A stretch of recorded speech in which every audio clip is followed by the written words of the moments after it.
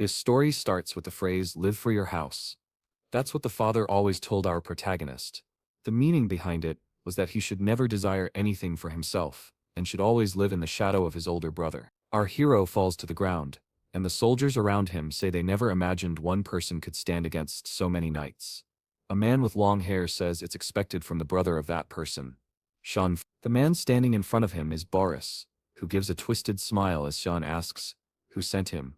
With daggers in hand, he wants to know if it was the Emperor. As Xian activates his power, Boris mocks the disgusting Mist and says that Xian is an assassin from the Mist group. Because of that, he must be eliminated for affiliating with heretics. Owen wishes him luck in trying to get out alive, but Boris tells him that he's already placed a 9-star barrier around the area. Owen realizes he must get out quickly and find out who caused the incident involving his brother.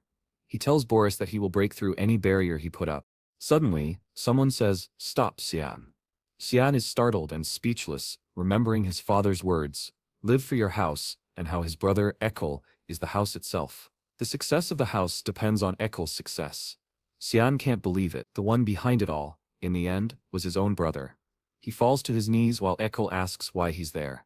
As his brother approaches, Xian asks what all this means. Eshel says that Shinin has done his job very well so far, but for the sake of the house, and of Shinin himself, he will now free him from his sins. Shinin doesn't understand what he did wrong.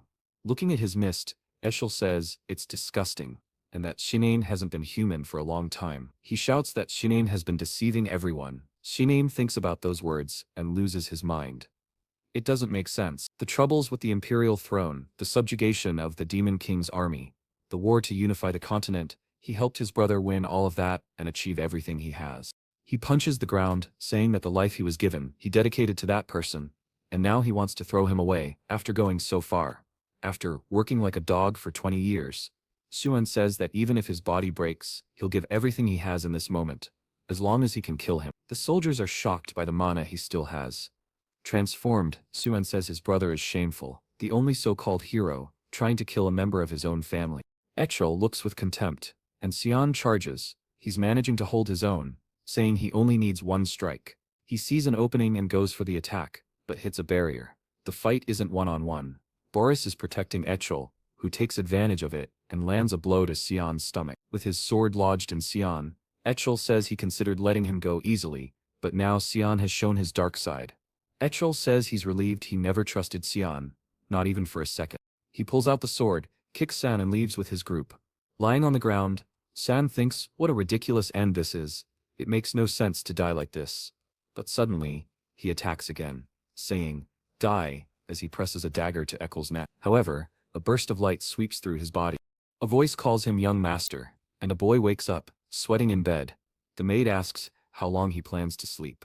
Sensei asks if it's Emily. Looking at her, he says it's been 20 years since they met. But she looks just like the day he first saw her. He recognizes the room. It's the one he lived in when he was younger. It hits him. He's returned to the past. Emily tells him to stop stalling in bed and go train. He wonders what training she's talking about. Realizing he's back in the Duchy of House Vert, he's certain this is the past. Maybe they're just memories, but he remembers everything perfectly. It's the 1st of March 27 years ago, 1 year before he entered the academy.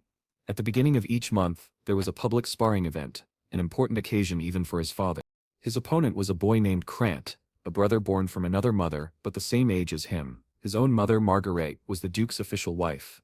Because of that, her son received much more attention. Lucien, being the son of a concubine, was humiliated that day. It was then that his father told him to do nothing and give up. Emily asks him why he won't give up now. Now, he says he'll win quickly. However, he hesitates when he realizes that even a simple thin sword feels extremely heavy in this body.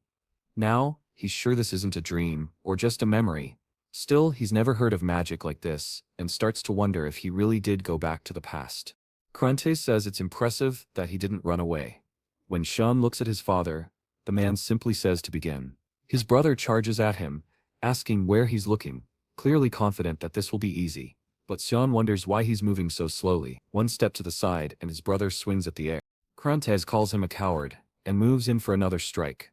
But Sean lands a hit that makes him drop his sword. Then, a kick to the shin leaves Krantez in agony, and he falls to the ground crying. His mother calls out for him while their father seems intrigued. Looking at him on the floor, Cyan knows that if he puts the blade to Krante's neck, it'll be over. But he remembers how, in the past, this guy used to torment him. The bullying continued even at the academy. So now, he has to end this, to make sure Krantes never dares do anything like that again. In this second life he's been given, he's going to live for himself. The fight ends with Krantes completely defeated. The Duke delays some of his plans because he wants to speak with Cyan and even assigns one of his knights to keep an eye on him. In the hallway, Cyan sees Krante's mother and is sure she just returned from the infirmary. With a mischievous smile, Cyan asks, "Is your son doing well, Duchess?" She snaps back, calling him shameless for saying that after doing such a thing to his brother. Oken, Cyan ignores her, saying things like that are normal during training. The Duchess says that's exactly why illegitimate children shouldn't be spoken to. Filthy mothers, filthy sons, she says, adding that he should have been picking garbage off the streets. Cyan looks back, thinking she crossed the line, and wonders if he should kill her. But instead, he smiles, remembering he knows how to make her suffer slowly. He tells her that he'll be joining the same academy as Krantes. She asks what he means by that. He wonders aloud if she isn't worried about her son's graduation. She scowls and moves to slap him, asking how he dares say such things. But the guard steps in and protects Cyan, apologizing to her. Still, the Duke is calling for the boy, so they can't waste time there. Cyan stares at the Duchess and says they're leaving. She remains angry, but there's nothing she can do. Cyan did that because he knows that the Duke's order is absolute, and the knight was ordered to protect him. In the office, his father tells him to come in. Cyan enters and introduces himself, thinking that the last time he saw this man like this was 15 years ago. Duke Vert, people call him the protector of the continent.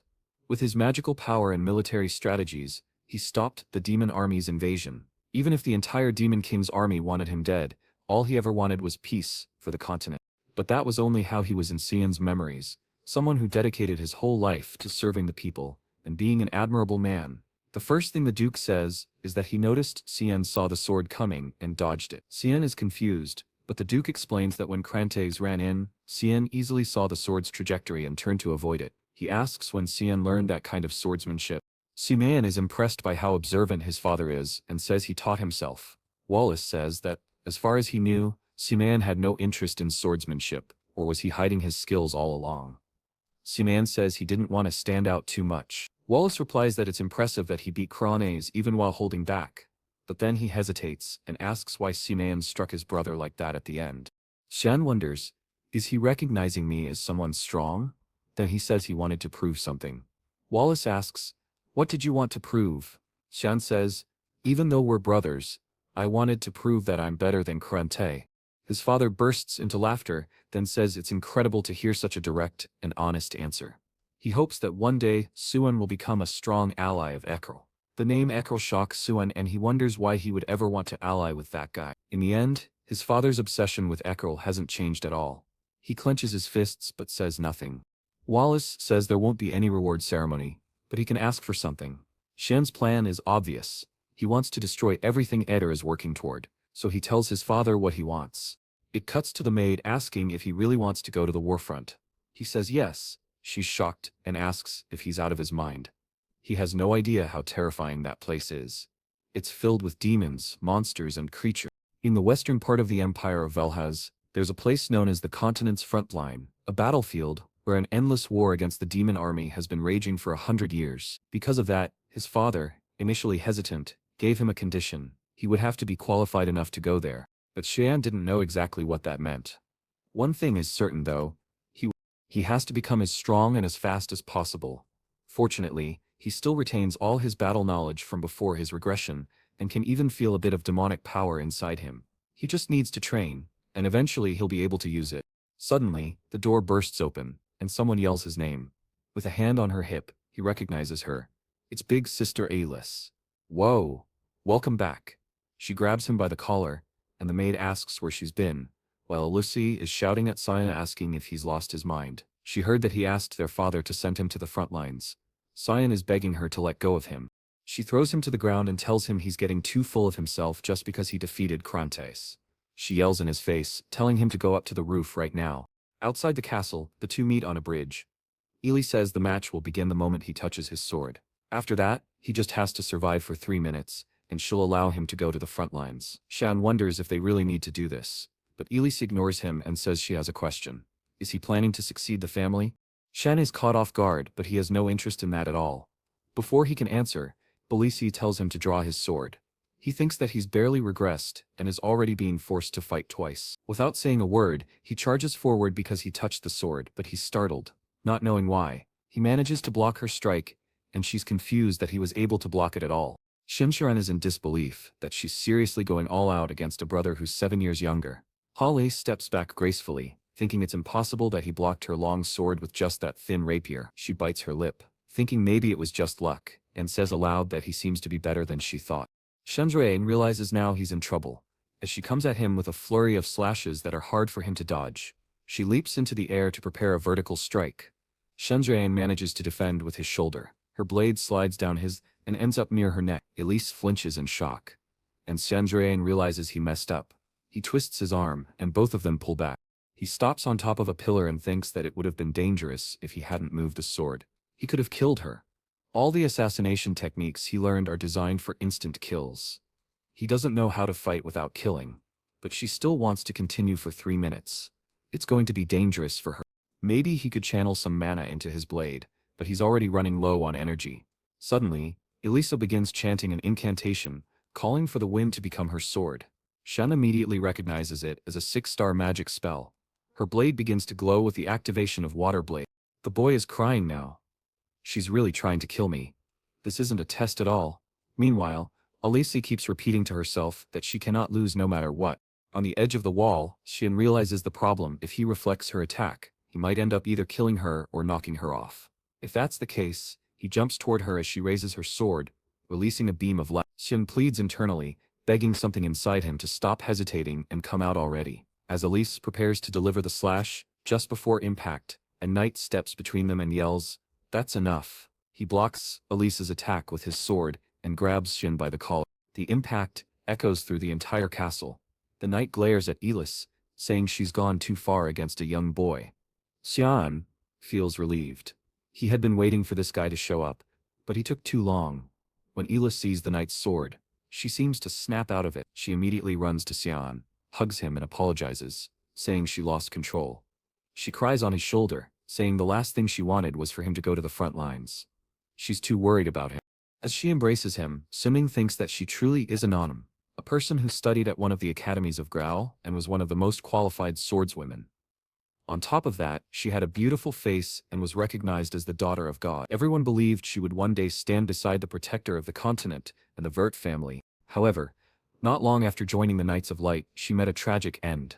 Shen hugs her back, saying he missed her, and this time he's going to protect her. Elise then asks the knight why he's here. Is he the Duke's bodyguard? The knight replies that he's here under the Duke's orders to protect the young master. Shen thinks back and realizes he had felt this man's presence ever since leaving the Duke's office. That's why he was so mad that the guy took so long to appear. He almost passed out. What he still doesn't understand is why his father sent someone to protect him in secret. Shen then collapses on Elise's shoulder. She smiles softly, thinking, he really is still a child.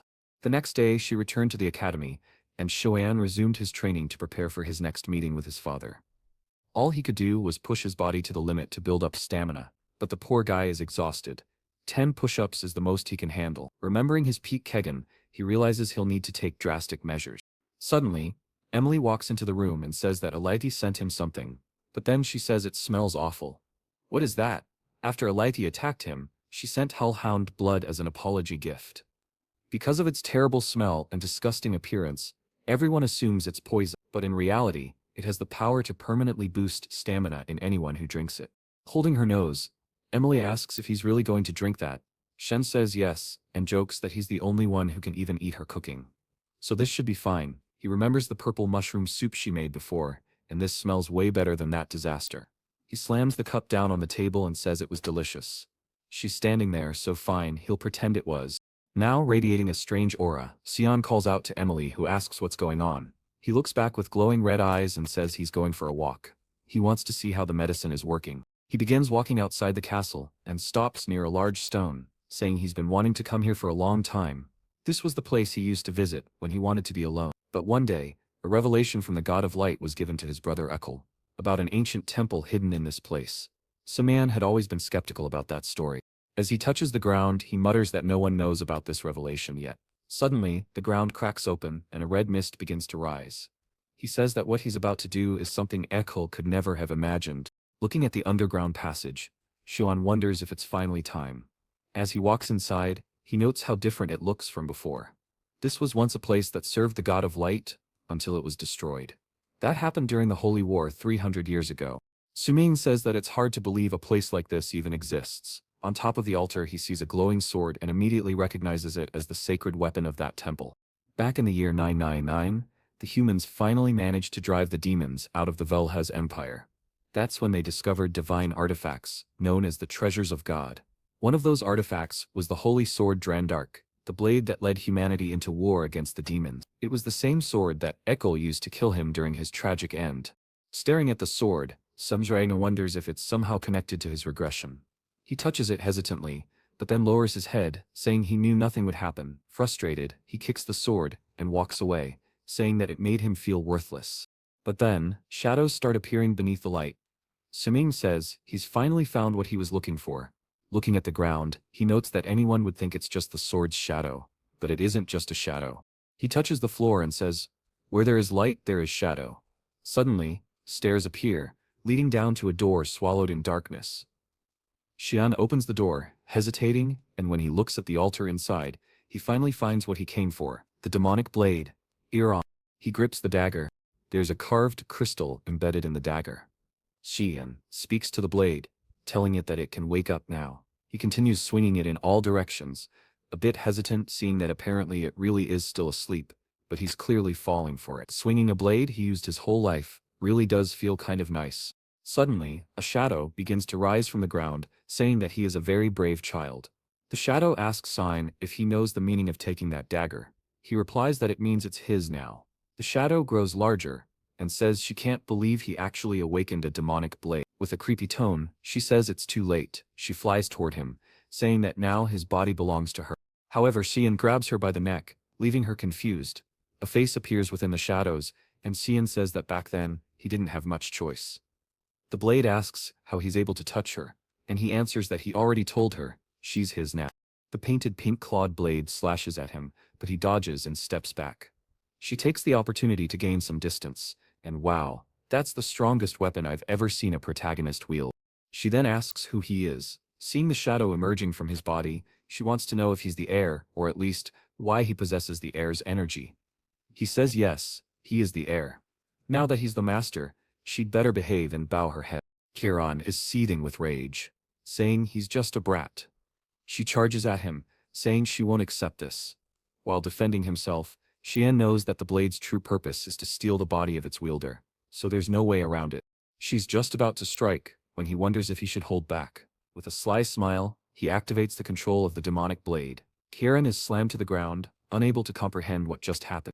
He warns her that he'll say this only once, she should accept it while he's still being nice. Completely suppressed, Kiran wants to know how he's using this ability. Sumian simply activates the blade's control again, and slams her to the ground. Before she can say anything he activates it 3 more times. Seeing her buried into the floor, he asks if she understands now. She replies that she truly does recognize him as her master. He's about to use the power one last time, when she calls him my lord. With that, Shenj completes his goal there. He wonders if he should return before someone notices he's gone. In his hands, Kiran says she's looking forward to feeling the fresh air outside. She's super excited, even tossing out a little heart emoji. She's all curious, asking for his name. When he tells her, the blade asks if he really was chosen as the heir.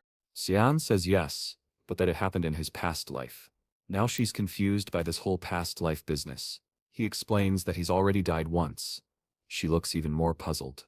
This guy is seriously unhinged. When he approaches the sword, she tells him that it's asleep, and Shin responds that its owner will show up in 20 years. Kiran wants to know how he's even doing this, but he's already unsheathing the sword. Without hesitation, he cuts the hilt. Kiran asks what he's doing. With a somewhat possessed look, Suan says he has no idea. But it's going to be an interesting future. The next morning, a carriage departs from Houseverse Castle. The promised day had arrived far too quickly. Shemdrayan presents himself before his father, who asks once again, is he truly determined to go to the front lines? Simshan responds that yes, his heart is already there. The Duke gives a nod and tells the knight to release the beast. The knight takes out a scroll, and Cyan wonders if he's about to use summoning magic.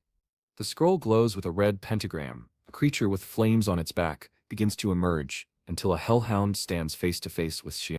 Seeing the creature, Cyan is sure that his father and the knights have prepared this test well. Everyone's hands are on their hilts, ready to draw.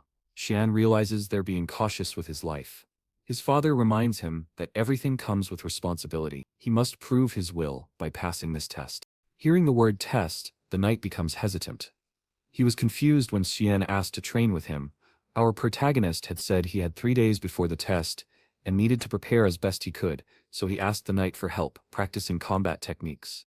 The knight told him that if he wanted training, he should ask Kancher, someone his own age. Cyan played dumb, saying he didn't know why, but Kancher blanks every time he sees him. The knight realized he was in a tough spot. Lucien smiled when the knight agreed to grant his request, but said he wouldn't draw his sword. All he would do is defend. Cyan thanked him and asked for just one more thing. Not to tell his father anything that happened during their training. That was an order. Yukin hesitated, not understanding why Cyan made that request. Then suddenly, Cyan charged at him. Yukin was barely able to block the first. He attacked, but was left in disbelief at the strength of a mere 10-year-old boy. He realized that Cyan's movements were so fast, he had completely disappeared from sight. Cyan was already above him before he even noticed. While wondering where the kid had gone, he felt something and turned to block the attack. Kanan continued to strike without pause, but after several blows, he gave up, saying that unfortunately, he still couldn't beat him. However, he told Yukin that he did a great job, and thanked him for his help. Almost exhausted, Yukin replied that Shuyan had done an excellent job, still unable to believe that such a skinny boy could be so powerful. If what he felt that day was true, the current young master would be able to pass any test thrown his way. The hellhound stood face to face with Cyan and charged. Cyan remained calm as he saw the beast come in for a bite. Something flashed past the hellhound's eye, and it collapsed on the ground far away. Looking back, Cyan said that with his current strength, he needed to finish this quickly. The hellhound got up and decided he had to end this in one strike. He prepared for the attack, and suddenly, the slash had already landed on the hellhound's head. He leapt and drove the sword right into its cerebellum. The knights present were all stunned, while his father gave a small smile. Looking at the carcass on the ground, Lucien said it was a shame, so much blood had gone to waste. But he knew, if he started drinking it, people would think he was crazy, so he let it go. Wawiz then approached and congratulated Cyan, saying it was incredible. Given how things turned out, he said they would surely meet again on the front lines. Cyan thanked his father. Meanwhile, Kiran called out to him, asking if she was just some kitchen knife. Our boy replied no, she's a demonic blade. Then she asked why she wasn't being used. She could only regain her powers by consuming blood. As they walked toward the hellhound, she begged for just a little taste. Sanman told her not to worry, he would use her as much as she wanted. In the northern battlefield, ogres invaded, the alarm was sounded, and Walla ordered that none be left alive. The soldiers raised their swords and activated the Prison of Salvation. A massive shining cross appeared on the battlefield, and a magical circle formed under the feet of all the ogres. From the circles, cords of light emerged and bound them. With them immobilized, the soldiers seemed able to easily defeat them. One of the ogres screamed as a soldier approached. The soldier gripped his blade tightly, prepared to strike, and with a single blow, decapitated the monster. Nearby, Shemta and Emily watched the battle. Emily was terrified. She asked why he had brought her to a place like that. Strangely, Shem felt nostalgic being there. When asked him what he thought about being on the front lines, and Shem said he was a little nervous. His father warned him that death could come at any moment in that place, so he'd better not let his guard down. Shem smiled and said he would keep that in mind. On the front lines, death was a constant, with 3 or 4 battles happening each day. Strategically, the knights did their best to halt the demon army's advance. Cyan's tent was the farthest and safest one. The problem was that, since he was now being watched, he couldn't find a chance to feed Karen. While wondering if he'd have to wait until nightfall, he asked Emily what she was doing under the blanket. She was panicking, saying the Duke had warned that they could die at any moment. Shun replied, "Then pack your things and leave." But she screamed, saying it was impossible. He couldn't be left alone. There were demon monsters everywhere. If she fled, who would take care of him? Suddenly, she left the tent, saying she was going to get something to eat. Seking tried to ask her about the cloak he had requested, but she ignored him. He was annoyed, because that damned girl never obeyed him. Later, he placed a dummy in his bed, thinking maybe it would be enough. When Emily asked if he was really going to stay in a place like that, She told him he was very diligent. If the Duke found out, he'd be proud. Shiming ignored her and said he was leaving. She could sleep there peacefully. He looked back and warned her to say he was sleeping if anyone asked. She agreed. At that moment, they needed every soldier possible on the front lines, so it was only now that Cyan could move freely. He activated an ability that allowed him to glide through the mist and headed toward a dangerous region, where he found a pack of hellhounds. But he was excited. This was the perfect place to test Cyan. As soon as she was summoned, she smelled the blood and told Cyan that she couldn't take it anymore. She needed to cut something. The hellhounds lunged at him, and Cyan told her to feed as much as she wanted. He began slaying the hounds, activating a skill called Furious Mist Storm. After finishing off a hellhound, he pulled blood from its head and took a huge gulp, wearing a crazed expression. He said, "That's what I'm talking about." Cyan, thrilled and even tossing out little heart symbols, responded with excitement. They continued hunting, and Cyan said those creatures were far too weak, but she told him not to worry. The night was still young, and there were plenty of monsters out there. Cyan said she was excited.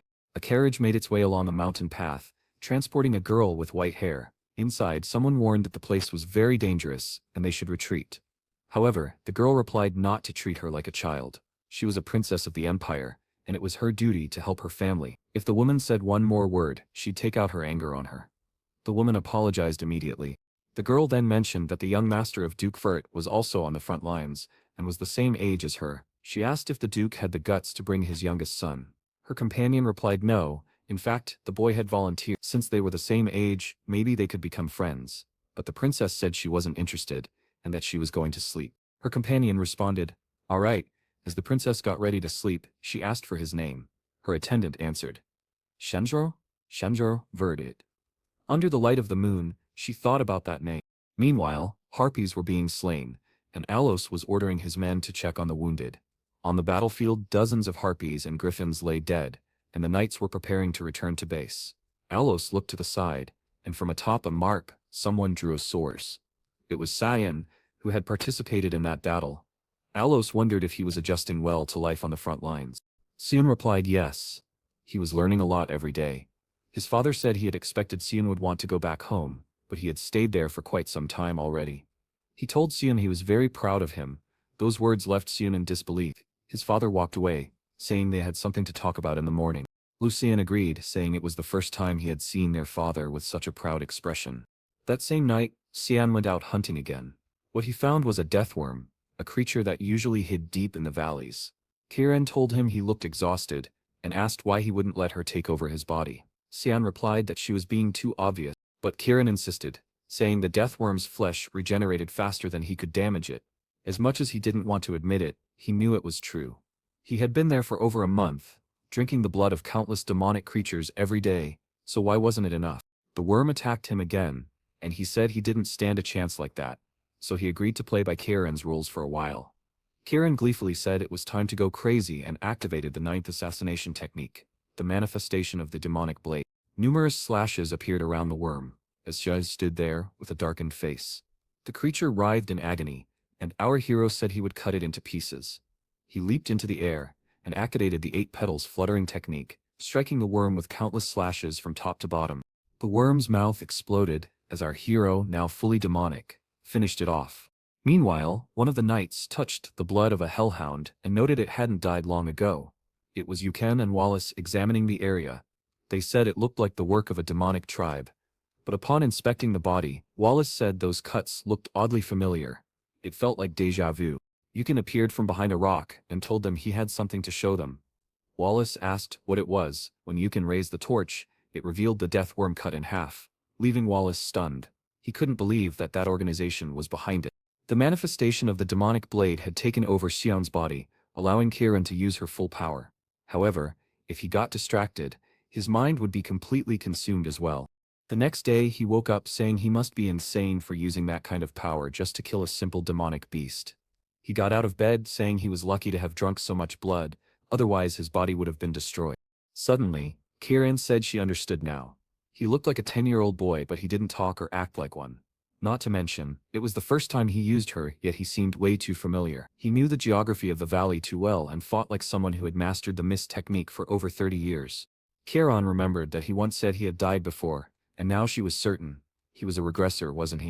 Cyan replied that he had explained it already, but apparently she didn't understand. The poor girl bugged out, yelling at him, saying how was she supposed to understand something that's serious when he said it so casually.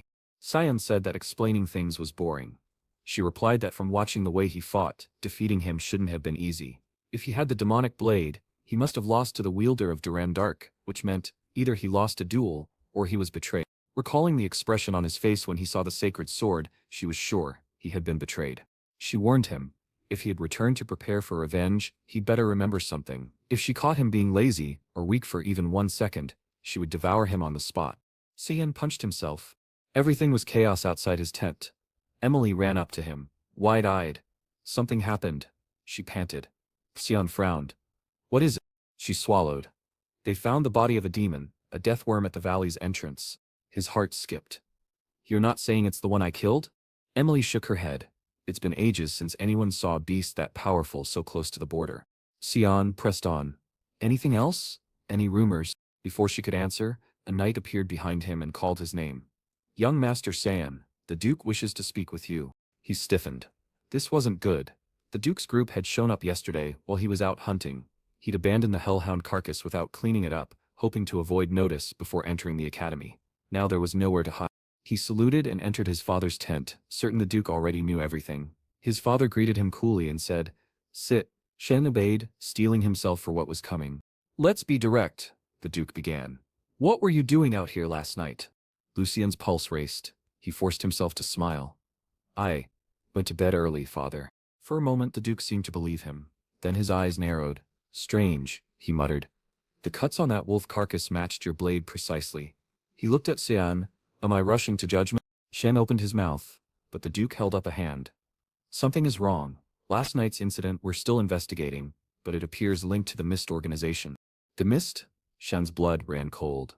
"An ancient sect," his father explained, "with unclear motives. They once massacred noble houses, under the guise of purification. Then they vanished, 300 years ago. Yet the same mist was present on that death worm's body, and that residue of power is only left by those who worship the god of mist. In my estimation, whoever killed that worm belongs to the mist." Suming's jaw dropped. "You traced a 300-year-old group from nothing but a footprint?" "I don't know why they disappeared," the Duke said, "but be cautious. I will report this to the Empire." Lucien relaxed. It looked like his father would drop his suspicion. The Duke waved his hand. "Enough. Have you heard about today's visitor?" "I heard it's someone of the royal family," Shen said. "Correct," the Duke said with a small smile. "I'd like a favor." Cyan's heart lurched. "What favor?" A herald sounded a trumpet. "His Majesty, the Emperor approaches." Everyone in the camp bowed, as a pale regal figure disembarked from his carriage. The Emperor, looking like a noble vampire, stepped forward.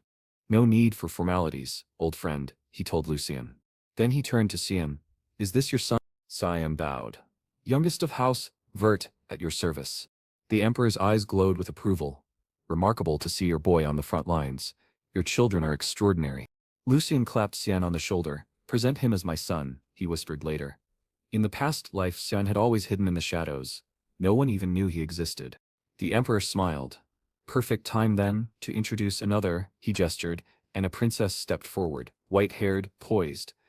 "I am Princess Aranciris, 5th Princess of the Empire." Shen's breath caught. He remembered her as the unfortunate princess in the Academy's records. One of the Duke's requests was that he escort her. Shen was baffled. He wasn't exactly skilled in courtly etiquette. But the Duke explained, "You'll be the same age in the Academy. Better to travel together." Suming recalled seeing her once before, changing classes. The Emperor added, "It's always good to know someone from the royal family. Even if she won't stay long, this is a valuable connection." Simon wasn't thrilled, but he saw his father's intent. He wanted them to form a bond, as Lucien and the Emperor had. Simon exhaled. "Father, you've chosen poorly. That girl isn't suitable for such closeness." Lucien sighed. "I can't reveal why. I know the future. For now, you'll follow these orders." As the troops marched, Aranciris glanced at a crimson lake. "Why is the lake red?" Cyan explained. "It's called the Blood Lake.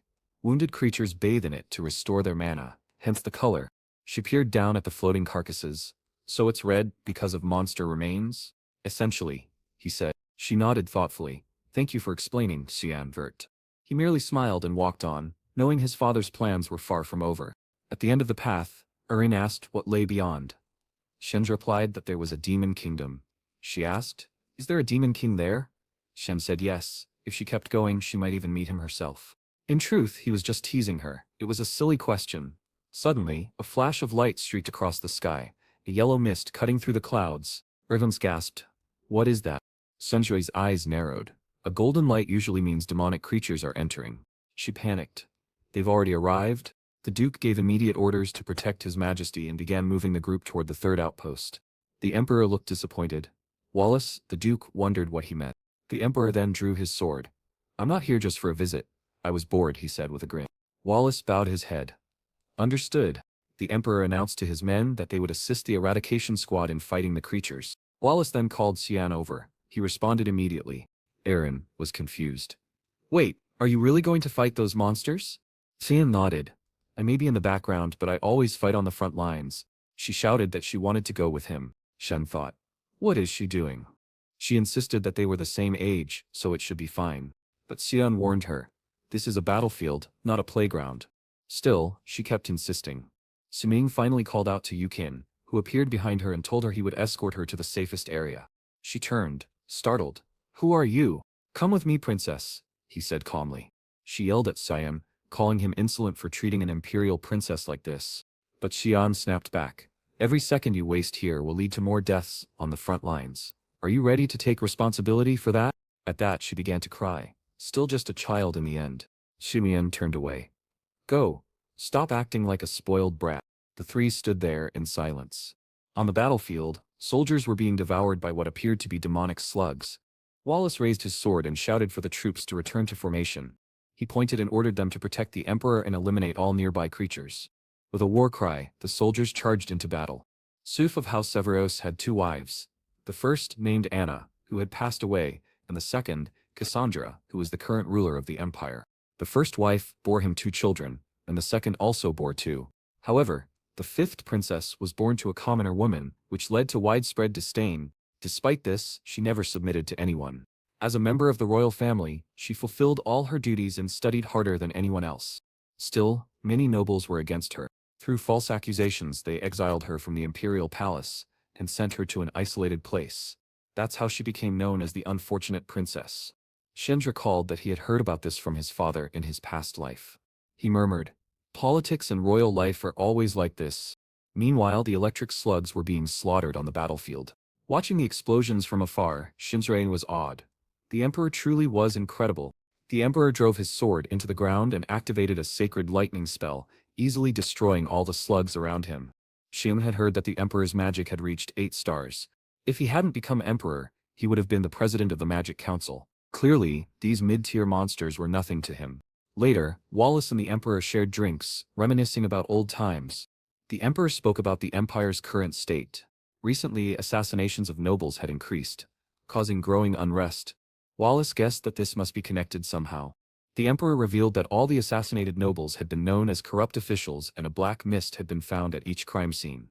"Do you know anything about this?" he asked. Wallace said it looked like the followers of the Black Mist had resumed their activity, since he had also found traces near their base. The Emperor agreed that it might be the case, but they would need to investigate further. He admitted that part of him wanted to thank whoever was getting rid of that trash, but the rising tension in the Empire was dangerous. Then he shared something that had particularly caught his attention. One noble had claimed that the fifth princess was involved in these incidents. Wallace was surprised. "People are trying to pin this on her." The Emperor nodded. "I know it's nonsense to blame a child, but if I die, Wallace, please take care of my daughter." Wallace swore an oath to do so. The Emperor thanked him. That night, rain fell over the tents. Emily asked Cyan if he really said all those things to the princess. He ignored her and said he was going out. She pressed, saying if he kept acting like that he'd never get married and would live a lonely life. Cyan brushed it off. "Forget it, I'm going to train." She asked if he was really going out in the rain. He told her not to worry, and just get some sleep. But clearly, Erin had overheard everything from nearby. Erin was startled and asked who she was. She lowered her hood and asked if he was heading somewhere.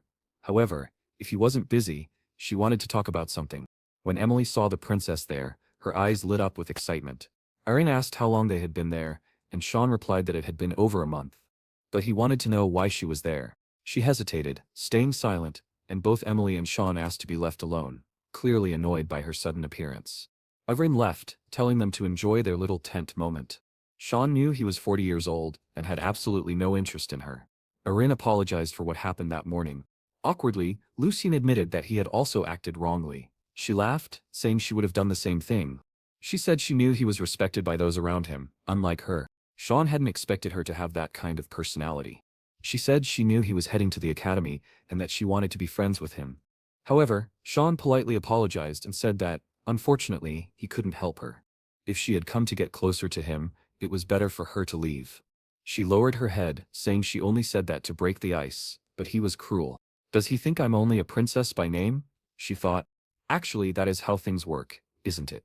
Sean remained silent. Tearing up, she said that now she understood his perspective.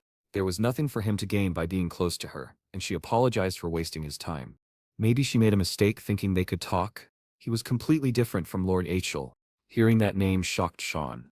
He turned around and grabbed her arm. She told him to let go and asked why he was acting that way.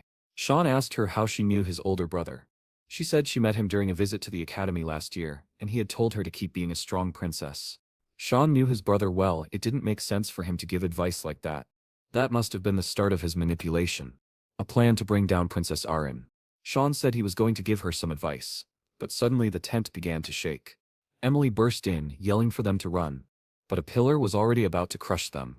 An explosion followed, and Emily was thrown from the tent. From a distance, everyone saw a giant ogre and realized that was the young master's tent. Emily, crying, feared for the worst. As the ogre raised its club, the emperor asked what was happening, and the knight reported that the princess's tent had been attacked by a high-level creature. The emperor immediately ordered all frontline troops to assist her and demanded to know who she had gone to meet in such a dangerous place. The giant ogre continued destroying the rear section of the base. Hidden nearby, Sean was stunned. There shouldn't be ogres in that region. They only appear in the depths of the valley. He wondered if this was somehow his fault when Emily called his name. He turned and saw her crying, saying she thought he was dead.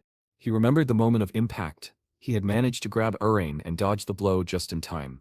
Of course, someone capable of challenging the Demon King's army wouldn't die to a mere troll. Urain asked if the knights would be okay. Emily reassured her. They were strong. Still crying, she said that if she hadn't been there, none of this would have happened. It was all her fault. The knights said it was all right. Their duty was to protect them. Smiling, one said she could trust them to give their lives if necessary. But just then, a knight shouted a warning. A giant ogre hand was swinging down behind them. The poor man was crushed. Blood splattered as the ogre lifted its red-stained club. Sean told the princess to get behind him. The ogre seemed to sniff the air. Sean realized that, just as he suspected, these monsters were after him. He tried to tell Emily to take the princess and run, but before he could finish, Emily had already grabbed Aaron and dashed away. "Damn it," he muttered. "She's fast, especially when running." The ogre charged to crush him. Sean couldn't use the demon blade. It would expose him. He was still puzzled. Why were these creatures hunting him? What was this smell they were sensing? Karen's voice echoed in his mind. To get stronger, you drank the blood of many demonic creatures. Now, to monsters you smell like a feast. They're drawn to you. Sean was furious. That damned woman knew and didn't tell me. She laughed in his head. Did you forget? The only thing I want is your body. Sean grabbed her presence and turned it into a dagger. What are you doing? She asked, mockingly. Sean realized he had no choice. He had to go all in. He charged forward, shouting that he didn't care anymore. The ogre swung its fist. With sharp movement, Sean sliced off its arm, then dashed behind it, slashing at its neck. With just 2 strikes the beast collapsed. Now, he muttered, just need to deal with the witnesses. In front of him stood a crowd of creatures. Kagran chuckled. You're a little too excited for this festival. Sean froze. A demonic dragon had just appeared. The dragon roared to the heavens. Kairon said calmly, don't be afraid. He was still just a little cub. Sean immediately activated the manifestation of the demon blade. He pointed the dagger and said he needed to eat him. Meanwhile, the army was fighting off the ogres that had invaded the base. The Emperor and Wallace had just killed the last one, and the Emperor asked if there was any trace of the princess. Wallace apologized, saying young Master Sean was in danger because of her. The Emperor told her to calm down and explain properly. He then asked Emily if she was Sean's servant, and she confirmed. So he ordered her to explain what had happened. Trembling, Emily explained that Sean had drawn the attention of the creatures so the princess could escape. The Emperor said nothing. One of the knights said he remembered the location. If they gave the command, they could go rescue him. The Emperor yelled at Wallace, demanding to know why he hadn't given the order yet. Wallace said they weren't going.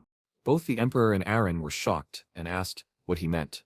Wallace said the recovery of Her Highness was the priority. If that place fell, demonic beasts would invade the entire empire.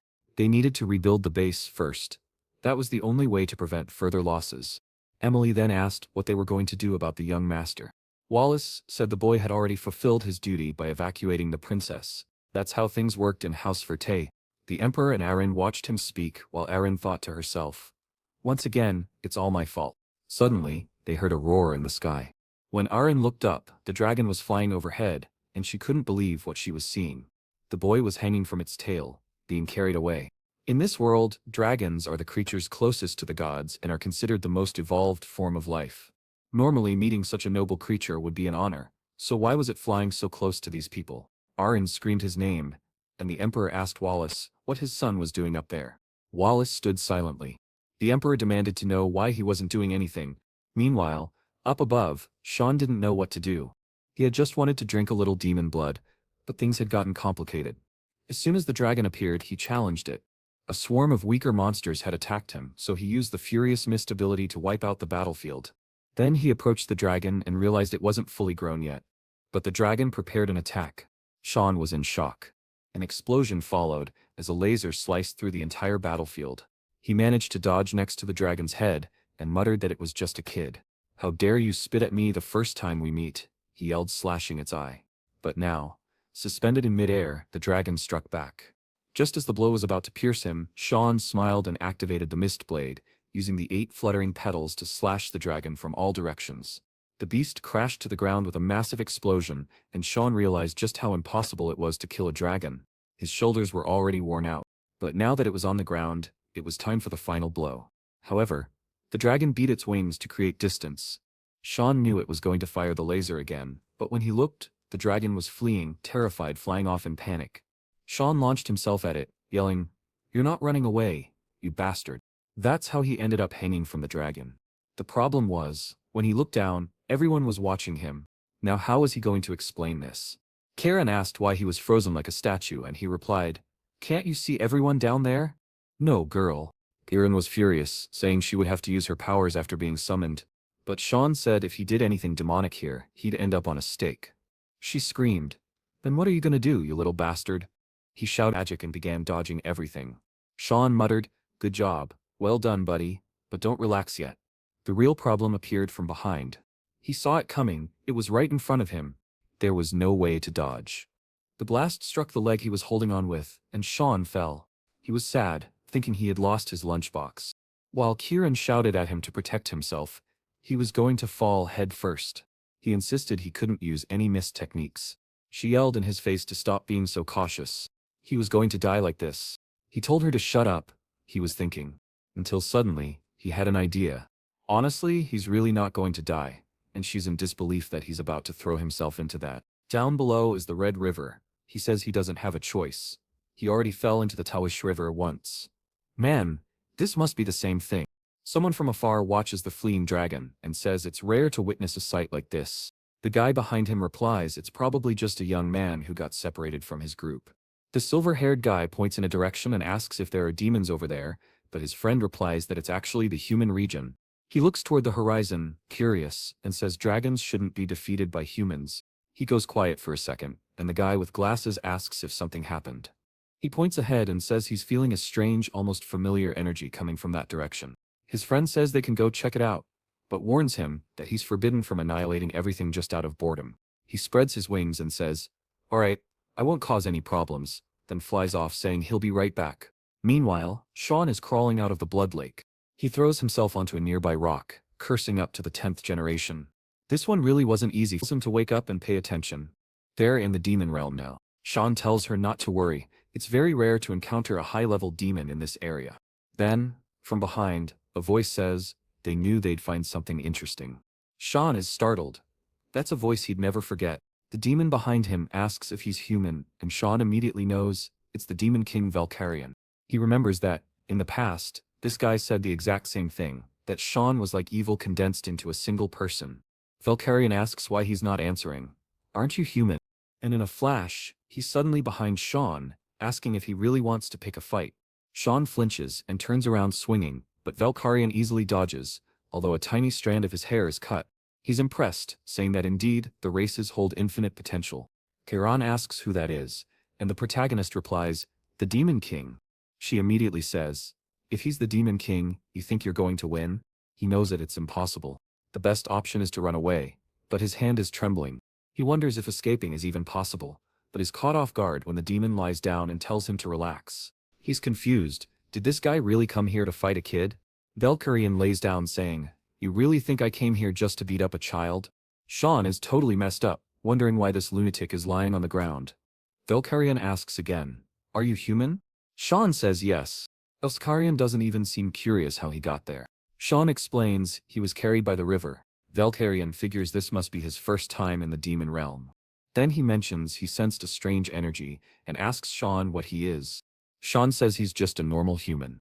Valkyrian replies that he says that, but he seems to know exactly who he is. Sean admits that makes sense. It's not the first time they've met. Valkyrian stretches and says, maybe, though it's the first time he's seen the human. The boy asks why he came here, still wondering why this guy is so relaxed. Valkyrian says he felt a strange energy, while out on a stroll. Sean is confused. The Demon King goes on walks? Valkyrian confirms. Of course. As the Demon King, he needs to keep an eye on the lands he rules. He stands up and asks, boy, what did I just say? Sean repeats, the Demon King needs to keep an eye on the lands he rules.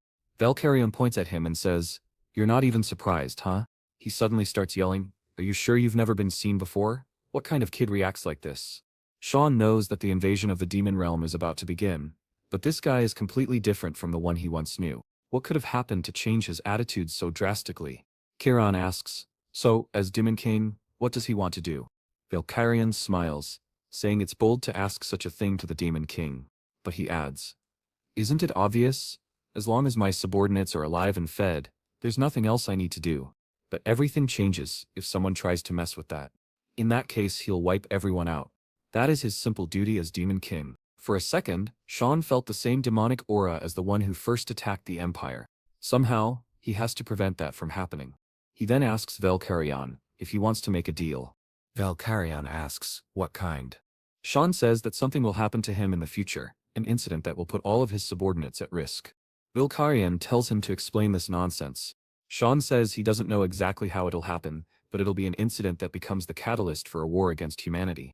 Valkyrian crosses his arms and asks if Sean really believes that he, the Demon King, would attack the human lands. Sean says that's exactly why.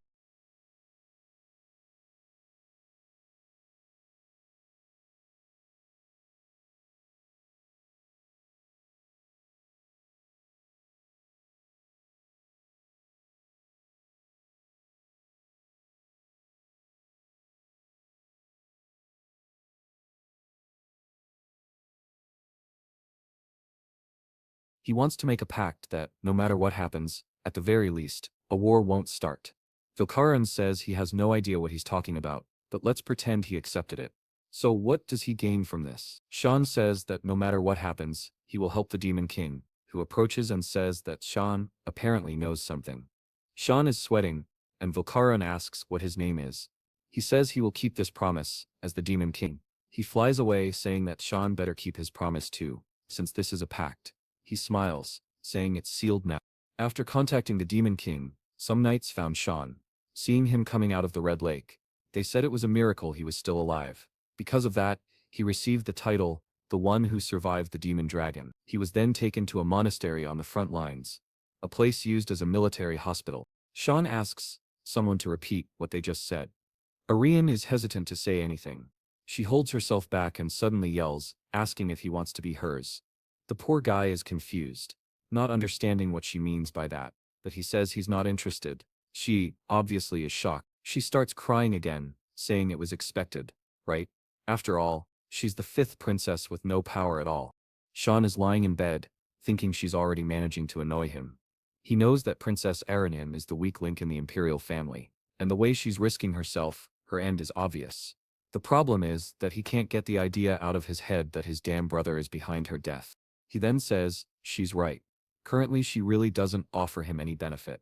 She has no possessions. He takes a hit, On top of that, getting involved with her politically is extremely risky. He takes another hit, however he says he'll take care of her until she resolves what needs to be resolved. She asks if he's really going to do that. Sean says yes, it's a promise, so she doesn't need to worry. She stands up, saying she understands. When she becomes someone, it means he acknowledged her power. She points at him saying she doesn't know when, but she will make him recognize her power. Sean sits there, anxious, thinking, what a mess, his body, as if he were trapped by invisible chains.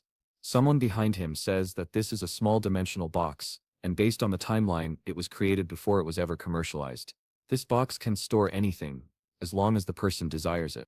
From the shadows, Sean speaks, saying that this is the masterpiece that created the Magic Council. He had observed the guy for an entire year, smuggling things out of the Empire. He pulls the box, saying he's taking it now. 7-star Magic Knight, Reynold Crimson, Sean says. Reynold asks who he is, and in that moment, recognizes him as Cyan Vert. Sean throws the box's contents on the ground while Reynold demands to know how he found out about this. Sean ignores the question, saying Reynold must have an informant to know the exact timing and place.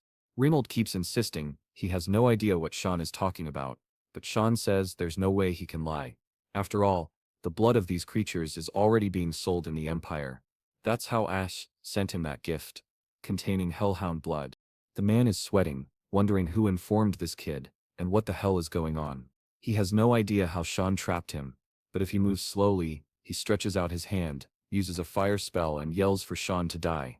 A blast surges toward him. After attacking, Reynold says, good thing I took this seriously. Can't underestimate the son of Sirit. Seeing that nothing is in front of him, he finally relaxes, only for his hand to be suddenly cut off. He screams in pain and can't understand what that mist in front of him is. Upon seeing Sean, he mutters that he must be part of the mist, but Sean grabs him by the neck and slams him against a tree. Sean gives him two options. Either you confess and die peacefully, or you don't, and die in pain. In the western supply zone of the camp, some people are organizing boxes. They see 2 crates of potions, and are excited. It'll be enough to carry even more. One of them is just curious to know what's inside the biggest crate. However, upon opening it, they both gasp in shock. It's just the head of Reynold from the mountain. Tangoran asks if he's really going to let the others live. Sean says yes, this is enough. As a warning, that guy had been smuggling demon items into the Empire. Those items would end up in the Magic Council, a place where people would do anything, any kind of madness to understand magic.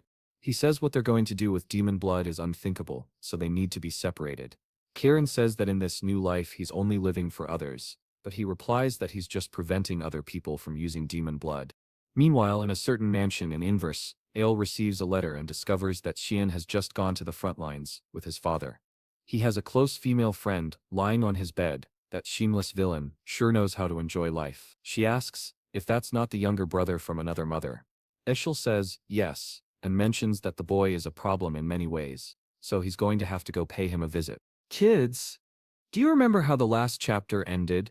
With his brother saying he was going to go check on Cyan. Some bags are being stacked, and Emily celebrates that they're finally off the front lines. She's sure the academy will be much calmer than this terrifying place. Meanwhile, Cyan knows a new kind of hell is just beginning. The academy isn't the dreamland Emily imagined. In reality, it's a cruel place where lives are destroyed for political interests. A place dominated by envy and greed, where oddly, academics aren't even the priority. But Emily keeps dreaming, saying she'll find a chatty instructor. Sean starts realizing that she'll be following him around the academy. Some time later, he's back in the Duchy of Vart. He hears a sound and looks to the side. It's Krant, startled and trembling, asking what he's doing there. Sean tries to say hi, but the boy already runs off. Air asks who that idiot was. Sean says it's that Krant guy, but tells her not to worry about him. Kiran says his brother is the complete opposite of him. Sean replies that it makes no sense. His opposite is someone else entirely. The door opens, and he's back at the mansion. But this time, all the butlers greet him. Sean remembers how they didn't even look at him before, but now they're showing this superficial courtesy, probably something his father arranged. His hard work really did change a lot over the past year. He puts his hand on the doorknob, but just as he's about to open it, he senses a familiar energy and says he knows exactly who it is. For something to make him tremble with rage like this, it can only mean one thing. Behind that door is that bastard. Eshel says it's been a long time since they've seen each other, while all Sean can think is that he needs to stay calm. Since Sean doesn't say anything, Eshel asks if he's forgotten his brother. What Sean is really doing is trying hard to stay calm. Eshel comments that maybe Sean forgot him since the last time they saw each other was before Sean left for the academy. But Xian's eyes are already red. He's realizing he won't be able to keep calm. Already reaching for his dagger, he's certain he's going to kill him now. However, Kieran grabs his wrist and warns him that if he doesn't want his skull smashed, he better stay in control. Besides, killing him now wouldn't be any fun. With that, Sean calms down and offers a formal greeting to his older brother. Ishel asks, "So you do remember me, or is it impossible to forget your brother's face?" Ael then pats him on the head, saying he's very happy. He was worried his little brother wouldn't remember him. What a relief. He even heard that his little brother's swordsmanship has drastically improved, and that soon, he'll be helping House Vert, or better yet, helping him on the battlefield. Sean says that's true, and that he's very excited to fight alongside his brother. Ishel stares at him and says he's relieved to hear that, since the only reason he came here was to find him. Sean knows that Ishel is the type of person who completely ignores people he finds useless. Now that he realizes his brother is only here out of interest, to use him, he relaxes and says he also wanted to see his brother again. Meanwhile, Emily is dragging their bags, completely exhausted. She drops them in the hallway, saying it was way too hard.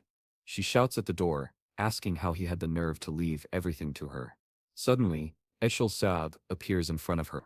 He smiles and says he heard they're very close, and he wants her to keep working hard for Xian. He walks away while both she and Sean thank him. Then she screams at Sean, saying she almost died of fright. Why didn't he warn her that Eel was here? Xian ignores her and tells her to leave for a moment. She asks why. Coldly he looks at her and says, "It won't happen again." She's startled by his expression. Xian goes into the bathroom and begins vomiting into the toilet. Dizzy, he asks Kieran why she stopped him. She answers that he should be thanking her. He says it was the perfect chance. If he had lost, she could have taken over his body. Ariam says he doesn't understand. The more hatred he feels, the better it is for her. He smirks, saying that's exactly who she is. Meanwhile, someone goes to Exel's door and asks to enter. Exel tells him to come in. The man informs him that he has confirmed the location of the second young lady. Exel asks where, and the man confirms she is currently residing in the northern continent, in the land of the elves, in Proina. Ia smiles and says it's amazing how she can get along even with a race that hates foreigners. That's a testament to her natural affinity. He then asks to be notified if she shows any sign of returning to the Empire. The man asks if something happened that changed Ekel's mood. He asks why he thinks that. The man explains that he seems to have a much more radiant aura. Was meeting his younger brother really that incredible? Eshel says, it was terrible. Maybe that's one way to put it, but at this moment, he's actually pretty pissed off. The poor servant is trembling. Apologizing. Eshel paid very close attention to Xian's gaze and interpreted it as the look of someone who just saw his enemy. Did he see something wrong? He knows there's something strange about that boy, and he'll need to watch him closely. The butler says he understands and says he'll assign someone to keep an eye on him. Eshel stands still, staring out the window, remembering Xian's look, wondering what he's hiding. Outside the mansion, carriages gather. Emily is yelling that she's very disappointed in the young master. He says it's her fault he can't go, since she's not suited to be a guard. She gets angry, saying he should have warned her earlier. The carriage starts to move, and Sean waves goodbye to her, telling her to stay calm, while she shouts at him not to cry just because she's not there. Sean makes a goofy face and says he understands, while Emily is shocked he's actually leaving like that. She starts yelling, saying that even if he's bullied or beaten up by everyone, he shouldn't lose hope. From afar, she shouts for him to come back safely. Sean remembers that when he was 8 years old, he got a high fever that caused him to faint. Back then, no one else took care of him. Only Emily carried him on her back. Even in the rain, she was the only one in the family who tried to find a doctor to help him. After a long search, an old man opened the door. If it weren't for her that day, he probably would have been found dead in one of the mansion's rooms. With a bright smile he says that if she keeps following him like this, she'll end up dead, and he can't take her to the academy, because to him she's too precious. Now he's alone in the carriage, but he's surprised that they assigned 6 intermediate-level knights, just to escort the young master to the academy. He's pretty sure he'll see blood before even arriving. It was already late afternoon. The knights looked at each other and decided to stop there. They informed Xian, who asked how far they still were. They told him they were near the central city of Saffron and would likely arrive there by morning. Sean says he understands and asks them to call him once they finish setting up. But he already knows they're lying. After all, this forest isn't anywhere near Sauron, camping in the middle of the day in an isolated place and lying about the location. Everything makes it clear they're planning something. Sean begins stepping out of the carriage when they tell him everything's ready. He walks out acting clueless, saying the air feels great. Already surrounded by the 6 knights, he wants to know whose orders they're following. One of them hesitates in the background. Sweat runs down all their faces, but no one speaks. One of them, however, has a faint smile. Sean notices and asks again whose orders they're acting on. That man starts drawing his sword, saying Sean doesn't need to know, since he'll be dead soon anyway. They step forward, apologizing, saying it's nothing personal, but out of respect, they'll make it as painful as possible. All he needs to do is close his eyes. A knight lunges, ready to deliver a death blow to Sean's neck, but before the blade lands, his head has already been sliced off. It falls to the ground like a sack of trash, and the others stare in disbelief. Sean says he'll ask one more time, whose orders? Now everyone's terrified, trembling, not knowing what to do. Sean asks why they're so frozen. Did they really think it would be that easy? One of the knights can't even believe what he's seeing. Another tries to attack Sean from behind. But in an instant, Sean is already on the other side, having delivered 2 clean slashes. Another takes a cut on the shoulder and one on the arm. One tries to run but immediately falls, writhing in agony. Sean had thrown Kira, his weapon, into his back. The knight, who was standing still in shock, is now crying, wondering how a child barely 11 years old could do something like this. Sean hadn't even moved far. And yet, everyone was already dead. Clearly, he didn't survive the demon dragon for nothing. Sending intermediate knights for this mission was a mistake. The crying man collapses to the ground. Sean approaches and tells him to say who gave the order. The man immediately confesses. It was all orchestrated by the Duchess, Margaret. Sean is caught off guard. He didn't even need to threaten the guy, he spilled everything on his own. The poor man is just there, trembling and crying. Why did he talk? Simple. The carriage is already on the move again, carrying Sean calmly toward. He tells Cyan that it seems this was all the doing of young Master Krantes. He somehow asked his mother to prevent Cyan from interfering with him at the academy. Apparently this entire mission was a result of that request. Cyan remembers that coward who always runs away, and now he's behind all this. He's definitely going to need to give him some help at the academy. The man then, a little awkwardly, asks what will happen to him now.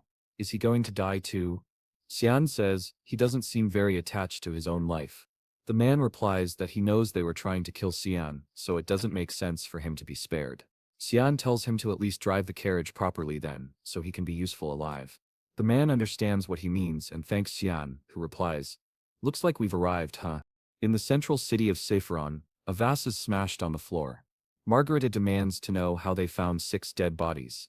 The butler confirms that it's true, and says that young Master Cyan arrived in Saffron 10 days ago. Margaret, furious, says the butler had assured her there would be no problems, so what happened? The butler apologizes, saying they underestimated a child. She says it's impossible. A 10-year-old couldn't have killed that many people. The butler says he probably had help from someone they didn't know about. But it's fine. They'll just send an assassin to infiltrate the academy. She cuts him off, saying, that's enough. What if Cyan finds out she was behind it and ends up hurting Krantes because of it? She remembers Cyan asking whether her son needed to graduate. Biting her lip, she says it's best not to do anything else before things get worse. Also, no one can find out about this incident, so all those affiliated with it should be eliminated. Eshel's spy overheard the entire conversation. It's been 10 days since Cyan left Saffron. Brian has been playing the role of servant this whole time, and he knows that word of Cyan's survival must have reached the mansion by now. At this rate, he'll probably reach the academy without any further trouble. Cyan starts to wonder whether he'll have to get rid of Brian. Suddenly Brian opens the carriage window with a smile, announcing that they've arrived. Cyan says, "Alright, I got it. That city brings back memories. Not necessarily good ones, but this academy changed him a lot." At the reception, he shows the crest of House Frey. A bit hesitant, the receptionist girl says she'll register him. Everything looks in order. He'll get his room soon, and everything should be fine. Still, Cyan notices something strange about her behavior. Is there something wrong? She then hands him a letter and a golden key. He's shocked and asks if she gave him the right one.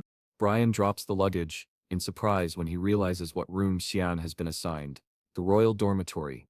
The best available. However, Cyan remembers that in his past life, This never happened to anyone. That must mean someone's influence is behind this. He asks Brian if that was the last suitcase, and Brian says yes, he brought everything. Cyan puts his hand inside his coat and says that now that they've arrived at the academy and the luggage is delivered, Brian's job is done. Brian, sweating, says, "Hey, wait a minute, kid." But Cyan tosses him a bag of coins. Brian, surprised, asks, "What is this?" Cyan replies that it should be enough to start over, wherever he chooses to go. He just advises Brian not to return to the mansion, otherwise he'll die. Brian stands there in silence for a moment. Then suddenly, he kneels and says, "I, Brian Kendrick, official knight of Vadis, wish to serve young Master Cyan until the end of my life." Cyan asks if he's really a knight. Brian says yes, though he's not very good, so he's more of an assistant.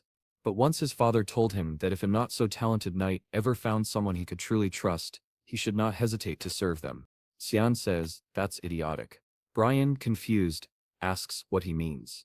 Cyan asks if he isn't afraid of being betrayed later. Brian says that even if that happens, he doesn't mind.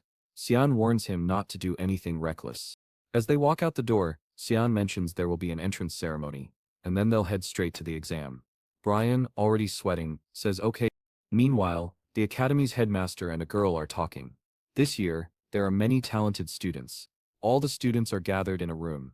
In the center stands a girl surrounded by a powerful aura. She is Aaron Severa. She has a 2-star magic grade, a B-rated physique, and a 52% light element affinity.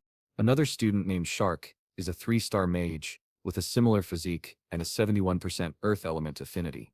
Stroking his beard, the old man says, "These kids are incredible, but then there's that boy, Severth. He has a 1-star magic grade, an S-rated physique, and a 92% dark element affinity." The academy instructor Sika Nigrit says that even the girl Elevert, once considered the daughter of God, only had an 88% water element affinity. The old man comments on how interesting it is that the person everyone believed had an unsurpassable talent has already been outshined by her own brother. He is the chancellor of the academy, Kendall Kizel. However, Sirika points out that his element is darkness, and the director agrees. Due to the nature of dark magic, there are indeed some people. They talk about how some people manifest and waste any talent they have. However, he tells her that Shimin received a royal dormitory. She says she heard about that from the other instructors, and he informs her it was an order from the emperor. Apparently, Cyan saved Princess Arin, who was with him on the front lines against some demonic beasts. The emperor even seems to be considering marriage. The 5th princess, excluded from the line of succession, is from the Vert family, long known as the cradle of talented warriors. The instructor asks what she thinks will happen, and Sirika responds that if this continues, it will only accelerate the revolts occurring throughout the empire, and might result in more blood being spilled. The director says that for now, all they can do is observe whether this child will become a hero or a disaster. Walking down the hallway, Cyan is thinking about his 92% dark element affinity. In his past life, it was only 80%. Could it be because of the demonic beast blood he drank? As he walks, he spots someone. It's Krantes, who jumps in surprise and stutters. "Cyan?" The chubby boy behind him asks if that's the kid who's been treating him like a slave. He looks at Cyan and asks if it's true that he doesn't even know who his mother is. Cyan recognizes this boy as the son of Marquis Popper, Peneron. In his past life, he also hung around Krante and tormented him. So, it's perfect to find them together like this. The chubby boy tells Krantes to step aside because that kid, Cyan, needs to be crushed. Krantes, sweating, says it's better not to do that, but he immediately gets kicked and thrown against the wall while screaming in despair. Cyan then asks Krantes if he doesn't want to have a little talk. Krantes, hesitantly, says yes. He's sweating like a marathon runner when Cyan puts a hand on his shoulder. Cyan tells him he doesn't mind him scheming behind his back, but if he finds out about one more plan, Krantes won't graduate with all 4 limbs.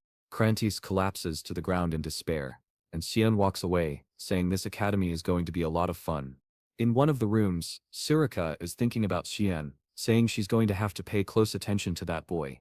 She walks over and touches a book, wondering why it's not there. From behind her, Cyan asks if she's looking for this. She jumps in surprise but quickly turns around with a friendly face, asking how a student got into a restricted area. However, in her mind, she finds it strange. She couldn't sense his presence at all. She walks closer and asks if he's the boy called Cyan, right? Can he return that book? It's research material. Cyan says yes, of course he'll return it. However, instead of the book, He seems to hand her a single sheet of paper. When she thanks him, he immediately senses an aura. Books around the room begin to fly, and he asks if that wasn't what she was looking for. Instructor Sirika, or rather the current leader of the Mist Assassins. Obviously, she wants to know how he found that out. Cyan remembers that in his past life he thought of her as just another regular instructor. She would ask how his life was at the academy, and he wouldn't say much. He used to attend counseling sessions with her. When she talked about his growth potential, he thought it was all a joke, and didn't care. But one day, Surika said she was interested in him. She found it fascinating that someone had an 84% affinity with the darkness element. Cyan replied that it's an element that doesn't always manifest. But Surika said it's just that humanity doesn't understand darkness yet. Unlike others, she believed his growth potential was infinite. That stirred Cyan's emotions. Surika said she wished him the best for his future, and he thought maybe she could guide him, or at least, that's what he believed at the time. He was completely deceived. The girl behind those glasses is very different from the academy instructor she pretends to be. She's the leader of the Mist Assassins, hiding within the academy where most of the continent's nobles gather. Suddenly, she says it's fine, she wants to hear the details in her lab, so he should follow her. Cyan is startled. She's calmer than he expected. Looking at her lab, he says, it seems just like he remembered. He's about to drink the coffee, when he pauses, realizing she probably poisoned it. Now it makes sense why she was so calm. She says he doesn't need to worry, it's just enough to melt a few organs. But Cyan, confident after eating so many demons and Emily's cooking, says he can digest anything. He even asks for something stronger next time. She says it's time they have a real conversation, and wants to know how he discovered her identity. Also, he knows the exact location of the commands hidden in the Academy's books that no one ever checks out. Does he want to reveal it before she finds out that he's part of the Mist too? But Cyan says there's no need for him to prove anything to her. She glares at him and says he's acting way too full of himself. Because he has a strong affinity with the element, Cyan tells her that, on his way here, everyone kept telling him he should have brought more than just one knight. That's because a lot of nobles have been dying recently. He asks her when she started the purification process. She gives a little smirk and repeats, purification process, already activating her aura, and says she has no idea what he's talking about. Cyan says he'll make it clearer. He's talking about the assassinations. Surika says he'll regret making those threats, and he asks if she's threatening a student. Suddenly she kicks the table and throws everything at him. He doesn't seem scared, asking if that's really how she's going to act. He punches the table, she's already behind him, dagger in hand.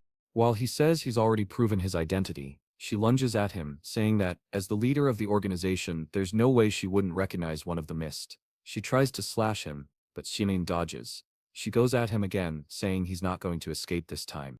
Cyan pulls out Kieran, thinking there's no other way, and blocks her attack. He says that if she won't believe him, he'll just have to show her, and begins to fight back. She's the one who has to defend and ends up retreating, sweating. She asks, is that blade what I think it is? The weapon that can only be wielded by those who've been chosen. The demonic blade of Kieran. Cyan asks if she's finally recognizing him. After all, right at this very moment, the Mist should already be working to locate her. Siri wants to know how he knows that. Cyan tells her that the heir she's been looking for is standing right in front of her. In a certain street in Huan, in an isolated house, someone uses magic to unlock a door. It's Sirika with Cyan, who comments that he doesn't seem very impressed with the Mist's hideout being right here. That path over there leads to the altar he's so eager for, so she tells him he can go alone. Cyan walks through the tunnels. It's a subspace created by the power of the god of mist, which is why it's much longer than it appears. Still, he remembers exactly which direction to go and all the traps along the way. Suddenly, some people attack him from behind. He says this welcome ceremony is a bit too much. He defends a few strikes and retreats. They throw a mass of mud at him, which he has to block. One of them almost dies from it and has to defend himself too. Cyan is impressed that the guy managed to dodge that in such a short time. The attacker, thinking it's amazing, activates a secret technique that creates several clones attacking from all directions. But Cyan also has his own technique. The attackers seem to recognize it, and don't understand how a kid knows how to use it. Cyan unleashes the killing intent wave, a technique used only by those who have been assassins for a long time. It induces a deep fear in everyone nearby. The enemies can't even breathe, and collapse, unconscious. Cyan knows they won't be getting up for a while, but it's impressive that one of them is still standing. Is he some kind of executive? Cyan activates another ability, and the man charges at him. Cyan manages to defend the attack, but the man cancels his ability, a mask falls to the ground, and the person says she can't hold back anymore. Cyan stands there confused. It's Lady Surika again, saying she wants him to show his true power. He uses another technique, a wild attack that sends her flying. She says he's interesting, being able to use two assassination techniques so easily. She wanted to see his potential, but the boy is already running away. Cyan knows she has something called combat desire.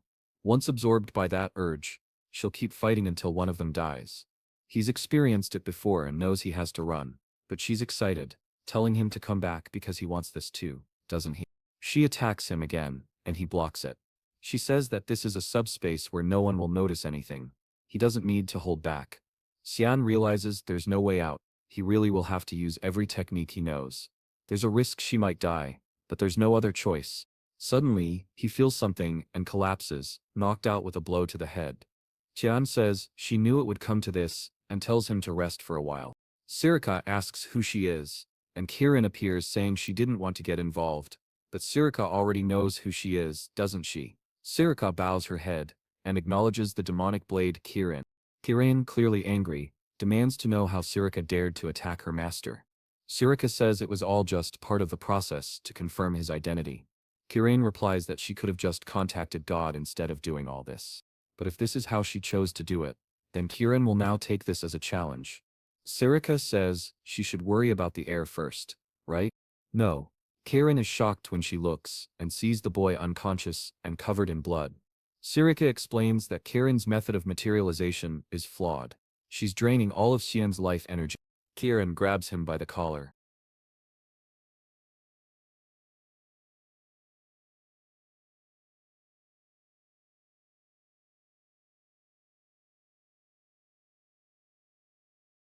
Furious, he asks how Sean can be so weak, after drinking so much blood.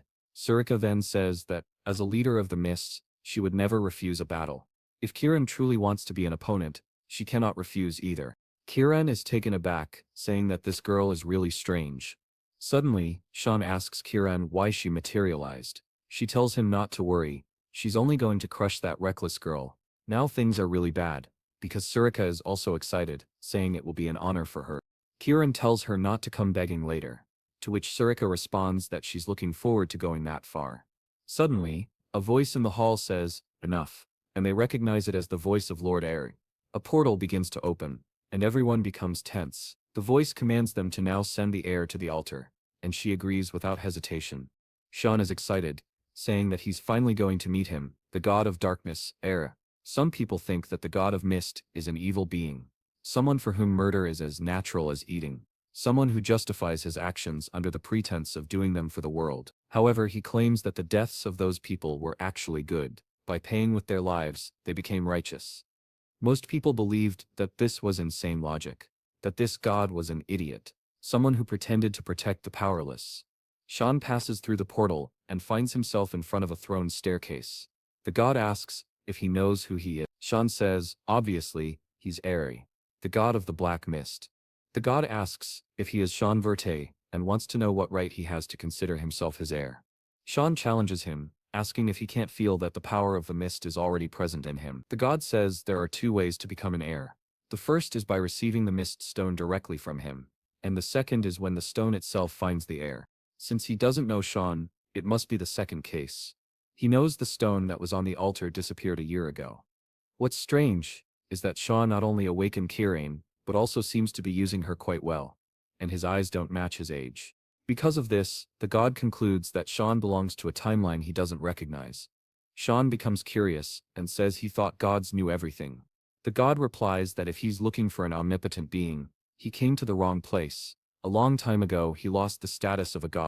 Sean kind of already knew that, but now the god is wondering why everything seems strangely easy for him. Sean asks what he means, and the god explains, he was just sitting there peacefully, and now the heir has appeared. Why did Sean do all his work for him? And on top of that, he brought along a very troublesome item.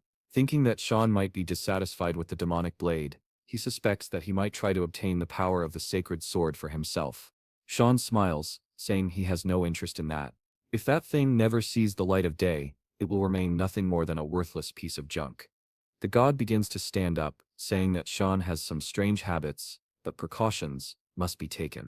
And as the rules dictate, raising his arm, he declares that now Sean will become the absolute creator, the heir who will succeed his power. He asks if Sean wants that. Sean remembers that in his past life, at that exact moment, he answered that he would live for his older brother. Obviously, that was foolish, but at that time they didn't seem to care much about his answer. When he left, the place fell apart, and Sean was left wondering whether they even wanted something from him at all. The god says there are more important things than foolish conviction. Now Sean thinks maybe the god already knew everything that would happen. He approaches, and says he no longer has any interest or belief. The god looks confused, and Sean says he will use the power in the most selfish way possible, entirely for himself.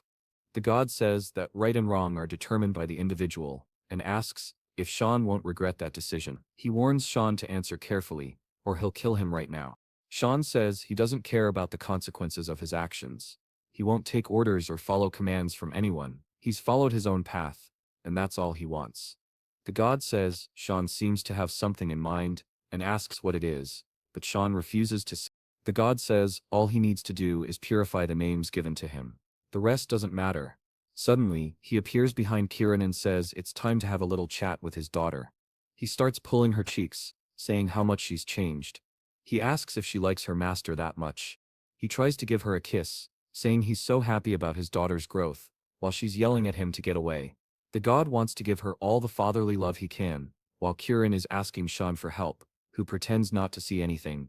As he leans in to give her a kiss, a pentagram appears. A magic spell begins to cast, and Kieran asks what's happening. Suddenly, she assumes a physical form. Looking at her hands, she's confused. Why does it feel like she actually has a real body now? Sean realizes that he hasn't consumed even a bit of mana. Kieran wants to know what that bastard did. He says he didn't do anything, he just gave her a little bit of his power. Now that she's in a physical form, it will be necessary for her to do what? A duel with her master. It's censored, right? But I think that's what he meant. She's shaking his face, while our guy is thinking that father and daughter really are identical. The next day, in the dorms, Brian asks Sean what that was all about. Sean says, it was nothing important, don't think too much about it. Brian says, come on young master, you can't just ignore that situation, with both girls staring each other down, sparks flying. Kieran is questioning why Sirika came so early to visit the young master. People will start gossiping about a relationship between an instructor and her student. Sirika says it's nothing.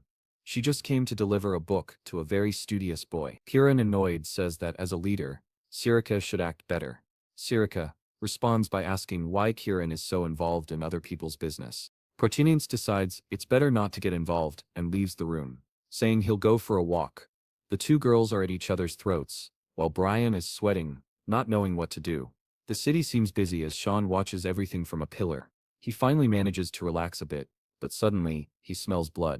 Someone is thrown to the ground, gets up spitting blood, and is clearly in pain. Some guys nearby say they should try that thing. It's horrible, so it'll be fun. A blonde guy forms a ball of mana in his hand, shows it to the girl, and tells her to take a look. He pulls her mouth open, and says he brought something delicious. When a friend brings something delicious, she has to eat it. She obviously shuts her mouth in desperation. But suddenly someone yells at him to stop. One of the students was about to strike a boy with the orb, when Aaron tells him not to do that it's shameful for a noble to act that way. The blonde guy turns around and declares that he's the son of Duke Reywager, and asks who she is. She introduces herself as the princess of the Imperium of Severos. The guy smiles, realizing it's her, and says he's surprised to meet the famous fifth princess of the Empire, Lady Anne. He walks up to her and says, it's an honor to meet her. Aaron replies that she's not here to meet him and demands an explanation for the situation before her. The guy says, fine, best to ask the kid. He looks at the boy and tells him to speak up. The boy, clearly scared, is grabbed by the collar and asked if he's okay. Obviously, the boy says he's fine, nothing happened. Arian points out that it doesn't make sense for him to hide it when it's clear he's not okay, given his appearance. The boy looks away and insists that he's fine, and tells her to leave, that they were just playing. Umine starts laughing, asking if Arian heard that. Apparently, she should be the one feeling insulted. Arian says, whatever, she's taking the boy with her. But the blonde guy grabs her wrist and says she doesn't understand. She demands to know what he thinks he's doing. He says the boy already told her to leave. Aaron begins to threaten him, reminding him that he's holding the arm of an imperial princess. The blonde Rick says he doesn't care. She's just the useless fifth princess anyway. But Sean had been nearby, and heard everything. Suddenly, the guy is struck hard by Sean, who has now entered the scene like a b-boy. Aaron blushes when she sees Sean. He however is more curious, wondering if Hashime is that kid standing in front of him. Two people are exchanging blows from the Empire of Garon at Fort Klein. Sean was fighting someone. She was the most powerful Shinin sword wielder of his era. Hashimas Klein. Man, I thought it was a boy. This is the reverse surprise. You think it's a guy friend? It's actually a powerful girl. She originally belonged to the Empire of CF, but for some reason, after graduating from the academy, she joined the Kingdom of Garon, and even changed her nationality. Sean blocks an attack, and is thrown back. Already surprised when she leaps in for a slash, he disappears and reappears behind her, landing a blow to her spine, sending the warrior crashing to the ground. At first, I thought they were training, but in reality, he killed her under orders from the Empire. The mission was to assassinate her through infiltration, but she found him first. They ended up having a kind of official duel. For Sean, there was no particular reason. He simply saw her as an incredible person, someone who had reached the peak of swordsmanship on her own, and didn't want to kill someone so talented without giving her a chance to fight. His friends start calling for Beretta, while Hashimas is in shock. Beretta begins to stand up, asking why so many idiots care about other people's business. He recognizes the boy as Sean and says he's heard rumors that Sean was on the front lines. Is he trying to get involved in their games now? Sean thinks these games are anything but fun. Injecting mana orbs into people's bodies could collapse all their mana and make them incapable of using magic ever again. Sean asks if this is the so-called game where they shove mana orbs into people's mouths. He starts conjuring dark magic and says he'll join in too. Suddenly, the guy begins to sweat nervously as Sean already creates a... The muscle gang guy climbs on top of him and asks, "What are you doing? Why isn't your mouth open yet?" Uh-oh, he's trying to shove the mana orb back into the blonde boy's mouth. Back in the dorms, Amos is lying on the bed, completely beaten up. Aaron tells her that they've already taken care of the injuries, and now it's just time to rest. Amos thanks her and says there's no way she could repay them. For some reason, Aaron is feeling proud, saying that their beloved Sean handled everything, so Amos doesn't need to worry. Sean reflects on all of Hashimos's injuries, and finds it amazing that she didn't faint after so many fractures. She truly deserves the title of strongest sword. Suddenly, Hashimos asks if he knows her. Embarrassed, she says she noticed him staring at her a lot. Sean replies that he thought she was someone he knew, but lets it go and apologizes for making her uncomfortable. Oren watches him speak and glances at the other girl who now says it's okay, though clearly a bit awkward. Suddenly, Aaron asks Hashimos where she's staying, and what if those guys come back to hurt her again. Hashimos says she's in the common dorms. Aaron then asks if she has no noble title. She replies no, she only got in through a special admission by instructor Vayan, who had promised to help her when she got into the academy. But right after she arrived he was expelled.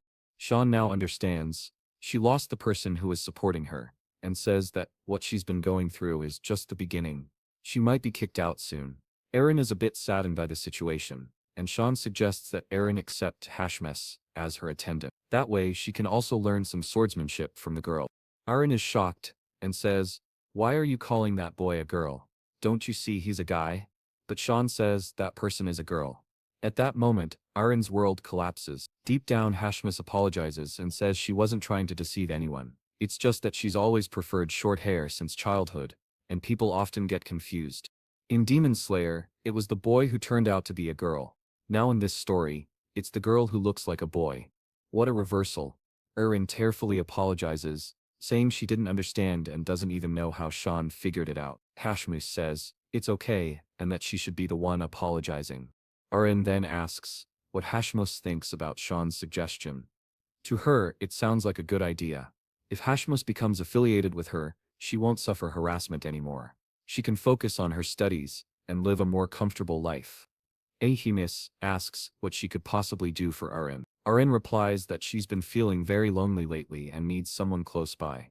Hashimos thanks her and says that from now on she'll be her attendant and will never bring her shame. Aaron turns to her and says she should thank Sean, but where is Sean? He's already gone. He knows that from now on she can handle things herself. Now he understands why Hashimos left the Empire of Shief. And probably, if it weren't for that awful beret, she wouldn't have lost control of her mana. Now the person who was already the strongest Shining sword in the continent has her mana intact. She might become someone difficult even for him to defeat. But that doesn't matter for now. His attention is elsewhere, specifically on what Surika personally gave him that morning. Her mission, his first chance to help the association. Like the video, folks. Help us out. He remembers that the last chapter ended with him saying he was more interested in what he received, along with that card. He thinks that this will be a tough challenge, especially for a first mission. But he remembers that when she gave it to him, she said she believed in his potential. The problem is, if the missions are already this hard from the start, he doesn't even want to think about what's coming next. But suddenly he hears something nearby and boom, an explosion erupts out of nowhere.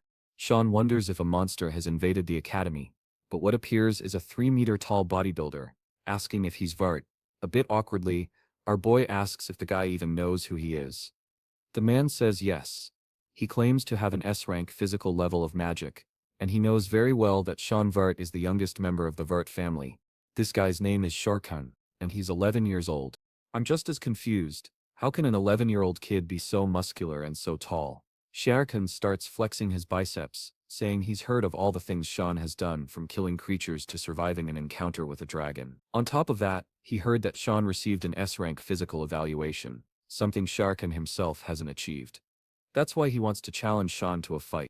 It's then that Sean seems to recognize this guy, because of the mark on his chest. It represents Espana, the desert empire. Apparently this guy is the prince of that place. The country lies in a desert to the east, and in his past life the entire army of Espana revolved around one person, Elise, who made it impossible for any invading army to conquer Espana. That nation prided itself on never being conquered. However, that prince suddenly declined. He ignored his health and focused so much on training that he eventually died from overexertion. Just a regular cold. Damn. What an epic story. What Sean never expected was to run into the prince of that city right here. He's sure this never happened in his previous life, and now it's going to be a problem. Still, he decides to respond, asking if the guy wants to fight now. Set says, yes, it's the only way to know who's the strongest man, and he warns the boy that he won't accept no for an answer. But that's exactly what Sean replies. Set asks, why? The protagonist explains that fights like this need to be approved by the academy. First, they have to go to the office and submit a formal request. Set immediately wants to know where this office is, so they can go now. As soon as Sean tells him, the guy runs off, shouting that he'll be right back. Sean just thinks to himself that the guy really is all muscle, especially because the office is in the opposite direction, but he doesn't bother saying anything. Not to mention, there's no such thing as filing a request for training, but let the guy find that out for himself. Poor guy got completely tricked. The scene shifts back to the city. A man in a cloak tells Lord Zickerman that the product is ready. The man tells him not to just stand there and to notify all the clients immediately. Zickerman Albus is one of the 3 richest men on the continent. Publicly, he's known as a philanthropist, generous with his donations, but in truth, he's garbage. He forces interspecies relations. Why? Because he wants to create new hybrid races to sell on the black market. Sean is already keeping an eye on him while listening to the man say that today, the greatest product he's ever imagined will be born. Now Sean has confirmed his target, and apparently, it'll be easier than he thought. But as soon as he grabs Kieran, she says she feels a complex energy. He's confused, and she says the target seems to be hiding something. Zickerman stands in front of the cell and says that finally he has a bit of peace, and tells his money-making factory to sleep well. But then, he notices a strange black mist surrounding him. Someone behind him is already slashed. The first decapitated body drops to the ground, and the knight asks, panicked, who's there? Zickerman, now desperate, orders them to kill whoever it is. But Sean rushes toward the man and lands a strike that makes him drop his sword. One more blow behind the knee, and the blade is already at his neck. Before the man can speak, it's over. Sean doesn't hesitate. Zickerman starts screaming, asking where the rest of the knights are. Sean just says he'll find out soon enough when he joins the others. Even though he hired a lot of people, they were useless. Dragging himself across the floor, Zickerman asks if Sean wants money, but Sean just cuts off his hand and says he already has enough of that. The bastard falls to the floor, and Sean says his name, telling him he'll be punished for the inhumane things he's done and for his involvement in the slave market. That alone is more than enough reason for him to die. However, being the kind person he is, Sean gives him 1 minute to repent and spare himself the pain. Seergamin, crying, says it doesn't matter, he'll be killed either way. He tries to justify that they're just making a living, and that the real villains are the ones interested in buying the merchandise. Sean simply says, "Your minute's up." The guy didn't even repent. Sean activates the 8 stances of the Black Mist, and starts slashing his back. Man, was that really necessary? Now that the main part is done, Sean can take a look around. Approaching one of the cells, he asks Kieran if it's here. She says yes, she's sensing 2 energies combined. He then slices the lock, and seems startled. On the ground is a girl holding an egg, seemingly dead. Sean says there's nothing strange, just a girl, but Kieran tells him to look closely. In her arms is a dragon egg. Back at home, Yukon asks where Sean got that, and our boy just brushes it off, saying he found it somewhere. Obviously, Yukon doesn't buy it, and asks what he means by found it. But Sean is more concerned about whether someone really planned to sell something this dangerous, and who the buyer was, and where it would have been delivered. Yukon then asks what they'll do if that thing suddenly hatches and turns out to be extremely dangerous. But Sean tells him not to worry, since a dragon is essentially a mass of energy that requires specific attributes. The egg will only hatch if it's continuously infused with the correct type of magic. However, right after he says that, they hear a crack. They both turn around, and the egg is starting to hatch. That's when our idiot realizes he might have messed up. A light begins to shine, and finally, the egg cracks open. From inside it comes a little girl. What did you think was going to be born? A raging dragon? No, of course it's a lowly. Yukon is panicking, asking what they're supposed to do now. But Sean is more impressed that she's a hybrid species, and the fact that she's half human makes this a much bigger problem than he imagined. Still, the little dragon girl is smiling at him and jumps into his arms for a hug. Since he was present at her birth, he's already imagining that she might think of him as her father. Suddenly, someone at home starts laughing. It's Kieran, who says it's ironic. A boy of only 11 years old is now a father. But Sean says it's all that damned girl's fault. We then see the moment when he picked up the egg and asked if they really should take it. Kieran said yes, especially because it could end up in the wrong hands. Our boy was afraid it might hatch, but she assured him that a dragon egg couldn't hatch without the right energy and without a mother. Back in the present, she says this just proves that anything can happen. Sean asks what she meant earlier when she said that the egg couldn't hatch without a mother. She responds, "That's exactly why I said anything is possible." However, the existence of a mixed race like that is definitely concerning. The very existence of that creature is dangerous. The protagonist knows that, and the worst part is that it's going to cause a massive headache. A half-human, half-beast would already be a problem, but a half-dragon makes things even harder. The world they live in is far too dangerous for something like this to exist. If anyone at the academy found out about her, the chance of her being eliminated to prevent a threat would be extremely high. On top of that, dragons are extremely proud of their race and their pure bloodline.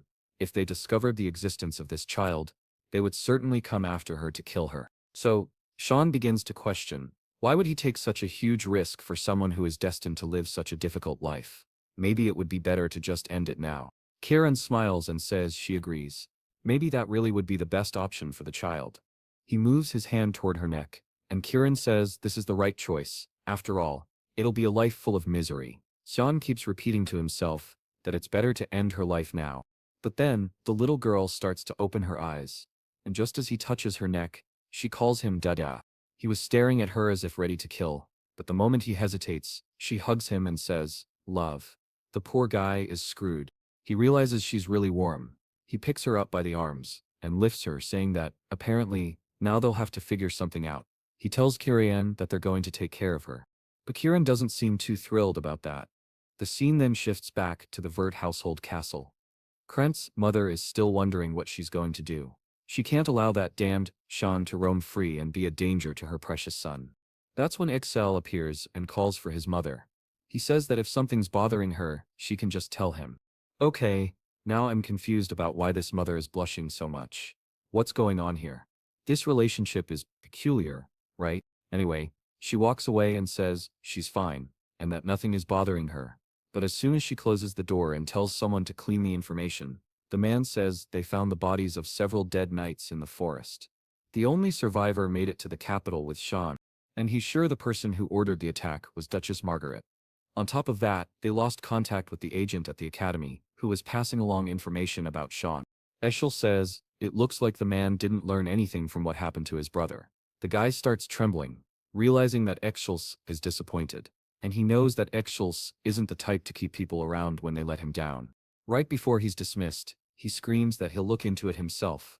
He swears he'll never disappoint Exel again. Eschel puts a hand on his shoulder and says it's impressive how passionate Kellen is about his work. Then he leaves, saying he's sure his brother is hiding something. Back at the academy, Surika comes running in.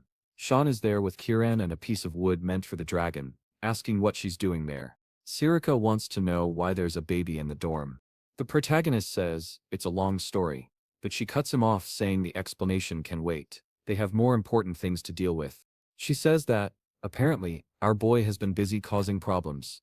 She then shows that a duel between him and CF has been approved, and asks why he isn't keeping a low profile, and instead doing something like this. Is he trying to draw as much attention as possible? Sean is confused. Did the guy really submit a formal request to arrange a duel?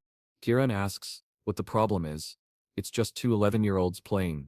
But Sean knows CF isn't just any 11-year-old. He asks when the duel will be. That's when he's told it'll happen in 2 hours. And there he is, thinking this is happening way too soon. Siaf greets him, saying he's been waiting for this moment. But Sean doesn't seem very eager. Siaf says he wanted a free-for-all fight, but they only allow swordplay and magic. He asks if Sean is going to use magic. As soon as Sean says no, Siaf replies that he really never disappoints. He leaps forward to strike, saying he wants to see what Sean can do with a sword. The protagonist, however, stays calm, just thinking about how fast this guy is, especially for his size. But attacks that rely purely on brute strength are easy to dodge. With a simple movement of his sword, Siaf's strike hits the ground. Sean begins to move, thinking an opponent like this is defeated using sophistication and precision. However, the prince says he won't give Sean a chance. Their swords clash, and the guy feels the pressure in his arm. Sean was managing to use a good part of his strength to counterattack, but how was he blocking such a large sword using only a rapier? Suddenly, Siav is behind him, aiming a strike at the back of his neck. Out of nowhere, Sean shears his sword and grabs the fool by the legs. Siav is confused, wondering if the bastard has gold on his back, but just as he's about to kiss the ground, he manages to get his hand down and barely saves himself. He uses the momentum to almost land a headbutt on Sean, who is impressed that the guy managed to counterattack in that situation. The audience is stunned, mouths open. People are wondering if these two are even human. Siaf just smiles. He starts laughing like a maniac, saying that yes, he was defeated in swordplay, but now, he'll put everything on the line and do whatever it takes to win. Sean says he's looking forward to it, though he thinks to himself that this is going to be exhausting. Still, Siak insists, saying he hopes Sean will also go all out. His aura starts expanding, tearing up the ground beneath him. He calls out a name and says, "Now it's truly begun." A bearded man in the audience says they've finally started using magic. Students who want to compete both in swordplay and magic show real spirit. Sirika, standing next to him, says it's clear that Sean won in fencing. They know CF has an A-rank physique, while Sean is S-rank. The outcome of the sword duel was decided from the start, but physical aptitude is only a basic factor when it comes to high-level magic. As far as he knows, Siaf possesses level 3 magic, which is the highest among the freshmen. He wants to see how Sean will respond to that. Sorika, however, is fuming, wondering why that bastard is attracting so much attention. Suddenly, a hand starts emerging from the ground. It's CF's death fist. He prepares a blow, and Sean realizes it's time to use magic. He easily dodges the first attack, but seems to stumble on something.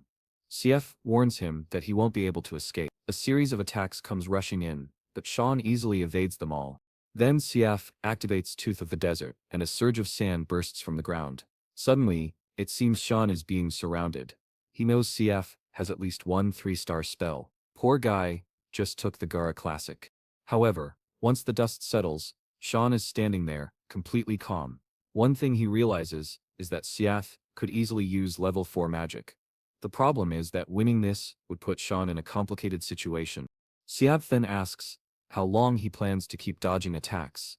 Obviously, Sean wants to know if Siaf actually expected him to just take a hit to the face. Annoyed, Siaf says he's just a student, and the warrior should never run from his fate. Confused, Sean replies that, as far as he knows, both of them are students. That's when Siaf goes berserk and starts activating a sandstorm. The old man in the audience watches closely, while Sirika seems scared. She wants to know why he's using a 4-star magic spell. Siaf launches the attack at Sean, saying he wants to see him dodge this one. Our boy just stands there and says, "Alright, I'll take this one." Meanwhile, someone grabs a baby bottle. It's Yukin, who says it's a good thing he has experience raising kids. It was a nightmare, taking care of all the younger servants. Still, he never imagined that experience would help him now. He then calls for the princess, and says it's time to eat, but suddenly, he's shocked. The girl had already grown a lot. Back in the arena, CF's attack is enclosed in a blue orb, but it's beginning to crack. Ah, I see, it was a protective shield to stop the audience from getting caught in the fight. But now it's breaking. Oscar from the barrier team can't understand how a student is doing all this. The CCA tells the chancellor that it might be best to cancel the match, but he says he wants to wait. He feels like something big is about to happen. Sean then activates a secret art, Void Sphere. Obviously Surika didn't want him to use something like that. Suddenly, Siaf Sam's storm begins to be absorbed. The professor laughs, saying the kid is impressive, while Surika wants to kill him for letting everyone witness this. Siaf's attack continues to be absorbed, and the sphere keeps growing. Then, after a moment, Sean closes his fist. Siaf is left confused, not understanding what happened, and people in the crowd wonder where all that power suddenly disappeared to. No one has any idea what that black energy sphere in the middle of the arena was. Sean then asks Siaf if he still wants to continue, but the poor guy is exhausted. He falls to his knees and says he can't believe he lost. He lost in swordplay and he lost in magic. At that moment, he's completely crushed. Sean feels a bit guilty for ruining the guy's spirit, but Siaf punches the ground and says it's fine. He was getting tired of beating up weaklings anyway. Now he finally feels motivated again. They continue training. He then reaches out his hand and says that he is looking forward to training with him once again, and that next time he will have to accept the challenge. Sean obviously says no. He's not interested in that at all. The scene then changes to him saying that he knew dragons develop faster than other creatures. However, from one day to the next, it seemed like the child had aged 6 years. The girl is already welcoming her father.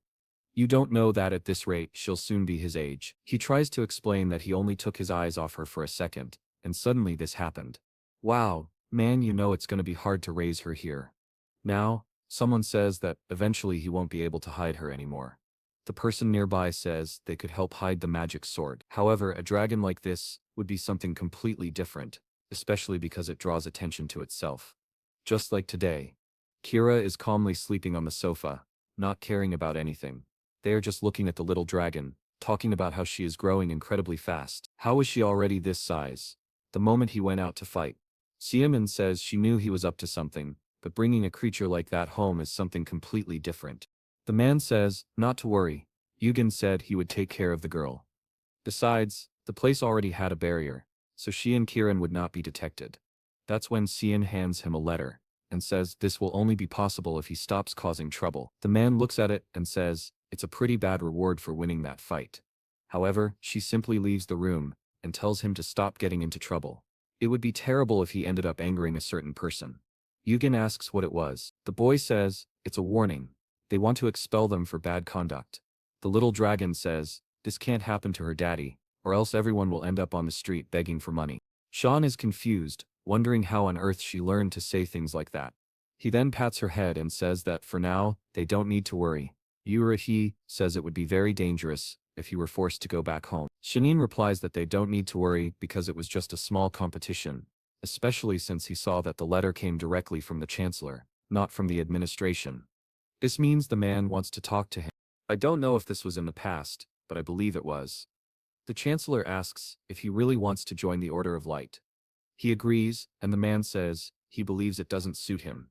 Seeing the boy's expression, he says he's sure the boy knows that. He then decides to give him some advice, telling him to keep it in his heart. He is certain that he would find no benefit in joining the Order of Light. His fate would be suffering or something even worse. However, one thing he was sure of, joining that order would not be worth it, because that's the life of a puppet. This was the conversation he had with Main in his past life, when he was called there once. It makes him wonder what curse the old man will throw on him in this life. Yuking then comments that the child might deserve a name. We can't keep calling her little one. Sean simply replies with, Nana. The narrator was going to suggest thinking a bit more, but the girl says it's perfect. She likes the name Nana, because it's the same backward and forward, and now she's Nana Vert. She spins around Sean, who wonders how she knows his last name. The scene then changes to the Chancellor's office. He is thoughtful and impatient. Because of Cyan Vert, he already knew the boy had great potential, but he saw him swallow a rank 4 spell by himself. Someone with that much power should be feared. However, the strangest part is that he didn't even seem to be trying, which makes him wonder what this boy is truly capable of. Kenny knows that Candle was the teacher of Emperor Dion and Princess Diana. He is one of the few 9-star mages on this continent. After Princess Diana's death, he decided to dedicate himself to cultivating new talents at the Royal Academy. But what leaves Cyan confused is that he always saw this man as a pacifist. So why in his past life did he suddenly get involved with the Empire's throne affairs? He pauses for a moment and is sure that man was still a trickster. As always, hitting the wall, he notices that it had a barrier, not just any barrier, but a 9-star one, even knowing he was coming. Apparently, the man wanted to test him. He was eager to pass this test. Candle was smiling, curious to see how the boy would deal with the barrier. Then, the troublemaker breaks his window, lands in front of him and calls for the Chancellor, introducing himself as Cyan Vert, a first-year student. The old man realizes the boy did the obvious thing, but he has to admit defeat. He then asks if he received the competition notice. The boy says yes, he received the notice from the Chancellor, but he was sure of certain things as soon as he saw the barrier. That so-called notice was just an excuse to test him. Candle admits it was, and that his method was quite ordinary, but it's undeniable that it worked. Because of that, however, the warning would not be removed, unless he tries to convince him. The old man then says, "You may ask me something." Sean questions whether the old man prefers the prosperity of the Empire or the honor of his own family. Candle remains silent, saying it is quite a bold question, but neither of those is his problem. Sean then asks, if should Emperor Dion and the third princess show ambition for the throne, he would simply stand by and offer no support to either side. The old man replies that this is not only boldness, but already recklessness. Meanwhile, Cyan thinks that this man, in his past life, told him he would become a puppet, but right now he was no different. He remembers that, in his past life, the Chancellor played an important role in helping Prince Lionel ascend to the throne, a prince known for his violent nature and for having killed all his brothers. On the day the Chancellor questioned those murders, he was imprisoned for treason. Now the old man slams the table and says, "This doesn't make sense." He asks if Cyan really believes that the peace built over more than 100 years could end so easily. He thought the boy was talented, but apparently, he is nothing more than an ignorant child. Cyan ignores the insult and says that both his daughter and the second princess have already died from illness. Furthermore, the third and fourth princes are forces that cannot be ignored, and the house of Empress Cassandra is beginning to hunger for power. They would be capable of anything to take the top of the empire, especially since the peace in this place is barely holding together. And when all this happens, it would also mean the end of the academy. Kendall is impressed that an 11-year-old boy knows the entire current political scenario. He then asks what Cyan's intention was in saying all this. Sean says he is here to make a deal that will help bring peace to his family and to the academy. All he asks is that the warning be removed. The old man, however, looks at him as if he were a fool. He summons a magic circle and asks what strength Cyan will use to resolve this. He points his finger downward, saying Cyan will be crushed along with his arrogance. The chains of judgment appear, and pull Cyan upward. Sean immediately realizes the Chancellor is trying to test him again. The old man says that Cyan may be powerful, but he will not easily escape such an ability, and accuses him of being overly confident. The boy then asks for permission to show what he is capable of.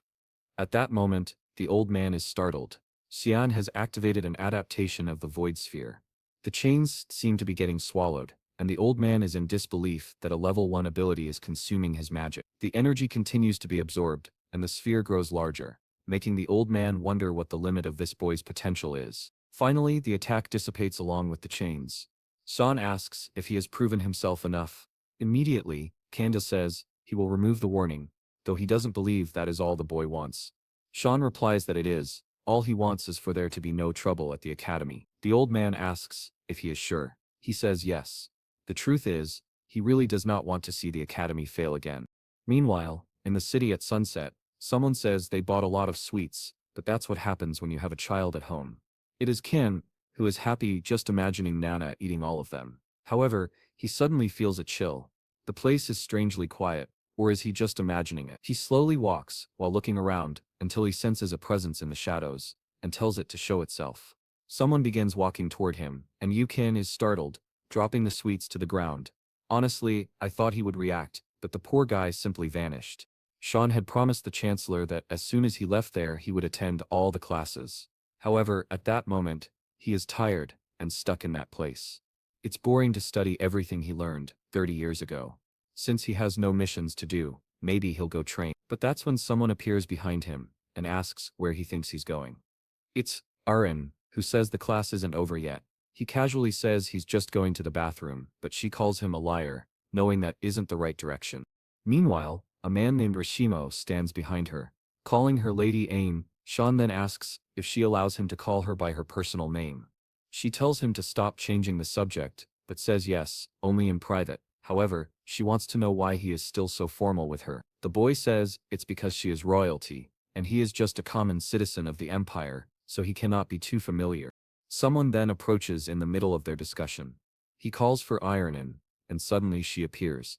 Startled, Sean looks to the side and sees a man on the stairs, saying it's been a long time since they last met.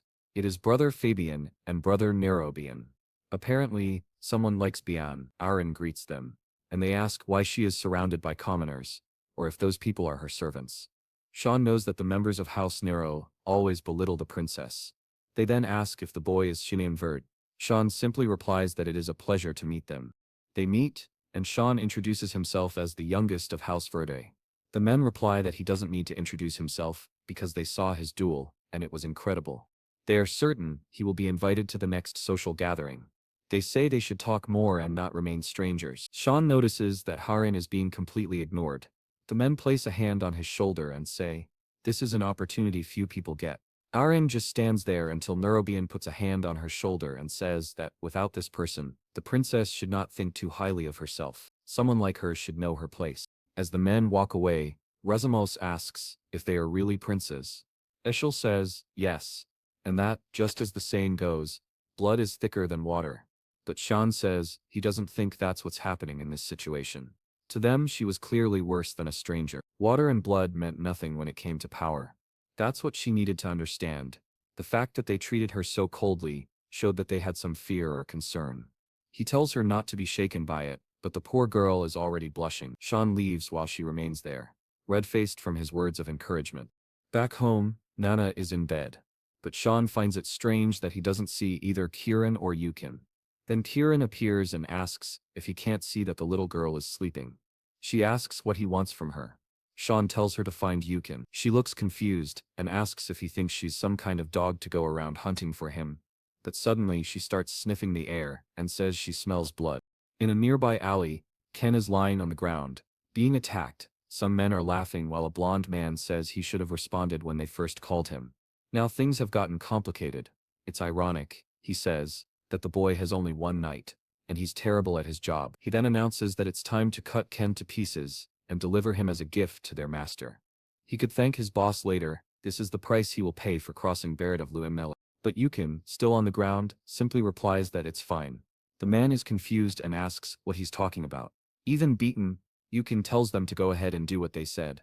Barrett then tells everyone that it seems he has lost his mind, so it's time to finish it by killing him. But suddenly, from above the alley, someone asks what they are doing. Well, if it's who I think it is, the narrator says, I think you're all going to your next life.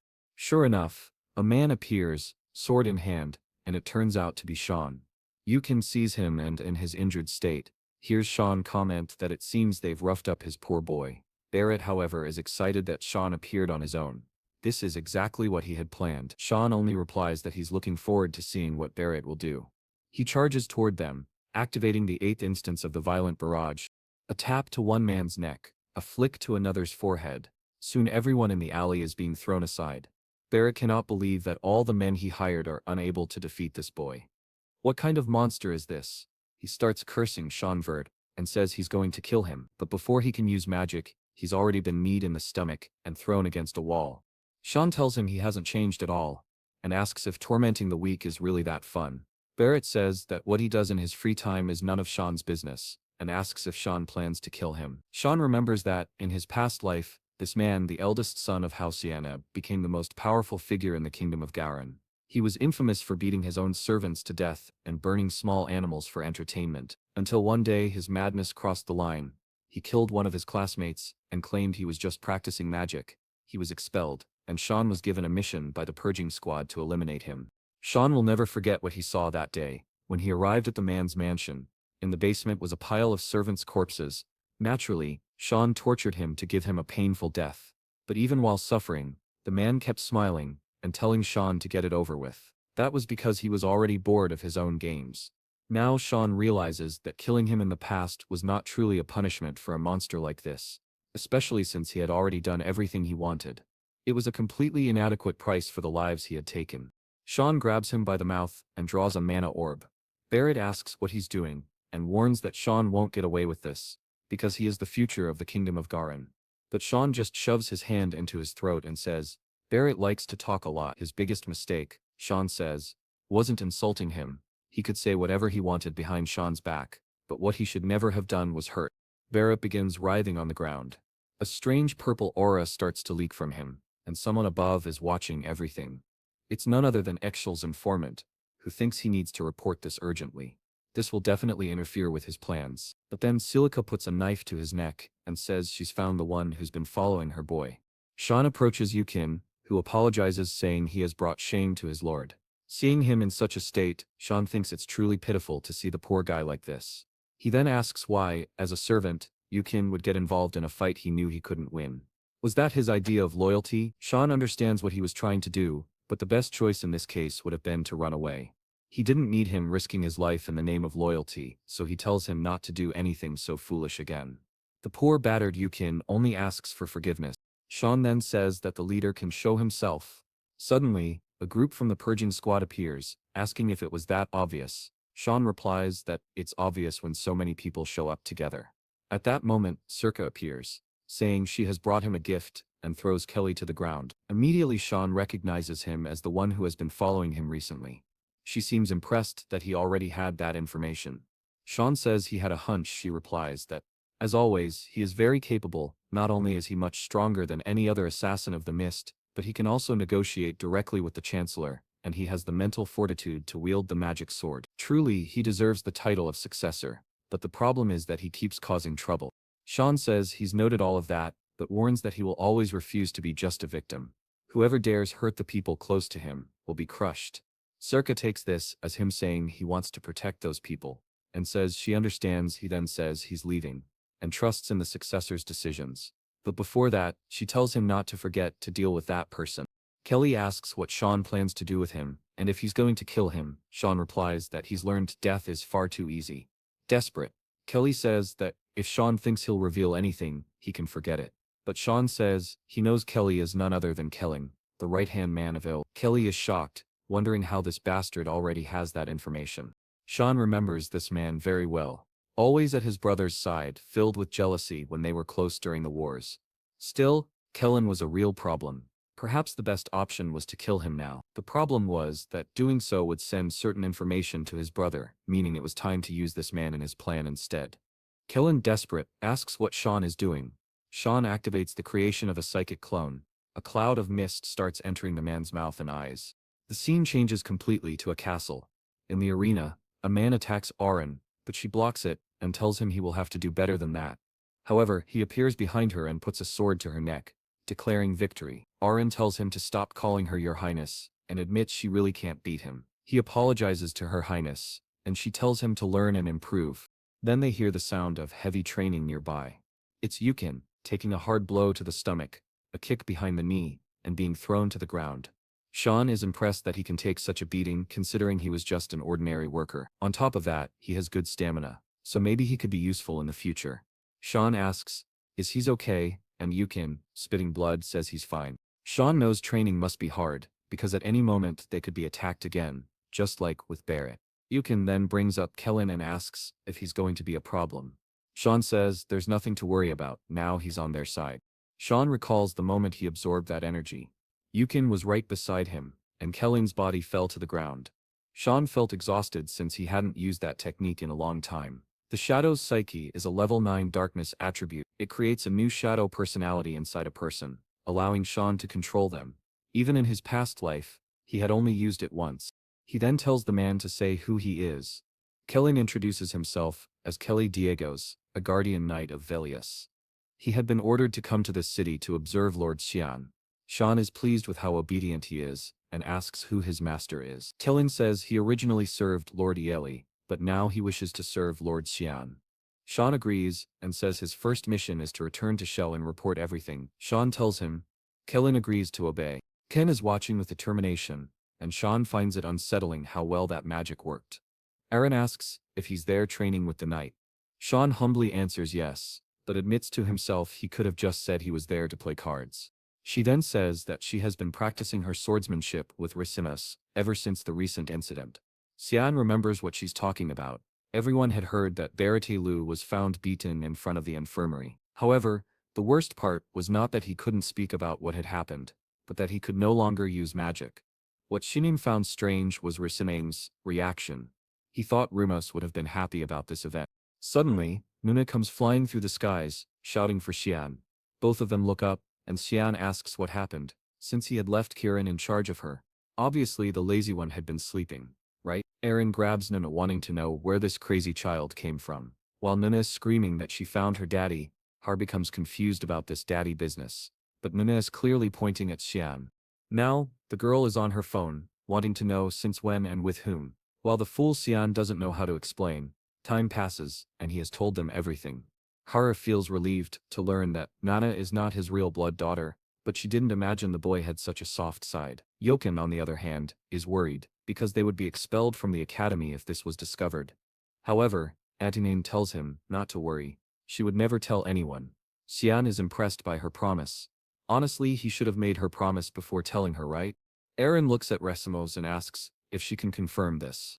Resamos says there's nothing to worry about, especially since it's not like she has other friends besides them. That ruins Aaron's cheerful mood. Xian asks why she made that promise, and Resamos replies that she pities the girl. Someone who is neither dragon nor human won't be accepted anywhere. Nana was lucky to at least find them. With that said, Rosinos says she will have to visit Xian's dorm sometimes. Not to see him, of course. She wants to visit Nada. Xian says that's fine, but everything must remain in complete secrecy. The silly girl blushes, thinking she now has a secret just between them. In reality, the secret is known by 5 people, but okay. With that he leaves, and Risamos waves goodbye. But looking back, she feels something strange. Aaron seemed very excited, and Risamos noticed that she appeared to have gotten closer to Xian. However, back home, Xian still gets scolded by Kirin, who tells him to tell her everything, including the fact that he has a magic sword. Xian tells her to be quiet, especially since all of this happened because she was sleeping. Yoken suggests that maybe they should go out more with Nana. Perhaps she ran off because she had been stuck indoors for too long. Xian thinks that might be a good idea. That's when we see 2 people flying with wings. A white-haired man notices something strange and stops mid-air. The woman beside him asks what it is, and the man, Lord Lucan, replies that he senses a smell of weakness. He asks where they are, and the woman says they have arrived in Huan, but they are close. Lucan realizes they are near the Haiyan Academy, and says they will have to delay their return because he senses the presence of something that should not be allowed to live. Meanwhile, in an open area near Ren, Aine tells Nana not to go too far, because it's dangerous, while Xian thinks it's a good idea for her to enjoy herself, since they are far from ruin. He believes his secret is safe enough, and that she can get some fresh air. Kirin teases him, saying he seems to be enjoying playing house, and all he needs is to make the princess the mother. However, suddenly they feel a chill, and Kirin immediately warns that something is approaching. Lucan calls it abominable. Yukan shouts for Nana to be careful and barely saves her from being hit by a laser. Xian sees they are safe and tells everyone to stay behind him. The 2 land from the sky, and the group wonders what they are doing there. Superior dragons, and 2 of them at that. Lucan then says he now knows where the stench is coming from. The existence of such a thing is revolting. The red-haired dragon asks how such an abomination came into existence, questioning whether Xian owns this half-breed and how he has a magic sword. Kirin is furious at being treated like a mere object, but Catalina tells her to stay quiet, saying she has become a human's toy. Burin responds by asking if Catalina wants to die, and just as she is about to attack, Lucan stops her. He explains that he has no interest in this fight, since they don't enjoy battling inferior creatures. However, they would have to hand over the half-dragon girl to them. Such a half-human, half-dragon existence would be worth valuable study. If they handed her over, everyone's life would be spared. Xian tells them all to shut up. Lucan can't believe the boy's audacity and repeats his command. calling him a winged crocodile, and telling him to stay quiet. Obviously, the man is about to lose his temper. Cyan nearly takes a laser to the face. Yokun calls out for him, but Xian tells him not to worry, and to stay behind him. It is undeniable that the technique Lucan used was terrifying. Lucan says this is why one cannot deal with inferior creatures. Xian then activates the 9th instance of the Black Mist, the manifestation of the magic sword. I mess up about 10 times when I try to pronounce those enormous magic spells, but there he is. Our boy, looking like a burnt matchstick. Both dragons recognize that power as the exiled ones. He says the day is full of surprises, but in the end, the boy is nothing more than an inferior creature. The thing is, that creature is suddenly right next to him, and he's startled because he has no idea when he appeared there. The dragon takes a flurry of stabbing attacks. He calls the boy a reckless human, slashes at him, and stretches out his hand, activating a shockwave. A magic circle forms above Xian, and he takes the attack head-on. However, he activates one of Vamasa's techniques, appears behind Lucan, and summons another blade storm. The dragoness, Catalina, is forced to step in to defend. Lucan tells her not to get involved because this fight isn't hers, but she simply says not to worry. There's no way she could lose. That fire barrier she's using has been refined for over 1,000 years. It should be impossible for a human, who doesn't even live 100 years, to break through. Until Xian activates the 8 petals. Suddenly, we're back on Mount Ro. 8 slashes strike the barrier, shattering it. She's left wondering how this is possible. And then just like that, Xian's slash has cut her down entirely. She disintegrates right there. Truly dead, Lucan, confused, asks what Xian really is.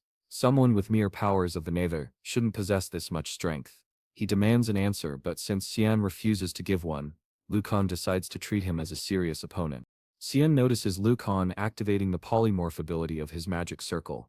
The dragon begins to emerge, canceling his human form and returning to his natural state. His eyes change, his teeth sharpen, his massive wings spread wide. He roars in Xian's face, but Xian leaps toward him, saying that he knows this is the moment when the dragon is most vulnerable. Already above his wings, Lucan realizes that perhaps Xian knows about the weakness in polymorph. Xian delivers a direct blow right to his forehead. Lucan calls him reckless, but is already thinking he needs to escape quickly. Xian just smiles, and says, it's too late. Activating the giant tree root technique directly into the dragon's head. Dark energy spreads throughout Lucan's body, and he writhes in agony in the sky. Moments later, we see Lucan calling out for Xian. He seems shocked, and covers Nana's eyes. Lucan has already carved up the dragon, and started roasting the meat. Dragon meat of this kind is rare. Nana says she wants a piece. At that moment, Xian's brother learns that he's working with a mysterious group. Link explains that the agents they had sent were killed by this force. Eshel asks if that's all, and the man confirms, but Eshel finds something strange. When that person left earlier, he was full of anxiety and fear. Yet now he seems calm and collected, like a completely different person. Eshel says he understands, but has one more question. As Eshel stares at him, he realizes the man has caught on to something. Suddenly, the man places a hand over his chest, and says, "May the grace of Lumendal be with you." Eshel smiles, thanks him for the answer, and tells him not to worry too much. But Eshel already knows, he'll have to be far more careful now. Since suspicion has begun, there's no turning back. He must at least make sure he doesn't become a problem for Xian. As he leaves the room, he runs right into a maid. He remembers she's the one who used to look after Xian. He asks what she's doing there, and Yi says he invited her. He asks if she's Emily, and she confirms. She says she wanted to ask a little favor, blushing all the while. "Girl, you'd better run." Meanwhile, at the dragon base, someone asks if Lucan and Catalina have truly disappeared. A man says that both their energies vanished near Rouen. Obviously, it's strange that the energy of an 8-star dragon could just disappear like that. From their drained stones, they can tell the two were likely defeated. But when they scouted the area, all they found were traces of a battle. One of them asks, how could anyone kill those two and not leave even a trace of magic? The green crystal says it's only possible if the attacker had the dark attribute, but they only know of one person in the kingdom strong enough to kill those two, and that person does not have the dark attribute. Which means there's someone powerful out there they know nothing about. The man says the only person at the Royal Academy with the dark attribute is a boy named Cyan Vert. On top of that, there are rumors he encountered an evil dragon at the front lines and survived. If that's the case, Perhaps he was also involved in the disappearance of those two providers. The green crystal says, it's all a strange coincidence, and they'd better keep an eye on him. Then he tells someone named Lunav Rain River to send his granddaughter. We are back in the royal dormitory. Obviously at the first opportunity Erin had, she went to visit our boy, and even brought a cake. She said it was a gift for Nana, who was overjoyed. However, she had actually brought an entire cart full of presents. Sitting at the table, Cyan thought that at least they were getting along well, and things were calm for the moment. But if the dragons could really detect Nana, it was only a matter of time before they attacked again. Still, he would never allow them to harm anyone close to him. In this life he had decided to live for himself, and of course put an end to all of their plans. Suddenly, Aaron looked over at him and said he had a big smile on his face, asking why he was so happy. He replied that he had just thought of a great idea. The scene then shifted to the garden of House Vert. Someone said it was the first time seeing him since graduation. It was Prince Lou Nelsos, who said the exalt was looking great. The man replied that it was all thanks to His Majesty. The prince then told him to say how long he planned to keep wasting his time on those borders. He had heard that she was moving across the continent. Excel smiled and said yes. He was very concerned about what she was doing. However, the prince asked if he wasn't worried that she could be a threat to him.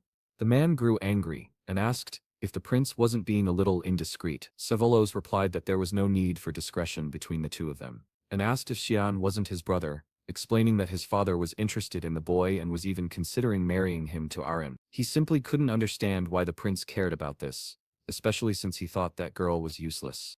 Oshel, however, replied that he shouldn't be so quick to judge. She might gain influence and interest if she proved useful. The prince said he liked how their conversations were always productive. The relationship between those two was quite peculiar, to say the least. Soon there was even a kiss. The prince offered him some wine, but Oshel remarked that the prince's knight seemed to be someone new, he had never heard of.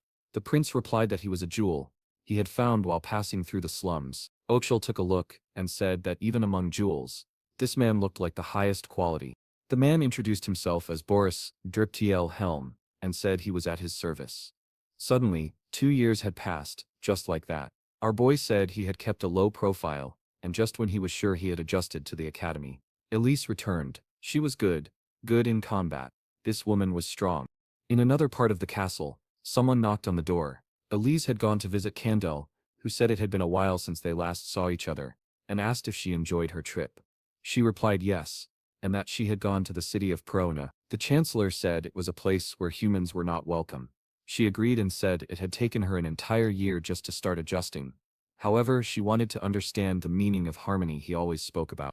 He always said that wherever she went, prosperity would follow, and that was why she was careful about where she belonged. I didn't understand a thing, but Candle apparently did, because he said she had reached some conclusion. She replied yes, and that she wanted to join the Order of Light. The chancellor said that apparently she wanted to preserve the family name, and she answered that it was a burden someone had to carry. She cared about her younger siblings, especially Xian, who was extremely shy. The old man burst out laughing, leaving her confused. He simply remarked that he found it amusing to think of Xian as shy. Just then, the boy appeared, saying that was a very insensitive thing for the chancellor to say. Elise turned and saw him. He looked older now, though it was really just that he had grown taller. He looked like he was holding back a sneeze, but said he missed his little sister. Walking outside together, she commented that he had changed a lot since the last time they saw each other. Now he was already as tall as she was, and soon he would be even taller. He said he was sure she had gotten shorter, but she told him to stop lying. It was July 2nd, 1998, a date he always remembered, because it was the last time he saw Alice alive. She said the semester had ended, and asked if he wasn't going to visit home. He replied that without her there was no one to welcome him. She seemed confused by that and asked if that was why he hadn't gone back for 2 years. However, he knew the real reason was the presence of Exil, and of course the Duchess, who wanted to kill him at any moment. The worst part was that his father did nothing to stop it. Going back would basically be an act of suicide. Come on, boy, you've killed 2 dragons already, but now you're saying you'd die to a Duchess. Well, fine, maybe Exil really is dangerous. Elise then asked if he was getting along with Kranz. He replied that it was impossible. She asked why, and he said it was obvious from the way Kranz had always treated him, always trying to take his life. She had no idea about any of this, until someone stepped forward and confirmed the information. Our boy then explained that this was his guardian. Poor thing, she had only just found out. She had thought he was just some crazy guy following them around, because he looked so weak. Some time later, she understood what had really happened. He told her that while all this was going on, she had been in Peruna without the slightest idea, but he reassured her not to worry, because this problem was created by the Duchess and Cran. They were the real villains. Still, his expression seemed to change. He asked her what was wrong, and she snapped out of it. He then asked if she had told anyone else about this. She said it was all in the past, and that Cran had shown no remorse. Suddenly, his big sister pulled him into a hug, crying emotionally, telling him that he didn't need to carry such a heavy burden alone. Whenever he needed, he could count on her. Cyan replied that from now on he would protect her. But suddenly, she said she couldn't stay any longer because something had happened that she needed to resolve. She told him to take care of himself while she was gone. It was then that Yukin sensed something strange. She hugged him tightly, thanking him for looking after her brother. Yukin was about to say he didn't take care of this lunatic, but Shinin quickly signaled for him to stay quiet. Some time passed, and she seemed to be leaving. Even though he was smiling, he knew it had been a long time since he'd seen her so serious. Then the scene shifted to the past. Xian was taking sword strikes. Cran asked if he was already tired, and ordered the motherless brat to get up. Xian, weakened, replied that there was no point in saying that, since Cran had already won. But he still took another blow to the face, and Cran ordered him to shut up before coming at him with another attack. Just then someone appeared and told him to stop. It was Elise. She demanded to know what he thought he was doing, and Cran immediately apologized to Xian. From the look on her face earlier, Xian knew there would be trouble at home, but perhaps this was a good way to reveal the truth about the people around her, and maybe change her fate. Someone then handed him some letters, saying they were for him. Yoken said one came from the academy and the other from the cleaning staff. He picked up the black envelope, saying the other must be from the imperial court. Yoken took a look and confirmed it. He and Kiran seemed curious about what the court wanted.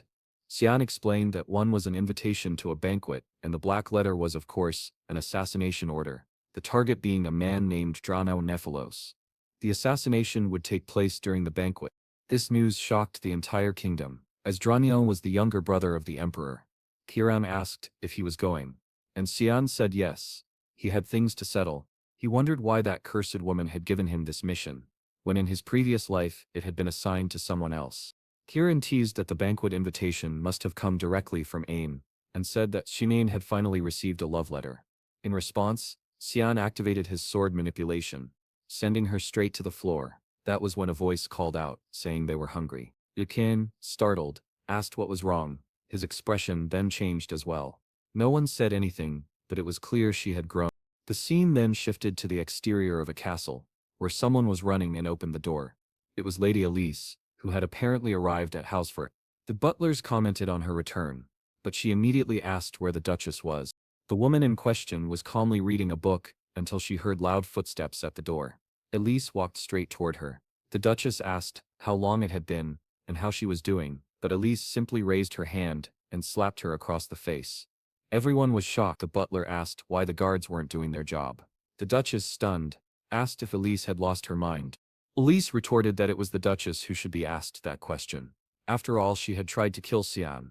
The Duchess looked alarmed that Elise knew, but quickly denied it, claiming she would never do such a thing, and demanded evidence. Elise replied that the moment the Duchess asked for evidence, she had already given herself away. As the Duchess ordered the guards to act, Elise continued shouting, demanding to know what they were talking about, and ordered them to restrain her. The guards rushed at Elise, apologizing in advance, but it was clear this would not end well for them. Elise dodged the first attack and kneed one of them in the neck. She activated a spiritual magic called Andanine, and struck down everyone in her way. The Duchess trembled as she saw all her guards fall in the blink of an eye. She ordered Elise not to come closer and demanded to know why she was doing this. Elise replied that Xian's guardian had already confessed everything, that he had received orders to kill the boy 2 years ago. The Duchess scoffed, saying it was ridiculous to act based on the words of some lowly servant. But Elise told her to shut her mouth and warned that she would face the consequences, because everything would be reported to her father. Her time here was over. With that, Elise walked away. The Duchess, however, only thought to herself that the foolish girl still didn't understand anything. Duke Williams had no interest in anything, except for that one child. The scene then shifted to him, saying that he knew about the assassination attempt and asking what the problem was. They said that one of his sons had almost died. The father replied that he wasn't going to make any excuses. He simply believed that Xian would survive. Elise insisted, saying that it was extremely dangerous, since it had been a child fighting against 6 knights. It was only thanks to one man who decided to protect him that he survived. The father laughed and asked if she really thought that fake knight had saved Xian. That man had been nothing more than a simple worker. Elise then asked if he was saying that Xian had defeated those men on his own. The father walked toward her and said that, apparently, she knew very little about her little brother. He handed her a letter and told her to take a look. She asked what it was, and he said it was an invitation to the imperial banquet. He wanted her to go in his place. It would be a good opportunity for her to clear her mind and stop worrying so much about Xian. He was far stronger than she imagined, and soon she would realize. Bang! The door shut in her face. She walked through the halls, wondering how she was supposed to stop worrying about her brother when he was only 13 years old. Someone then called out for the young lady. She seemed happy to see Cecilia, who welcomed her back warmly.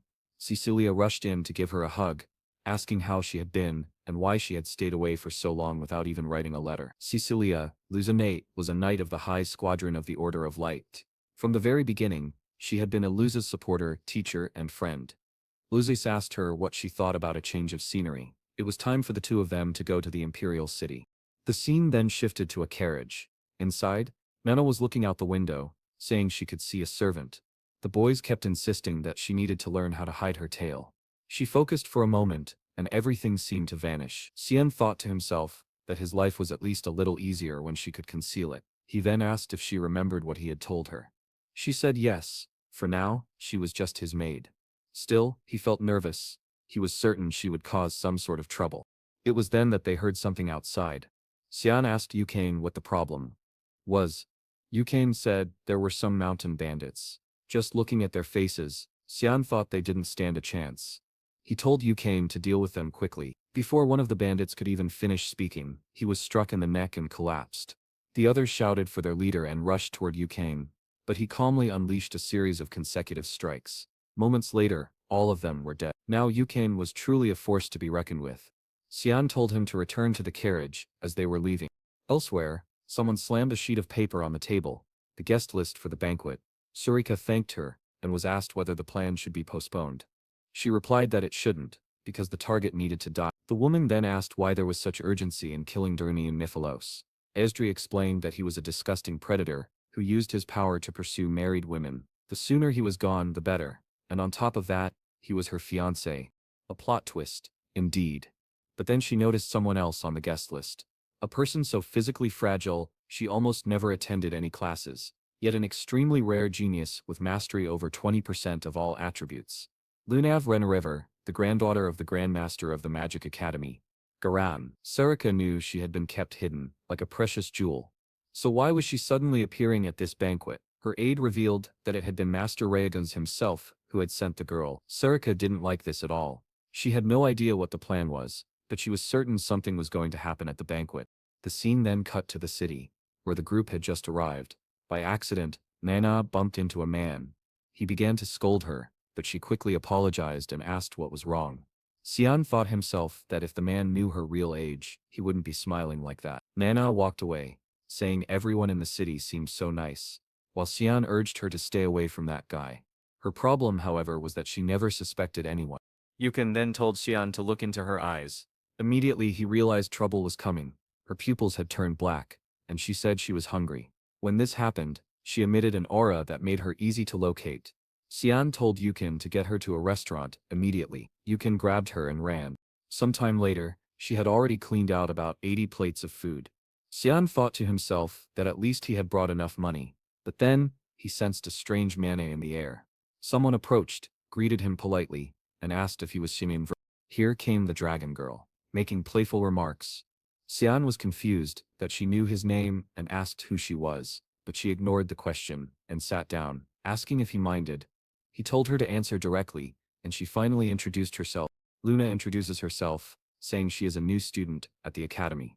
Cyan thinks the name sounds familiar, but admits he doesn't pay much attention to juniors, which is why he hasn't met her before.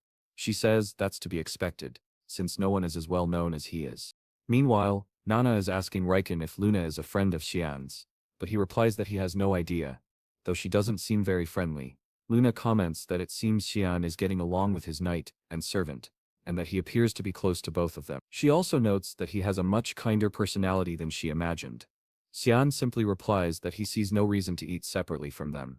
Still, he can't help but notice that, for someone he just met, she's praising him far too much. What is her real reason for approaching him? Luna then asks if he is attending the imperial banquet. He says yes, and asks how she knew.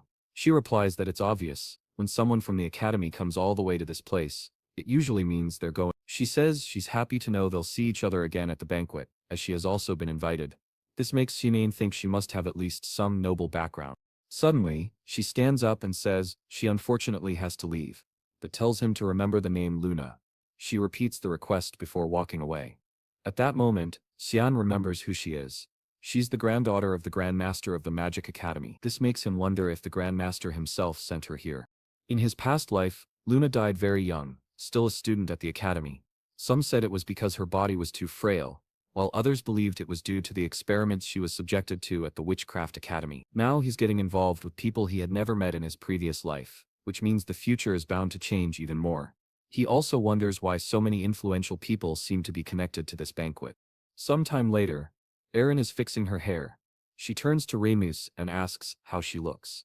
He gives her a thumbs up, saying she looks wonderful, the best version he's ever seen of her. He urges her to decide quickly, as she's already tried on dozens of dresses, but she grabs another, saying she's still not satisfied. Remus insists that Cyan would like this one. She turns to him and asks what her dress has to do with Cyan. He simply replies that it's obvious, since she was the one who sent the invitation. Flustered and blushing, she doesn't know what to say. At that moment, a maid arrives with a gift from Prince Reynold. Aaron looks confused, as it's unlike her brother to do something like this, while Remus praises the gift, saying Cyan will surely love it. Time passes, and we finally arrive at the much-anticipated banquet, filled with nobles moving about. Our boy stands by the wall, calm and observant. He glances to the side and notes that if Kellen is there, Estelle must have arrived as well. Kellen confirms this, saying Estelle is currently with Prince Reynold, but that he has something to tell Cyan. When Cyan asks if something happened, Kellen says he has a bad feeling. Many people could be in danger, including himself. Estelle had ordered him to leave the imperial city before the banquet began, claiming that something would happen but it would be for a greater cause. Cyan wonders if Excelsa was behind the bloody banquet from back then. Kellen admits he's afraid Cyan might get hurt, but Cyan tells him not to worry, and to leave the city. Kellen questions if it's really safe for him to stay, but Cyan assures him it is, and tells him to disappear quickly. With that, Kellen departs. Cyan reflects that this little mess is becoming more and more obvious. Cyan is a bigger piece of trash than he thought. Kieran asks if he's concerned about the lives of innocent people, but Cyan replies that he's not. He just finds it amusing what this man is doing. The most important thing, however, is that today's assassination will have to be postponed. Henrique activates a psychic resonance and tells Circa that her dress looks great. Then he informs her that the planned killing will have to wait. He's received new information. This place will soon turn into a pool of blood. He doesn't have time to explain and tells her to just keep an eye on what's happening.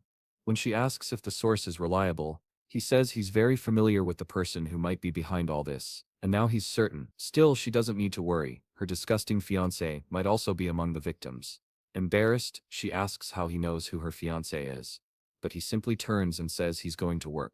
As he walks away, someone calls Circa's name. She turns, confused, and sees Elise, looking beautiful, who says she's missed her master. Circa asks what she's doing here, and Elise says she came to clear her mind. But now Circa is worried, because Elise will be caught up in this chaos as well. Then someone approaches, remarking that he sees two beautiful flowers before him. Clearly, he's not someone Circa wants to see. From the look of it, it's her fiancé, the charming Dranian Nephilos, and judging by his smile, he's definitely not a good person. Meanwhile, Cyan approaches Yoken and says he has a job for him. He thumps his chest, saying the job is his. Cyan tells him to stop it, thinking that he's gotten far too confident these days. Maybe drinking dragon's blood and training all this time has turned him into a real warrior. Then Cyan tells him to go to the aqueducts and keep watch over the area. But Yoken says he's scared because it's too dark, and just like that, Cyan takes back what he thought about his confidence. He tells him to stop making excuses and go. Then Yoken tells him to look behind him. There was someone extremely suspicious watching him. Cyan immediately charges forward, saying he'll handle it, only to grab, you guessed it, poor Emily. She had been startled and almost crushed. The scene shifts to someone descending the stairs with a torch. They reach the lowest level and declare that the time has come, calling for all the servants to rise. Back at the banquet, Erin is annoyed that Cyan hasn't shown up. She touches her necklace, saying she should have expected this from him. That's when someone greets her saying it's a pleasure to meet. Erin quickly recognizes her as Luna Rain River, who says she's honored to be remembered by royalty. Erin smiles, saying she could never forget a prodigy from the kingdom of Garen, and as the voice of the empire she welcomes her to the banquet. Luna praises her kindness, and says it would be nice if Cyan realized how sweet she is. Esherin, looking confused, asks if Luna knows Cyan. Luna says she spent some time with him yesterday. Esherin is already suspicious of how close they seem, but instead of keeping it to herself, she says it out loud. Luna smiles and says that's what she suspected. Lady Erin has a crush on Cyan. Before Erin can react, someone screams. Both women turn to see another woman trying to alert the guards, but she's struck in the neck before she can finish speaking. They're both confused about how an intruder got in, because there's an assassin inside the imperial palace. The masked man looks at them and says, "The princess has been located." The scene changes to Nana, introducing herself to Emily, who is shocked. She falls to her knees, devastated to see the new maid is younger and prettier. She asks Cyan if he replaced her. He says no, but what really interests him is why Exil brought her here. Emily explains she thinks he wants her as a maid because he even requested to hire her. Naturally, Cyan doesn't like hearing this. And we then see the moment Estelle asked for her to be his maid. He said she seemed lonely ever since Cyan went to the academy. Back in the present, Emily says she refused. Of course she had to wait for her lord. When asked if she's sure, she insists she is, but says Estelle doesn't want to give up on her, especially since he brought her here. Cyan orders Yukin to protect Nana and Emily, because things are about to get dangerous. He recalls that in his past life, Emily was never here, and the fact that Estelle sent Kellen already proves he's been watching him for a long time. But he won't let his brother harm his people. Chaos erupts outside. Suddenly, Emily shows Cyan a ribbon, saying it was a gift from Estelle for his brother, and blames herself for forgetting to give it to him. Nana notices something strange. Something red is seeping from inside the crystal, giving off a specific scent. Elsewhere in the castle, someone sheathes their sword. It's Estelle, telling the prince that everything has begun. The prince smiles and says the day they've been working toward has finally come. Estelle praises the knights the prince sent, and says the recipients must have also received their gifts. The prince smiles again, saying that with all this, the empire will rise from its decay. The honest older brother agrees, saying it's time to show everyone who the empire truly needs. Back at the banquet, someone shouts for everyone to run this way. It's Arin, telling people to evacuate and let the guards handle it. Luna tells her to run too, but Arin says she must evacuate everyone first. Luna says she'll help, and Arin thanks her. Meanwhile, a man is cutting down every guard in his path. One hears a scream and sees more enemies approaching. Another knight is killed, leaving the man unsure of what to do until someone calls for the commander and warns that the place is full of mandrakes, high-level creatures that should only exist on the front lines. So what were they doing here? As he despairs without a solution, one of the creatures is blown to pieces. It's Circa, looking beautiful and powerful, telling them to evacuate. The poor commander asks if she isn't an instructor at the academy, not noticing someone approaching her from behind, but from behind that person, Elise appears and slices them in half. She tells him to run and let them handle this.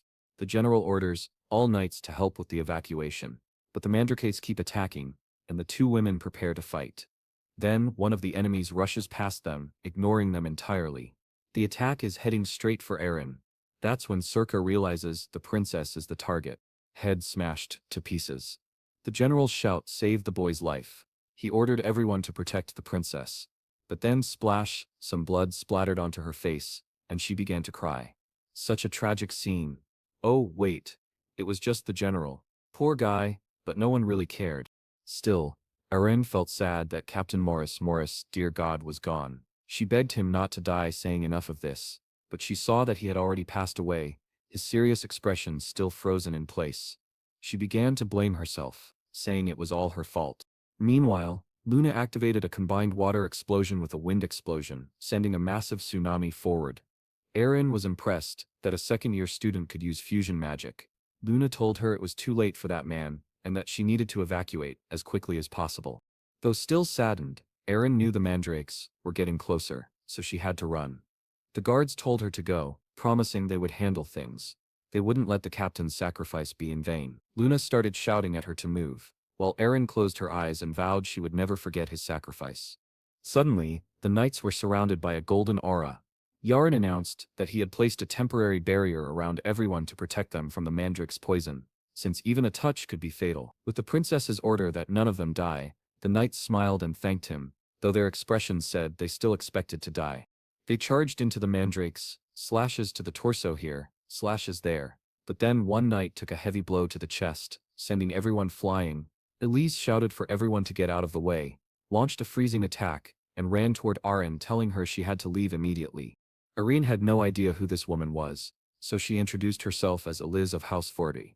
The mandrakes screamed, only for Circa to leap in, cutting everything down. The problem was that no one from the academy could know she was a dagger user, otherwise they might start associating her with the Mist group. But given the destruction around them, it wasn't the time to worry about that. She used an attack our boy had once used before. 8 petal strikes. The mandrakes from the vile pack finally stopped moving. But what the knights didn't notice was the assassin right behind them. Or rather, there was one, until it was sliced in half. Circa told them to stop letting their guard down because there were still plenty of enemies nearby, while simply asking them to please ensure everyone evacuated safely. Yet deep down, what she really wanted to know was the source of that terrifying presence she felt. She was feeling it, running through the corridors. Running was more worried, because she was Can's sister and began to realize that she had no idea where he was either. That's when the wall exploded. A creature appeared right in front of them. They started to find it strange that the monsters were showing up exactly where they were. The problem was that a creature was a high-level night monster. The little spider activated a chain trap, while Luna used a fire spear. The beast had its feet trapped, and was forced to defend against the spear strike. They were impressed that those two girls were not weak at all. She realized that she had to show the Academy juniors that she was strong too. The creature let out a roar and launched a blue attack in their direction. Luna activated a protective barrier, and they appeared from behind. However, before attacking, she obviously had to say something incredible. She declared that she was a knight of the House of Vertia, and would make the creature regret crossing her. She activated a water blade and cut off the creature's arm. Back in the hall, Circa had finished the fight. She finally seemed to have killed the last one. She went to remove her mask, thinking they seemed like monsters, but something felt wrong. That's when she was startled. Those assassins were actually puppets, controlled by a forbidden spell that allowed the manipulation of dead bodies, and to control so many of them, it had to be someone extremely powerful, who had been preparing for a long time. Something on this scale was certainly not done by a single person. Perhaps someone was trying to start a war. But some of the assassins were dead, and a man asked if those were the last ones. He collapsed with his sword on the ground, and suddenly 2 imposters appeared behind him, asking if His Majesty was all right. He told them not to worry. At least he still had the 2 of them close by. Exel offered his help, saying he would assist His Majesty, while Lionel only observed. That blonde bastard told them not to worry, that the knights would take care of the rest, and that the king did not need to be concerned, because they would keep an eye on him. The crawler was finally killed, and she wondered where all these monsters were coming from. But then they were surrounded again by a group of assassins. Back at the moment when Emily gave Elise gift, Yukon said he found it very strange. That was because Exel had never sent a gift to Cyan. He had always noticed that his boss kept a kind of resentment toward his brother. It seemed to be something much more serious than a simple sibling rivalry. Then Nana warned them that they needed to run. Something extremely dangerous was coming their way. Emily, confused, asked why the girl's eyes looked like that. Suddenly, the wall behind them exploded. He turned around and told her to hide, yet another high-level creature had appeared there. In another part of the castle, the rest of the guests were desperately trying to escape. Even Circa's foolish husband, who was scared to death, he managed to be one of the first to escape. But at the door there were many assassins waiting. He could not afford to die there in any way, because he was eager to spend some quality time with his future wife. He asked Carolato if the back door was really safe, and Carolato said yes. But the moment he tried to ask for more reassurance, something struck his head. He was brutally split apart. People screamed in terror as his body fell to the ground like trash. Everyone thought that was the end, until a blue drop appeared and Elise unleashed a water explosion. She called for Lunevi, who cast a freezing spell, creating ice stakes that pierced through all the assassins. The knights stood there stunned, not knowing who these 2 were. The bold girl introduced herself as Elise of the House of Vertas. She loved saying her name. One of the knights spotted Aaron, and rejoiced that she was alive while Luna was trying to get up, telling them not to worry, and that she would recover soon. She warned that the next attack would begin shortly, and they needed to escape. Some knights stepped forward and declared they would protect the princess. The nobles behind them were all begging for victory, but Aras told them not to worry. She would give everything she had to stop the enemy. She had already realized that no matter how many times they killed them, the assassins kept appearing again. It was as if they were tracking something among them. What could it be? That necklace around her neck didn't seem suspicious at all, right? Back with Emily, Bermulf entered the room. She begged Hukem to do something, otherwise they would all die, but he couldn't understand why high-level monsters were appearing in the Empire. Still, after being protected so many times by Cyan, it was now his turn to protect someone. The only problem was that Emily was holding him far too tightly. Bermulfo let out a roar and Hukem told her to step aside.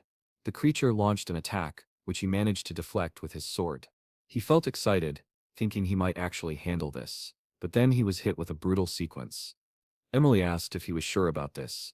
He said yes, that he would protect them until the beast lunged at both of them. He immediately realized that this was his end and apologized to Cyan. He took a punch to the face and fell flat to the ground. Shocked, Emily asked, "What is that?" Obviously, you already know, Nana was transforming back, because of course, that was her true form. Meanwhile, in another part of the castle, the assassins continued attacking Aaron. The knights were handling some of them, while the rest fell to her and the others. The problem was, it didn't seem to end. Whoever had orchestrated this had planned everything extremely well. At the pace things were going, the knights would soon begin to fall. Aaron needed to find another solution. That's when one of the attacks struck a face. The mask fell to the ground, and Elise realized the truth. They were fighting puppets or undead controlled by magic. She began thinking about the most efficient way to deal with dark magic. The first thing that came to mind was the light magic of the god Lendl. She knew there was only one way. She called to the little priestess and asked her to bless her sword with light magic. The priestess tried to explain that this would mean the knights would lose their protection, but they told her not to worry. They could hold on for a while, even if by the time the blessing was complete, one of them might die. But now Elise's sword was glowing with divine power. Combining elements, like she had once done with Luna, was difficult. However, merging magic with a spiritual being was far easier. It took time, but finally, she was ready to give everything with that strike. And as for where Cyan had gone, he had better be doing something important. Sure enough, look who was slaying puppets and dark creatures. Our dear Cyan. He already understood this was meant to aid Cyan in some way.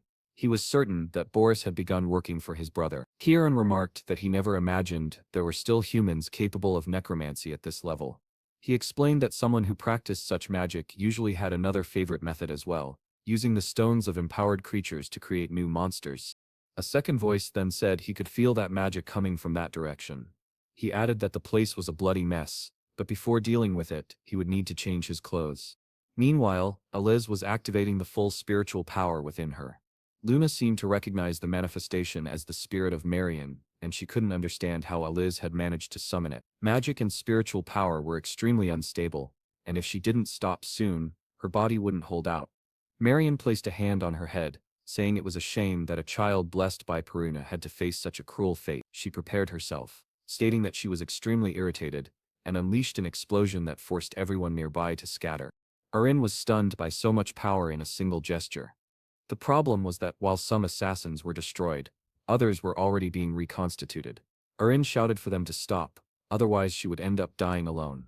Still, she knew she had to finish this before things got worse. She needed to use the Spirit King's power to its fullest. She prepared for a strike, channeling everything, until suddenly someone grabbed her arm. The goddess halted, for a moment. Eris was confused. No one knew who that person was. Who could this mysterious figure be? They all wondered who this puppet, so completely different from the rest, might be. Elise had no idea what kind of black mist it was that bound her. The problem was, she couldn't break free, nor could she move. Cyan stood there silently, while the figure whispered in her ear. "It's time to say goodbye." It seemed her journey would not end today. The figure then released Oliva's arm and she collapsed to the ground, trying to understand what that strange mist was. As the figure vanished, he told her to remember that she would always be welcome. Arin was still confused, and Lunave said that mysterious person had blocked Elise's spirit manifestation. The assassins were advancing again, and poor Elise no longer had a way to protect herself. But don't worry, there was a boy with his dagger ready to cut them down. Now she realized he was not an enemy. Cyan kept cutting through the assassins until he stopped for a moment. Just as he expected, they seemed to be following the scent of something near the princess.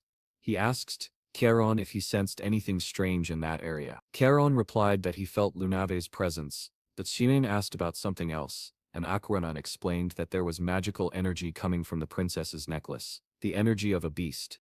Cyan said he would need Charon's help, as he was going straight ahead. He struck the ground and created a spatial distortion.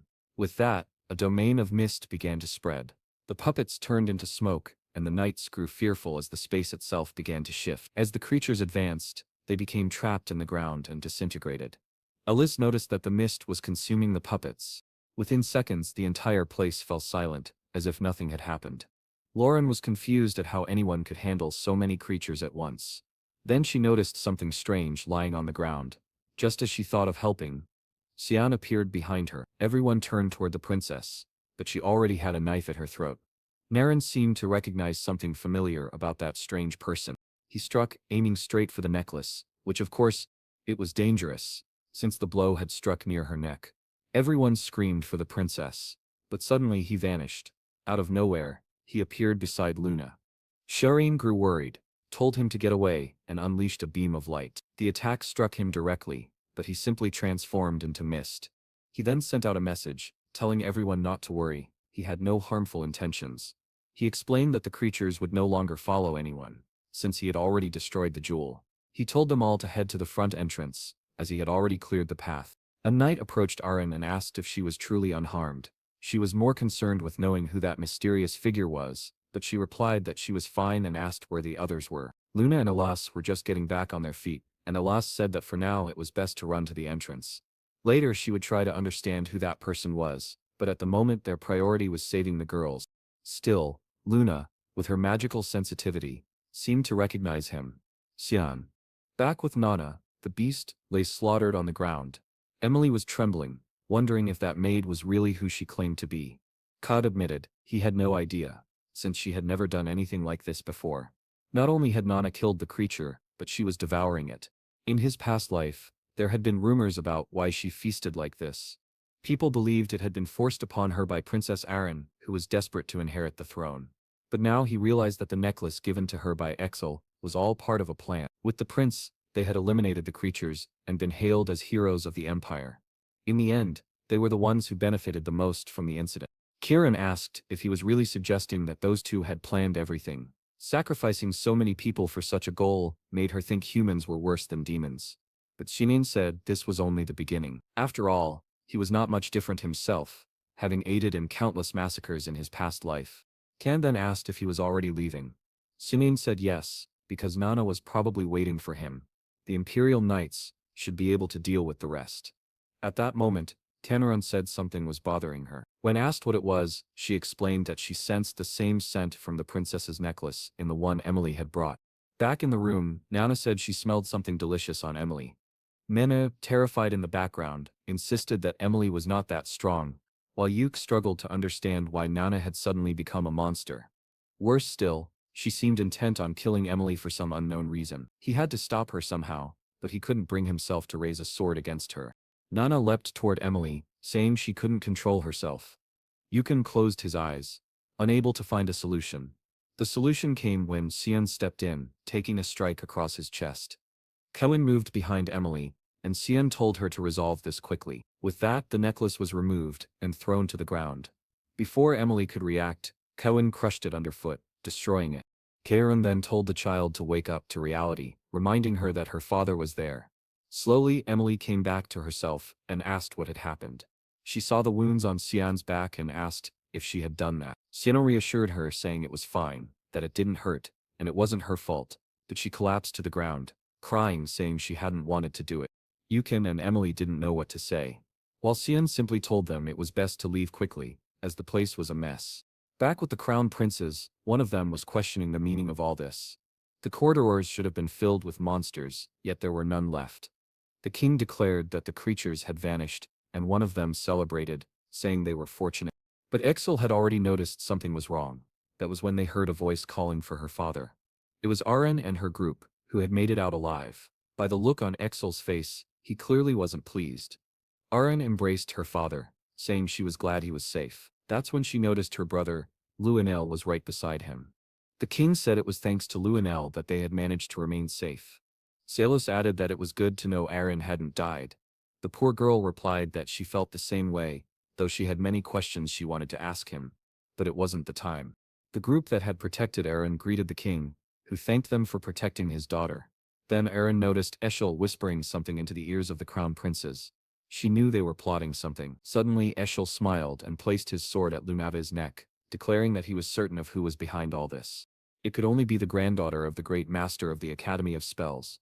He announced that from this moment on, she was under arrest. Elise was confused, not understanding what the prince was thinking, while Exel remained silent. King Aran ordered him to lower his sword immediately, and demanded to know what he thought he was doing. But the prince declared that the situation was obvious. All of this was caused by the kingdom of Garan, who wanted to bring down the kingdom of Yusuf. He said Luna had been sent there to create chaos, and to assassinate the Marquis.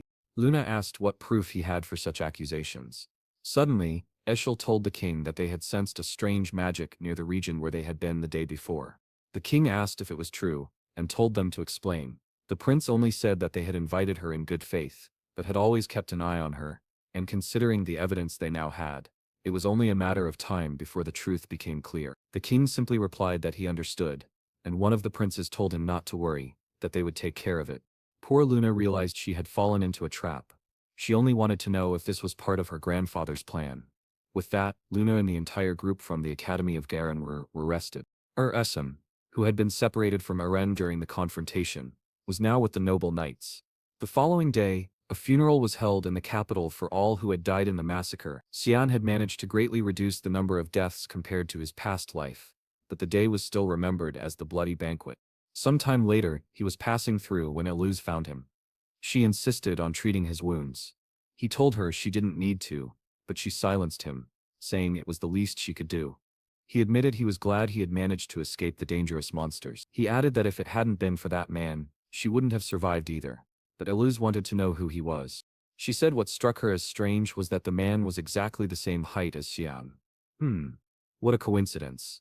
She then remarked that his physique had improved quite a bit, judging by his injuries, proof he had been training hard. He only turned his face, confirming he had been training, and she teased him by asking why he seemed embarrassed. Flustered, he ran off, telling her to stop making fun of him.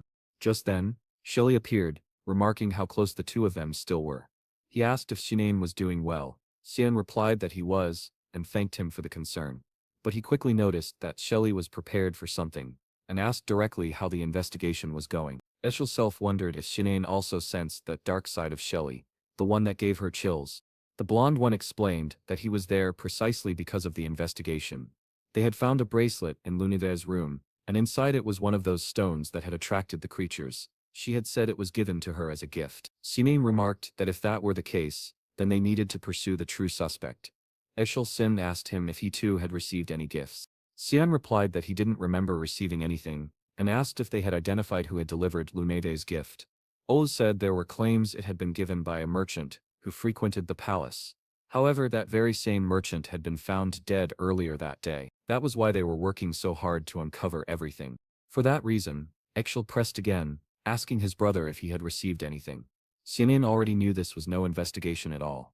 They were simply hunting for someone to blame. Meanwhile, Emily was sitting on a bench when a man approached. Sinan immediately realized she was in danger. Suddenly, someone inside the room complained of a headache. It was Sinan. He said he hadn't recovered yet and needed rest. Elise told Shelly that Shinan's back wound was still bleeding heavily, and that he needed to go to the infirmary. Shelly acknowledged it and said he was leaving. But then, Xian spoke up, saying he had no memory of receiving any gift. After all, if Joking had approached him, he wouldn't have survived the massacre. Eshel thanked him for the answer, thinking to himself that he was lucky that girl hadn't delivered anything to him. At least it spared him the trouble of having to eliminate yet another person. Still, it angered him. Xian was supposed to have died in the banquet. Suddenly, Har called out to Xian and patted him hard on the back, telling him to lie down. Blood dripped to the floor and a maid nearby asked why he was doing this. She said she had done everything he had asked, that she had delivered the necklace to Princess Aran. She swore she wouldn't tell anyone. But the man told her that her role ended here, and now he had to complete his task. After all, The whole situation infuriated him. Given all the preparations, he struck her down, telling her to rest in peace. Then he paused, remembering something. He opened his grimoire, muttering that he had to learn how to get rid of all the bodies. Strange creatures with many eyes emerged. He ordered them to devour. It resembled the power of that sly librarian. He had taken the book. Back with Emily, the man was approaching when she turned around, but then it was our dear Brian, bringing her some apples.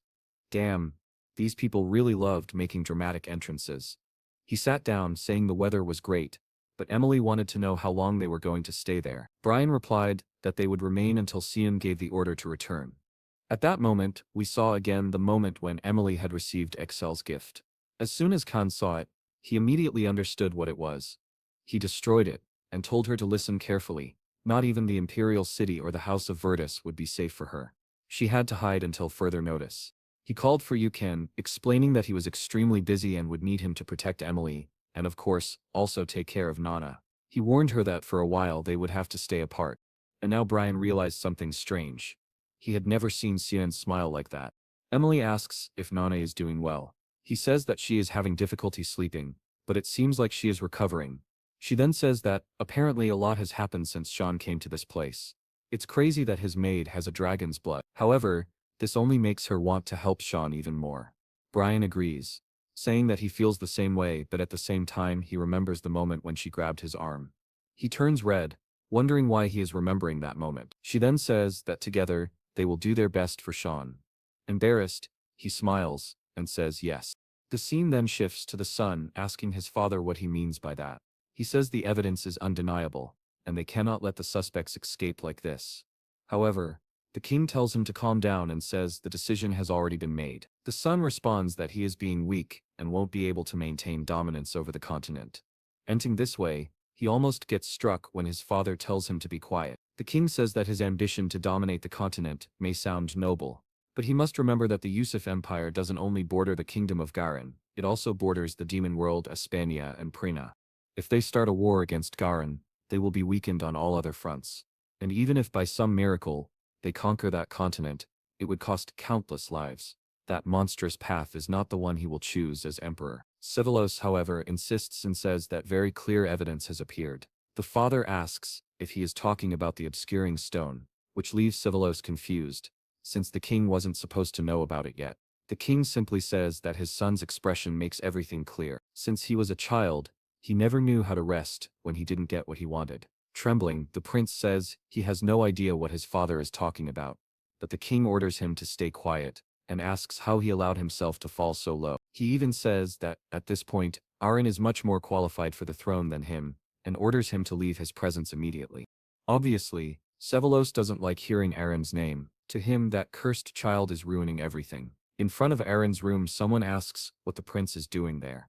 But the door opens, and Aaron begins to say that the princess is still recovering. However, Sevalos suddenly punches her in the face, and the poor girl falls to the ground. Aaron then stares at him and asks what the meaning of this is. The man is laughing like the Joker while she looks at him seriously. He says that he is there to have a little conversation with his dear sister. Amos gets back up and says that, even though he is a prince, he cannot keep threatening the princess. But Siadwas only asks what she will do, since she is nothing but an insect, and for that she deserves to die. Her very existence should be purged from the face of the earth. However, Aaron only tells her brother to be quiet, and asks whether he is truly there to see her, or if he came to hear something else from her. But the prince is shaken. Her aura feels different. She doesn't seem like the same person he once knew. She then says that maybe he wants to hear her say that she, Aaron Siadwas, never received anything from her brother. The poor boy trembles, realizing she already knows everything that is happening. The scene shifts back to her father, asking Aaron if she is sure she knows nothing about this, and she confirms.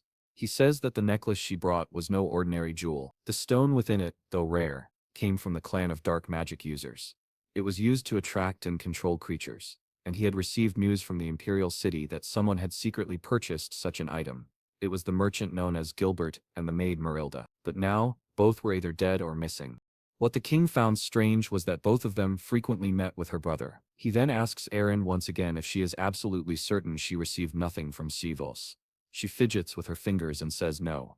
She never received anything from him, but she comments that now that he has discovered who was collecting those stones, it means Lana Fei is innocent. She asks her father to release the girl, who saved countless lives during the banquet. The king agrees and tells her she no longer needs to worry about it. Irian knows that if she reveals it was the prince who gave her the necklace, the lives of those around her will be in grave danger.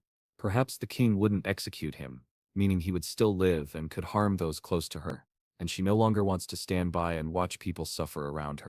Back in the present, she asks Savers if he is satisfied with this. He says yes, just as she stated. He never gave her anything. She confirms, saying that's exactly what she told their father. But then he asks what kind of attitude that is, saying that if anyone overhears this conversation, they might think he did something wrong. He even suggests that they sew her friend's mouth shut. Archean says, it's a shame, but she has a visitor now. Xiaola asks if that person is so important, and she replies yes, more important than him. It was Xierade standing nearby, apologizing for overhearing their conversation. The fool hadn't even noticed him, wondering why he was there, but the sickly-looking boy warns that he heard everything. The prince then asks how long he has been hiding there. Xierade answers that it's not that he was hiding, he simply doesn't have much presence, but he had been standing there the whole time. He was not in the mood to play around and said that it was unusual to speak to a prince in that way. However, Sean only questioned what he was going to do about it. Was he perhaps thinking of silencing him as well? Eshel Veselo then wondered if the rumor about those two being engaged was actually true. Wait a minute, it was. The boy quickly calmed down, realizing there was nothing to gain from becoming an enemy of Cyan Vert. Not only was she the daughter of his father's friend, but there was also the request Elise had made. A little earlier, in a conversation with Exel, the prince had explained that he wanted to get rid of her because she was threatening his place on the throne. However, he didn't understand why Eshel wanted to destroy his brother, especially since their father trusted him completely. The wretched man only replied that it is because he found him bothersome, and was certain he was hiding something beyond human comprehension. Back in the present, the prince said he now understood what Estelle had meant. It was impossible to know why such a powerful aura had come out of that boy. His expression changed suddenly, and he raised his arms, saying that apparently it was just a mistake on his part. Now that all the misunderstandings had been cleared up, he was leaving. Sean relaxed, relieved that the man wasn't completely corrupted yet. After all, in the future he would be called a mad emperor, committing acts that would terrify anyone. As he left, he apologized to Ramos, who replied that it was fine, but asked them to be more careful next time. Finally, the door closed. She cursed the wretched prince, and thanked Shinan. But Shinan replied that it was Aaron who had done everything. Aaron said that she had done nothing. She had only acted confidently because she knew he was nearby. Sitting down, she asked what he was doing, and the boy simply said he was tired of standing. She foolishly fussed with her hair and replied that if that was the case, then fine. Sinanes couldn't believe that Sean didn't notice anything, commenting that he had composed himself well in front of the prince. But Sean was already leaving, saying that now that the prince knew they were associated, she wouldn't be at so much risk anymore. Eshel said goodbye, realizing that he had only come on business, and soon he was gone. The scene then shifted to the prince, who was asking what he should do now. He swore the plan had been perfect, yet all the people they intended to kill were still alive. Not only that, but he had also lost his father's trust, he who was supposed to be the sacred savior of the empire. At that moment, however, someone said the plan hadn't gone so badly. It was Bose, who said he had completed his assignment. He apologized for appearing late, explaining that he had been handling a mission for Lord Shelley. Then Luro mentioned hearing that Emily had gone into hiding and asked what this fruit business he was referring to was about. Boris explained that they had greatly underestimated the people around Princess Arian. The prince asked if he was suggesting they sit around reflecting on their actions. Boris apologized and promised to explain. He revealed a crystal, saying it contained all the magic that had been used by the princess's allies. Most of it seemed ordinary, but then a dark mist began to emanate from it. Boris explained that this was an extremely rare magic. Some would even consider it a form of dark magic. It was the power of a magical sword, and it was blasphemy that one of Princess Arian's allies possessed something so demonic. The scene shifted again to a strange blue creature on a plate.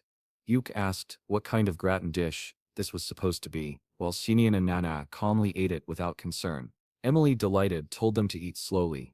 Yuk, however, wondered if the food was really moving. Sean said he had already eaten enough, and was very full. He apologized, saying he needed to leave before Estelle discovered this place. He had only come to check on the three of them, but the danger was still high. That was why he had stationed people around the house, making it the safest place for now. He smiled, but Emily asked him to swear that he would return. He told her not to worry, and asked Brian to take care of the two of them in his absence. Brian, disheartened by the food, assured him that he would take good care of them. Sean left the house, only to be stopped outside by Silica, who remarked that it must be nice to have free time to wander around. She demanded he explain the blood banquet and the death of her fiancé. She wanted to know how he had been so certain all of that would happen, but he needed to be careful in his response, because she could very well become an enemy. Once again she asked, who exactly was Cyan? Sean only asked why it mattered so much, since the Marquis had already been a target. Silica replied that it was extremely important, since he could be a spy for another organization. He then asked what she would do if he was. She began drawing her sword, saying that the answer was obvious. She lunged at him, but Cyan intercepted, protecting him. Silica demanded to know if she was really going to stand in her way, and Cyan asked if she hadn't learned her lesson the last time. She would not allow anyone to touch her master, and so their favorite battle began once again. The two of them clashing fiercely, their swords clanging as the fight escalated. Cyan then created an energy sphere. She raised her red blade and said she would show something interesting. Seika seemed excited, saying she was ready for it. It was the attack of the relentless black mist, which seemed to follow her. The only person who could survive such a direct attack would be the Demon King. Cyan then ordered her to prepare, as the warm-up was already over. Of course Sarika became excited, saying she was about to go all out, until Siri activated her sword manipulation, and struck her to the ground. She complained, asking to be allowed to enjoy herself, but Sinan ordered them both to stop this commotion, because otherwise there was no point in him hiding. Sinan agreed, saying that made sense, and suggested he should move elsewhere. With that, he left, telling the two damned girls to clean everything up.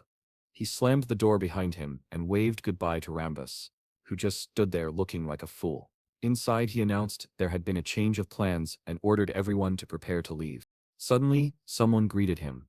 It was Luna. She said that it seemed his family had grown quite a bit since the last time they met. He was stunned, unable to understand how she had crossed the mist barrier, and asked how she had found them. She replied that it was simply a talent of hers, and he had nothing to fear, since no one else knew she was there. She then asked what the mess outside was about. He brushed it off, saying it was nothing important, and only wanted to know why she had come. She answered that she was there to thank him. Our protagonist replied that he hadn't done anything worthy of her thanks, but Luna said she had known everything since the day he had entered her. Everyone looked at him, trying to understand what she meant. Of course, what had entered her was his aura back when she had been unconscious. She then demonstrated that she could now summon fire and water, and even combine and modify them. She was even able to use a type of magic that could locate specific people. She asked if he didn't think this was an amazing gift she had received from her grandfather. The young man replied that it looked more like a curse, noticing that her body was still wounded. She grew flustered and insisted she was certain he was the one who had entered her. He then told everyone else to get ready to leave, saying he needed to have a private conversation with her. Emily asked where they were going. He replied that they would be heading to Ruin Academy. Emily was overjoyed, saying she could now take care of him every day. Brian, however, looked disappointed, remembering the kind of food he would be forced to eat there. A little later, Luna revealed that she had spent her entire childhood in cold, dark places, used as an object of study for countless painful experiments. She endured it all because she believed it was her duty as the granddaughter of King River. She asked Sean if he also felt a sense of duty. He replied that he did not. She then wanted to know why he saved everyone but did not want anyone to know about it. He said it was simply because it would cause more trouble otherwise. She thought for a moment, and then said she understood. Of course, it was because of his magical attribute. For a moment, she had thought it was darkness. She explained that she had gathered some information when he touched her at the restaurant. Sean himself had never imagined she would be able to discover someone's magical attribute simply through physical contact. Luna told him that on the day she collapsed, he had placed his magic inside her. She wanted to know what it was, because she was certain it was not of this world. He answered that now he understood why she had approached him, and asked if she intended to report this to her grandfather. She dismissed her magic and replied no. She knew it would only cause more trouble. Sean smiled and asked if she was rebelling against Sunain River. She simply said that he must already know her reasons. Then unexpectedly, she hugged him, thanking him for freeing her from such an old burden. Sean explained that her body was like a burning cauldron, overflowing with different kinds of magic of various attributes, constantly mixing. Someone had placed a kind of lid on that cauldron to prevent her from losing magic, but at the same time, it caused the heat to build up excessively. What spilled out from that cauldron was, in fact, extinguishing the fire of her life. All he had done was create a small hole in that lid, so she could release the excess. He said he did not want her to live as someone else's puppet. However, he added that she had no reason to thank him, and if she had nothing more to say, she should leave and keep their secret. But she was not to overexert herself, since that would be dangerous. Luna, however, thought to herself that he was adorable. Just as she imagined, Sean truly was a good person. Meanwhile, in the halls of the Garan Academy of Magic, her grandfather slammed his fist on the table, demanding to know what they were discussing. The butler reported that she had been cleared of suspicion and released, then asked if they should begin a petition against the Decifi kingdom. Her grandfather answered no, saying that was not the problem. What he wanted to know was how she had dared to pass through somewhere else. Before returning there, it was best to find her quickly, and of course, give this video a like.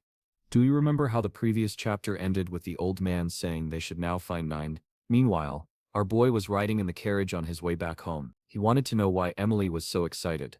She said it was because she would finally be able to serve him again. He found it strange, since he had heard that maids were not allowed in the academy. He explained that the director would probably make an exception for him, but we already saw the headmaster saying there was absolutely no way. Our protagonist tried to argue, saying he would make sure no one noticed her, and that all he wanted was to bring Emily with him. The director demanded a good reason, so he promised that if Emily were allowed, he would not skip classes anymore. The old man slammed the table, shouting that attending classes was the bare minimum. And to make things worse, he wanted to bring 2 maids with him. That was unacceptable. The director wanted to know if this had anything to do with the blood banquet. He couldn't believe Sean would request something so outrageous for such a petty reason. But just by looking at the boy's reaction, he became convinced. Sean said he would tell the truth if he was granted permission.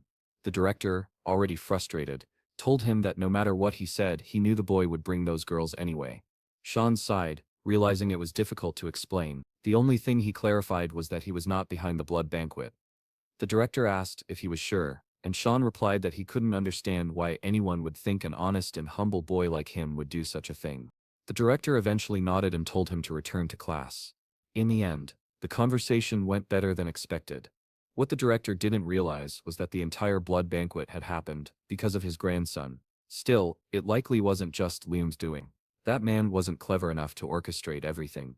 Obviously, the cunning Exel was behind much of the planning, while Boris was the one who carried it out. That was always how things worked. Later, Sean saw that muscular guy doing 112-87 push-ups.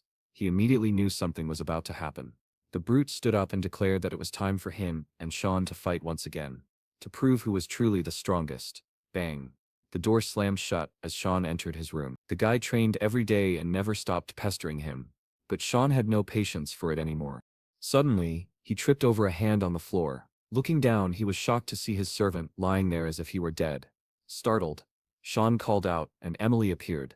He demanded to know what happened, pointing at the strange food beside the servant. Emily explained that he had eaten one of those tasty little cookies and immediately fainted. She then asked innocently if Sean wanted one too. Furious, Sean shouted, "Emily, you idiot! Don't you ever feed Bran anything like that again." He collapsed onto the sofa, already overwhelmed by worries about their future. Just then, he noticed a letter. He thought it might be from Luna Neve, but before he could read it, someone entered the room asking who it was from. To his surprise, it was Luna herself, saying she had run away from home. The scene shifted to underground tunnels, where men were discussing the arrival of association guards. One of them told the other not to worry, but the older one warned that this was their only chance to stop the lineage of the Rhine River. A woman, calm and confident, replied that she wasn't too worried. The old man reminded her she should be, since she was his student, and that student turned out to be none other than the cruel instructor, Lunala Aranis. She declared that she felt no pity for that monster they were after. She then said she would move ahead, since their comrades had probably already captured Lunave. The old man bowed and wished glory to the kingdom of Garan.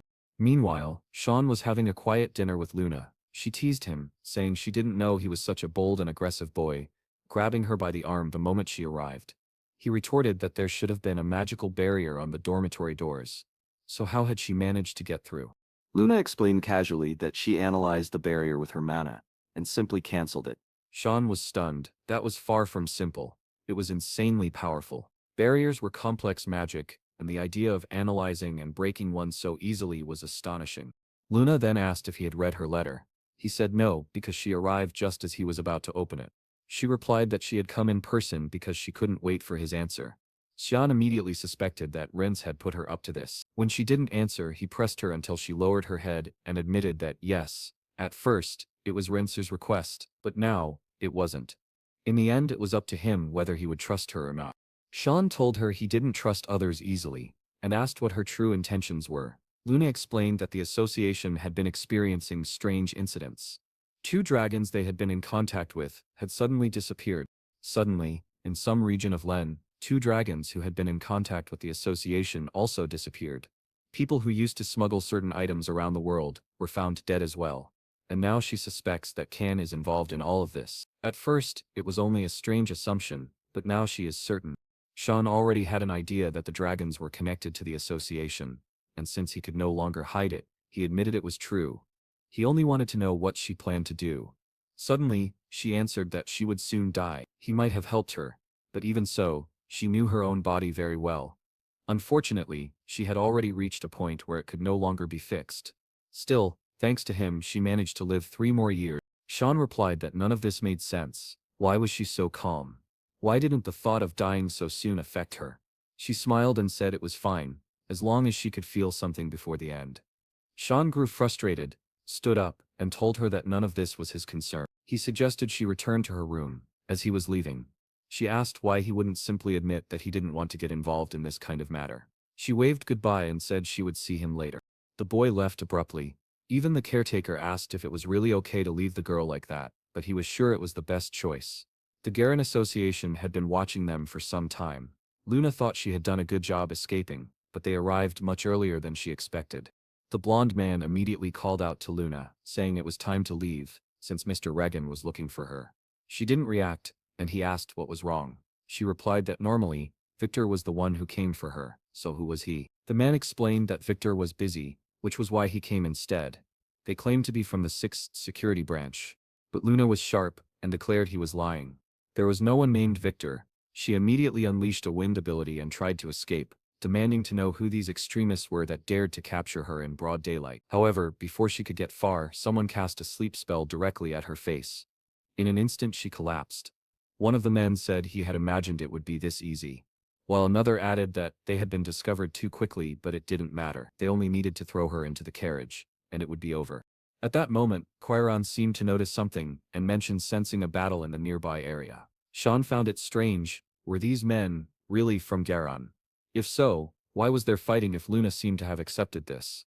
The scene shifted to nighttime. The carriage arrived at what looked like a church. One man announced that they had brought Luna Rain River. A figure seated in the pews said she was a poor child, used for research her entire life, and now discarded like garbage. The malicious professor, Mela, replied that they would use the child for a far nobler purpose than her own life. However, the carriage drivers suddenly noticed a strange mist gathering under their feet.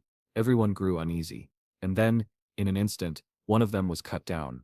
It was as if glowing slashes, like arrows of light, emerged from within the shadows. One man, confused and terrified, turned around only to realize there was blood running down his own back. Hearing the screams, Mela immediately understood they had unexpected guests. She ordered Ralph, the bald giant, to silence everyone. Outside, Quiron commented that it was easier than expected, but Sine warned that this battle would not be quick. There were powerful enemies inside the cathedral. From a distance, Ralph appeared, mocking them. He said it wasn't bad for a child, but asked if Sean was alone. Sean's companion replied that yes, he was, but it didn't seem that way at all. At once Ralph attacked. Sean noticed his energy was similar to Luna's, but even more unstable. Ralph shouted that he didn't need anyone's help to defeat a child. Mela arrived, asking if Ralph had finished, but when she saw the situation, her expression darkened. The bald man hadn't been able to do anything.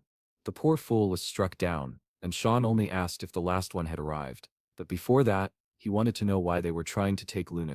The wicked professor teased him, saying he wouldn't impress girls by interrogating them like that. Still, Sean had already noticed her first attack carried a certain layered composition of mana, similar to Luna's. A moment later, a bolt of fire lightning shot at him, but he dodged. He thought to himself that she would make a good target for interrogation.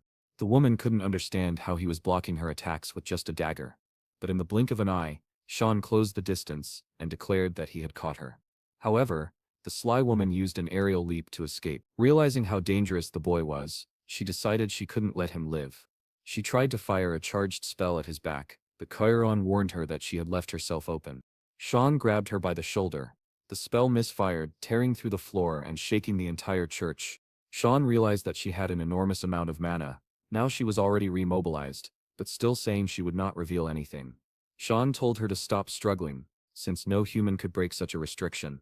Then he stepped closer and demanded, "Who ordered the kidnapping of Lunava? And how many of you are still out there?" Anella laughed and said he was a funny boy, especially because he would find out soon enough. They would all come after him, and together they would see each other in hell.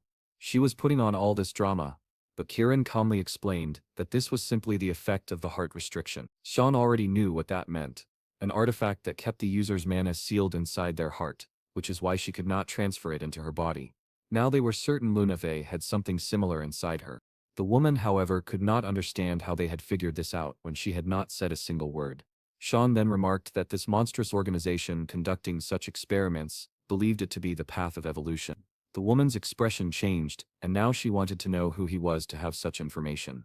Sean smirked and replied that she could find out for herself in hell. She begged not to die like this, but too late he struck her in the stomach. In his past life, Sean had found a text in Garen's laboratory describing how to use a certain artifact called the heart restriction, how it was used to control experiments, and even how to destroy it when it failed. Now with the artifact in his hands, he realized it was still active. Kieran asked how he planned to use it. Sean simply told her to take Lunave out of the carriage. When she hesitated, he warned her to obey, or he would have to force her.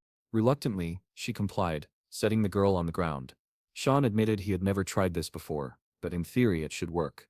He crushed the stone, placed it against Lunave's chest, and muttered that if something similar was lodged in her heart, this should be able to destroy it. Her body began to glow, and as dawn broke, she opened her eyes.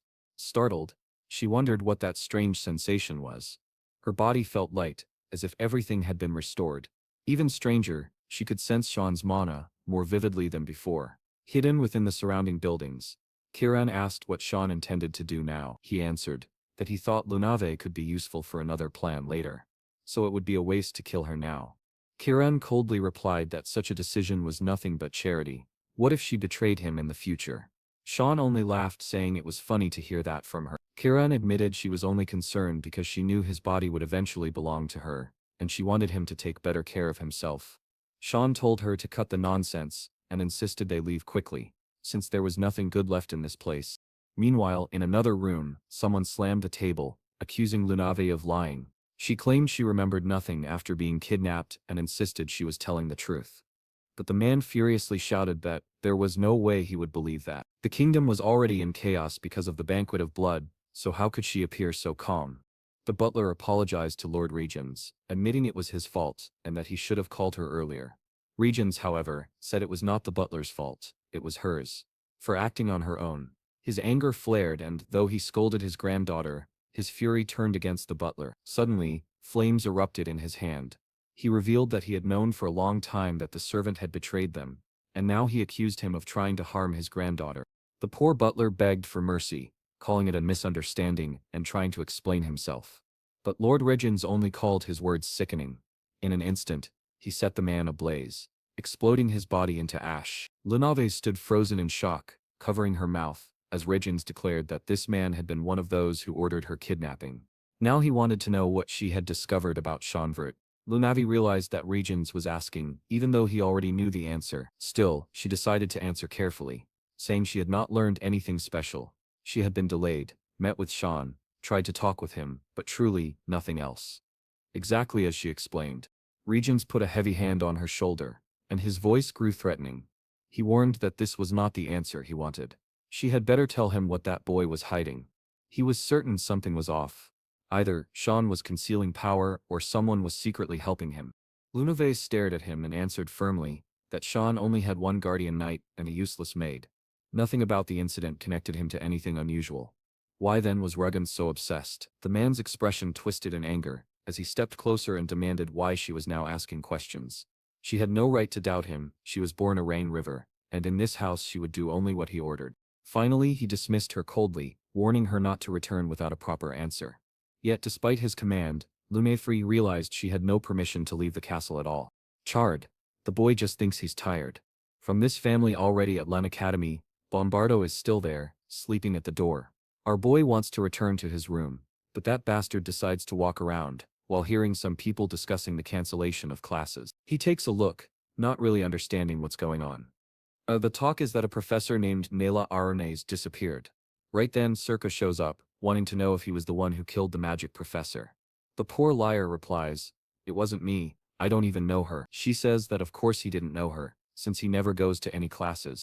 However, Nela was an extremely talented mage from the kingdom of Garan, but there were certain rumors that she was against the Risins of Rain River, and that's why everyone was keeping an eye on her. Still, for her to go so far as to kidnap him wasn't something they expected. They were planning to act, but he ended up taking care of everything before they did. That's when it clicks for him, yeah. He really was the one who killed that woman. Circa tells him to relax, saying she's the only one who knows. Then she assigns him a mission outside the academy, so he can disappear for a while. He asks, who's going to replace that woman? She responds that for now they'll have to review in shifts. They'll need a very powerful mage to fill that spot. And word about the hiring is already spreading. Later outside in an open field, someone says they love the view. He asks what that guy is doing so far out there, and the man replies that there's a job he wants, and he heard the position just opened up. Wait a second, so much time has passed that he almost forgot. Isn't that the guy who landed the first sword strike on our boy, back at the beginning? Yeah, that's Boris's son. Now it comes back. Meanwhile, Jackal is lying there, bored out of her mind, but then Carrion walks in, looking gorgeous, and tells her to get out since that's her spot. Jackal says no way, this dorm belongs to the master, and Carrion has nothing here. When the boy enters he finds Emily there, beaten up, with 2 massive branches on her head. But he tells Quanbrium to come quickly, since they have a mission. She wants to go along, but of course he says no. He has something more important for her, making sure Nana doesn't go hungry. She complains that it isn't important, but it's obvious he's just trying to avoid her. Too late, he leaves.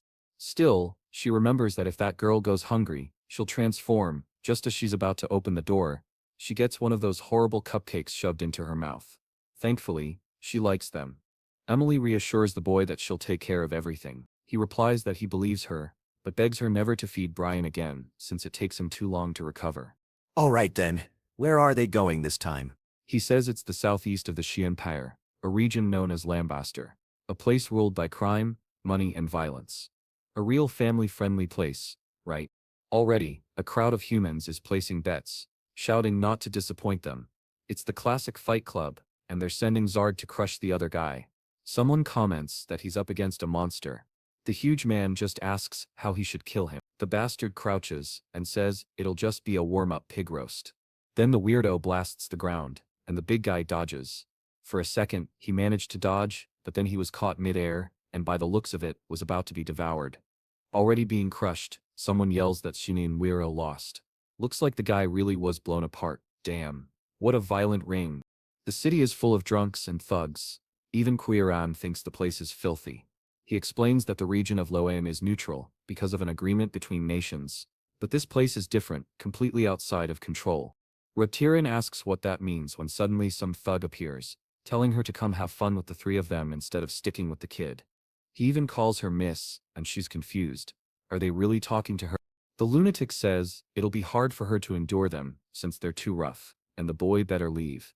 Hearing this disgusting nonsense, the boy keeps calm and just beats the 3 of them down, leaving them on the ground. I thought he was going to kill them all. He throws a bag of money on the table, asking for the best room. The woman wants to know how old the kid is to be bringing women around, but he just tells her to shut up and hand over the key. Disoriented, she just gives a polite welcome. Upstairs, looking out the window, he notices some people arriving, which means it's time for him to leave. He heads downstairs and asks if she's Lisa. The girl says yes, welcomes him, and asks how she can help. He tells her he's interested in using the cage.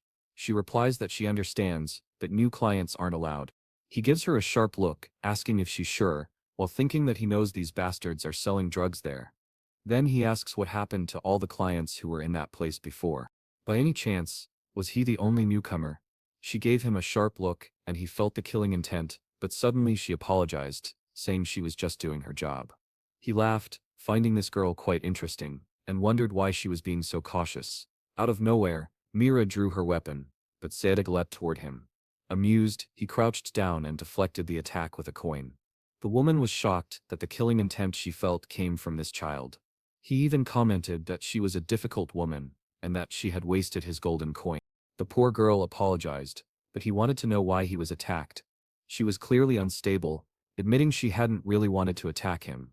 He replied that he wasn't happy at all, and that she would have to take responsibility. The girl thought it was better to just show him the way out and handed him a license, saying that the VIP plaque was his best option. Only special clients had access to that, and basically he would be safer with it. Even though she didn't quite understand why he was so eager to visit the cage, she warned that he shouldn't go down there unless he had countless lives to spare. Still, since he was determined, she wished him luck. He, however, reminded her that he would never forget how she threatened him. Kieran wanted to know why he didn't just order that woman to bring the owner of the place. The message on the letter was for a woman known as Linz Nyla Hoff, another dark, gothic villainess type that he liked. He explained that this woman was extremely secretive, the true owner of the place, and that it was very difficult to find any trace of her. Kieran asked why the rules they received were so vague, but he only replied that they would soon find out. He had visited this city several times in his past life, at least before the place collapsed due to a civil war. She wanted to know what actually happened there, and he said she would soon discover how things really worked inside the true cage. Then the scene shifted to a group of humans smoking, gossiping about whether it was true that a kid had beaten them up. It was the same guy who had tried to flirt with Kieran, admitting that the strange kid had beaten everyone down out of nowhere. The long-haired man found it odd, wondering why a child would be so interested in the cage. The blonde man said he had no idea. They just did what they could to survive and now were passing the information along. Another man asked if the boy was perhaps the son of a noble family. The poor beaten-up one said he wasn't sure, but it seemed so, and he begged for help from Lord Gunter. The man couldn't even appear in public anymore, since everyone was laughing at him. Gunter stood up saying things were getting interesting, and that he would personally check out this boy. The scene then cut back to the cage, where people were being kneed in the face, while the crowd roared in celebration. A muscular girl was the fighter of the moment. From afar, Kieran commented that she now understood why the city was such a mess. He agreed, explaining that the place was so lively because people loved betting on fights. That was exactly why they were there. Since reaching Linz Nyla Hoff directly was almost impossible, they would have to lure her to them. Kieran didn't fully understand until someone called out to the boy, warning that this wasn't a place for children. Sean smiled, saying the perfect opportunity had arrived, and began beating down the men with punches to the stomach. Another thug rushed in asking what was happening, but our boy grabbed him by the dreadlocks and slammed him in the face. Luckily for Otari, he was bald and couldn't have his hair pulled. Meanwhile, Sean simply asked where he could sign up to bet and enter the arena fight. The crowd was outraged, saying the cage had sunk so low that they would even accept such participants. It was ridiculous, as if the hosts were mocking everyone. Of course, they reacted this way, because Sean was now in the middle of the arena. Someone even shouted that they hadn't expected such a special event. The opponent was excited, curious to see how he would kill the boy. The announcers said the organizers had gone insane, since this fight was far too one-sided. But the bearded man cheered, saying it would be fun to finally see a child get beaten up. The brute lunged forward, saying the best way to win was to crush him. He tried to end the boy with a single finger strike, but Sean quickly broke his finger and leapt toward his face, punching him so hard that his nose caved into his skull. The giant fell to his knees, then face first into the ground. The entire arena was left speechless, wondering what had just happened. It seemed that Sheenan of Leia had won. That was the peculiar alias he gave himself. Our boy insisted he couldn't let his real identity be revealed. Kieran found it strange, asking why he was worried about that when he had just jumped into the spotlight. He replied that he had an active skill to deal with it, so she didn't need to worry. She already suspected it was something granted by that hooded god, the one with the power to conceal authority through masks and disguises. Basically, no one could see his true face unless they directly greeted or interacted with him. This is getting really boring. She's about to fall asleep. Suddenly, someone up on the stage calls out for Simon of Lamia. It's that guy Gunder, who announces that he will accept Simon as a challenger, and warns him not to disappoint. Well, you don't go back to that inn with the girl at the entrance who wants to know what's going on. Suddenly a woman from the red light district shows up, saying she needs to get straight to the point. She wants to know where that boy who caused all the trouble is. She knows he's here, so it would be better to bring him out now. The receptionist says she has no idea what that crazy woman is talking about. However, Dalek warns that things will get ugly if she puts all of her people to work. She'd better not get involved in problems that appear in that territory. But the receptionist already pulled out her FAR and warned that she won't tolerate any action against the guests. There, Dalek immediately orders everyone to attack. Meanwhile, the girl wants to know what exactly that strange boy did. At that moment, the young man himself appears, asking if they're looking for him. The receptionist is surprised because she didn't even notice him appear. He walks up to the blonde woman and tells her to deal with him instead of threatening the receptionist. Strangely, she sees him as if he were a prince, apologizing for displeasing her. He starts explaining that someone provoked him, but she grabs his hand and says it's all right. She only wants to know his name. He tells her his name is Simon, and she caresses his hand, saying the name is beautiful, though not as beautiful as his face. The receptionist is horrified. There's a crime happening right in front of her. This boy is underage. She urges him to run away, but he says it's fine. He'll take care of it. She insists he has no idea of the danger that woman represents. Misa Delkia then pulls out a warm little card, saying that whenever he wants they can have a deep conversation. Simon reads it. The card says Delkia's pleasure room and offers satisfaction for any taste. She leaves, but he realizes she's even crazier than he thought. Strangely enough, she's still at the door, insisting that if it's him, she won't even charge. The two of them stand there, confused. He rips the card apart. The receptionist then asks if he even heard the warning she gave him before he got into trouble. He tries to apologize, saying this city is full of lunatics. She replies that his reaction is understandable, considering the fights he's been in, and won. Still, she warns that he won't be able to win the fight inside Delkia's pleasure room. He shrugs it off, saying he's not even thinking about that fight. He's leaving. At that moment, another dark, gothic-looking woman appears, saying it's a good thing Delkia backed off.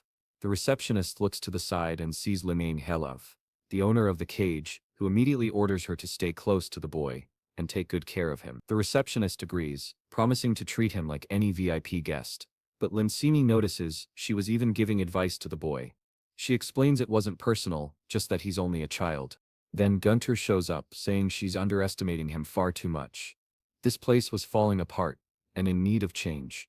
Lindy reveals that she was the one who called Gunter there. The receptionist wants to know why, and Lindy explains it's to arrange a fight with Gunter, but apparently, that's forbidden, since he was expelled from this place long ago. Still, Gunter steps closer, demanding a fight with Simon of Lamia. The scene shifts to a room in the red light district, where someone is screaming behind a door, insisting this isn't what she wants. Some men outside comment on how noisy she's being tonight. One of them laughs, saying she can't get that boy out of her head. Another, with long hair, replies that it seems she'll do anything to bring him there. The man in red agrees, saying she always gets what she wants. He feels sorry for the boy. Fortunately, they're tougher, and she doesn't seem as interested in them. At first, it seems like something wild is happening inside that room, but instead, she's just drawing. It turns out she's trying to remember his face, but can't. Suddenly, she goes into madness, screaming, desperate, crying, demanding to know where that beautiful face is. It's as if her mind were clouded, everything blurred, but that only makes her want him even more. Everyone thinks the women here are crazy, until the truly insane one shows up. This one is already far beyond the rest. In this place, it was all about women and wagers. That's how the red light district of Lambister worked. There you could indulge in every form of pleasure and ecstasy, but our boy prefers not to get too close. He never expected to meet that woman whose reputation was full of questionable rumors. While thinking about exploring other areas, someone bumps into him, dropping a stack of books on the ground.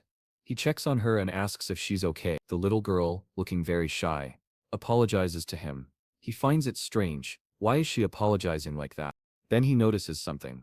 She's not carrying Bibles at all, but stacks of cigarettes.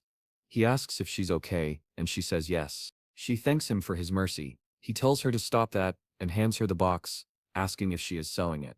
She says yes, because they are exotic cigarettes from the Union of Grey Merchants, and asks if he wants to buy one. He says he doesn't smoke, but finds it strange. He has never even heard of such a merchant guild. She explains that if she gets lucky in the western alleys of the red light district, she can sell them all tonight and go home before sunrise. Our boy is already moved by her story. Life clearly isn't easy for her. He pulls out a gold coin and asks if that is enough to buy everything. She says it's strange. Why would he want them all if he doesn't smoke? He replies that from now on, he's a smoker, and gives her 2 coins instead. Her eyes light up instantly, and she runs off happily, thanking him. He only burns 1 cigarette, obviously, while Kira asks why he's doing charity. He answers that in that direction lies the city's garbage dump, and that he's going to follow her. Kira asks why, and he just tells her to keep her eyes open. Soon enough, the girl is knocked to the ground, and the men surrounding her demand to know where she got those coins. They're sure she's lying about selling cigarettes, and must have done something terrible. One of them even admits he needed a way to vent his rage, because of that bastard Simon. The girl tries to explain that she didn't steal anything and begs them to believe her. At that moment, the young man himself appears behind them, asking why they don't trust her. A gang of bearded thugs, stealing money from a little girl. It was pathetic. You'd think they'd be afraid of him, but instead, they grow angrier, shouting that the bastard came to their base of his own accord. This time they wouldn't lower their guard, yet, before they know it, one of them takes a stomp to the head. The fools are beaten down quickly. Another one is trapped in a leg lock, begging for mercy and swearing he'll never do such a thing again. The boy says, it's just a hold, but he enjoys torturing bad people. And then snap, it looks like he broke the man's leg. The thug screams and cries. The boy picks up the coin and says this one won't be speaking for a while. He hands it back to the girl and warns her to be more careful and not to drop it on the ground again. At that moment, look who shows up. Gunter. He remarks that Simon is quite impressive. Our protagonist finds it odd. This man shouldn't know who he is, especially since he has that item equipped. But Gunter says he already knows he must be Simon of Lamaya. He introduces himself as Gunter Lichtas, the one who runs this district, and claims it's a pleasure to meet him. He adds that it's a good thing Simon showed up. He had some questions for those men, but they fainted. Gunter looks at them and dismisses them as useless trash. One of the thugs tries to speak, but Gunter blows his head apart, saying Sinin just helped him get rid of that man. The girl trembles, while Simon protests that killing wasn't necessary. Gunter apologizes, but admits he's excited.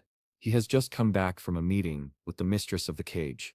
The reason, he wants to fight the boy. At once, Simon realizes this man must know Linzini Halov. The fight begins. Simon strikes first, but Gunter manages to defend with one knee. It's strange how could a boy who barely weighed 50 kilos hit so hard, but if he wanted to fight, then so be it. Gunter launches a punch but Simon dodges overhead and the blow shatters the ground beneath them. Simon realizes Gunter must have some kind of strength amplification.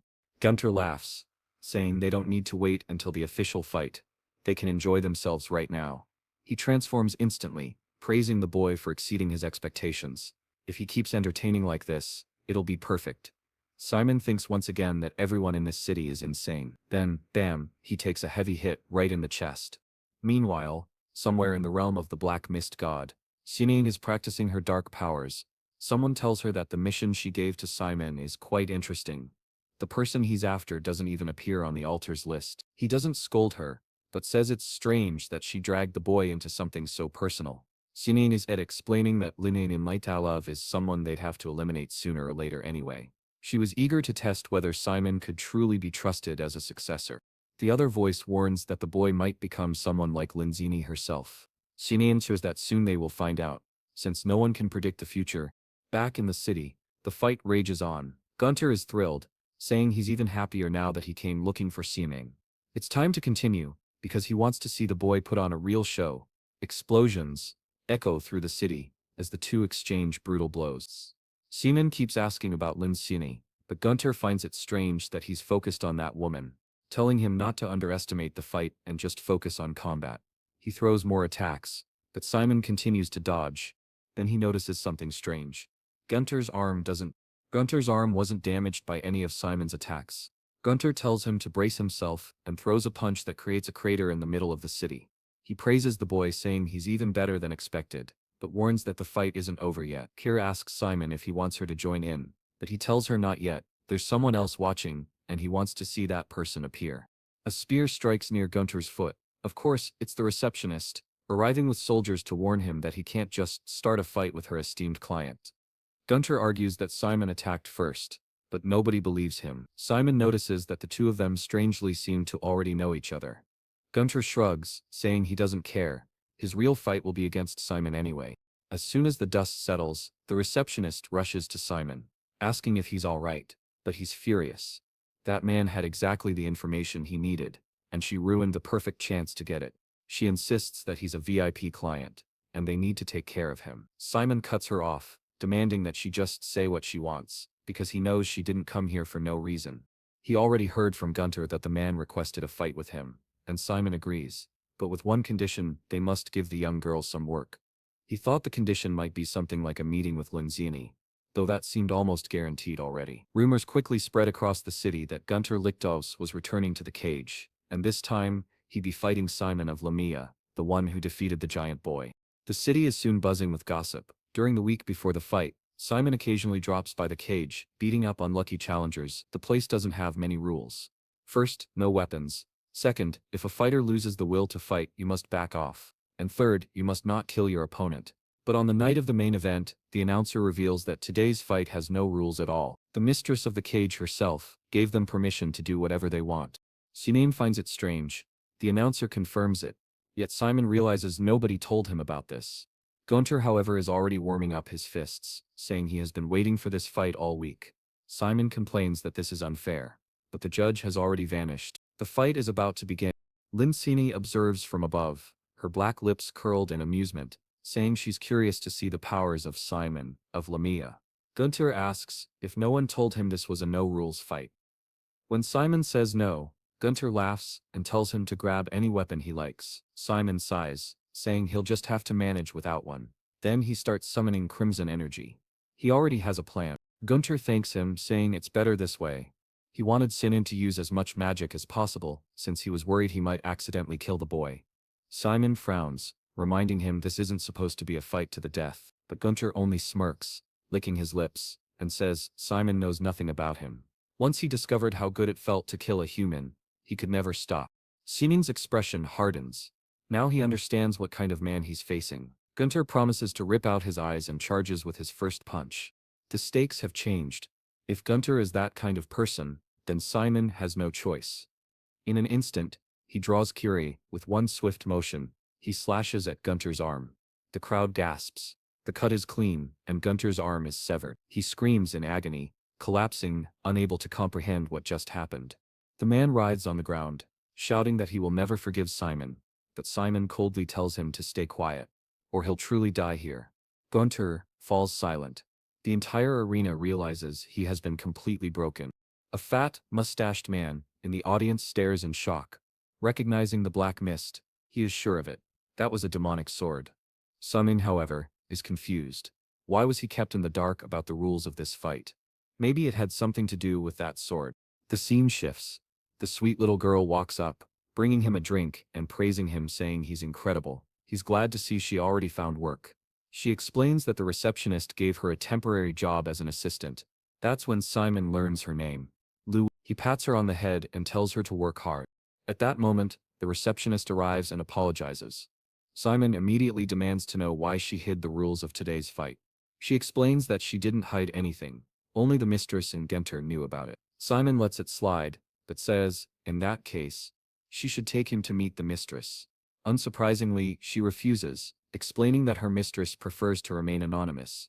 Simon realizes it won't be so easy to meet her, and gives up for now, telling her instead to take care of the little girl. Then the fat man from before approaches, calling out to Simon. He introduces himself as Morris, of the Union of Grey Merchants. He says he wants to speak with Simon, because he noticed something, a demonic sword, and he is very interested in buying it from him. Sinan's expression instantly changes. He tells the man he has no idea what he's talking about, but Morris insists he shouldn't try to hide it. He knows exactly what he saw, and Simon is the only one who could have wielded it. He used to work for the Union of Ulbel's Merchants, until the leader of that place was assassinated 2 years ago. Since then he has been working for the Union of Grey Merchants, which operates here in Leicester. His specialty is swords and other rare weapons, and today, he is certain he saw the mist of the demonic sword. He believes it is a weapon that had been waiting for its owner for years. He tells Simon to name his price, and he will buy it. But Simon suddenly lifts him by the collar, saying that if he's the only one who knows, then he's the only one who needs to be silenced. At that moment, assassins rise from the ground, surrounding Simon, warning that if he doesn't release Master Morris, he will die. But Simon, already filled with rage, finds it almost comical that they think they can take him down with just those men. He recognizes them immediately, the shadow assassins of Sparnia. Clearly, the fat man had spent a fortune hiring them. A shame they would never kill him before he snapped a man's neck. Suddenly the little maid girl enters the room, calling for Simon and asking why so many people are attacking him.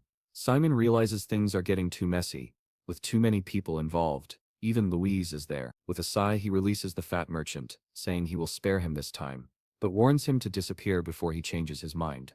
The assassins ask if they should attack, but Moritz quickly orders them to lower their weapons. Even after that, he apologizes to Simon, saying he'll leave for now, but his offer still stands, and it would be wise to consider it. With that, the wretch departs. It becomes clear that this merchant guild is closer to a criminal organization of assassins than anything else. Louise looks worried, asking if Simon is all right. He pats her head, telling her not to worry about it. Then he asks her for a favor, to find a way for him to meet the mistress of the cage. He wants to see if she'll dare refuse him now. Meanwhile, elsewhere in the city, explosions shake the ground. Gunter is furious, smashing his fists into the earth, while others beg him to calm down, warning that he'll reopen his wound, but he doesn't care. With one arm missing, he screams Simon's name, swearing he must kill that boy, no matter what. At the moment their eyes met, he had felt such a fear of death that he was left powerless. Now he must find a way to erase Simon. Then he remembers, the boy is protecting Louise. Perfect, that will be his way to destroy Simon. Back at the cage, Louise is working, running back and forth. When a client opens the door, she politely greets him, welcoming him to Lamster, but to her horror it's Gunter. He smiles, asking if she remembers him. She nods nervously. He replies, "Good, that means you can be useful for something. I need." The scene shifts to another room, where Simon is questioning why he cannot meet the mistress of the cage directly. Lisa explains that she is not someone who can be approached so easily. Curious, Simon asks why she defends Linsini so strongly. Lisa finds it strange that he even knows her name, insisting that he clearly isn't an ordinary person. She warns him that Linsini is also watching him, and it was she who allowed Simon to fight Gunter in the first place. That's why she gives him some advice. Leave this place, or he will die here. Sinan is confused. Why does this girl seem to be on both sides, and why is she so frightened? Suddenly, a scream echoes from the reception. They rush there, only to find the place completely destroyed. A sign with the word light lies broken on the ground, covered in blood. Sinan immediately understands. He orders Lisa to stay behind, saying he'll handle this. She tries to object, but he cuts her off sharply. He won't repeat himself again. She must stay put. Meanwhile, in the quarters of the madwoman, she has been drawing Simon non-stop, trying to recall his face but failing. When someone remarks that a beautiful lady's room shouldn't be in such disarray, she demands to know how he entered without permission. It's none other than the strange merchant, Moors.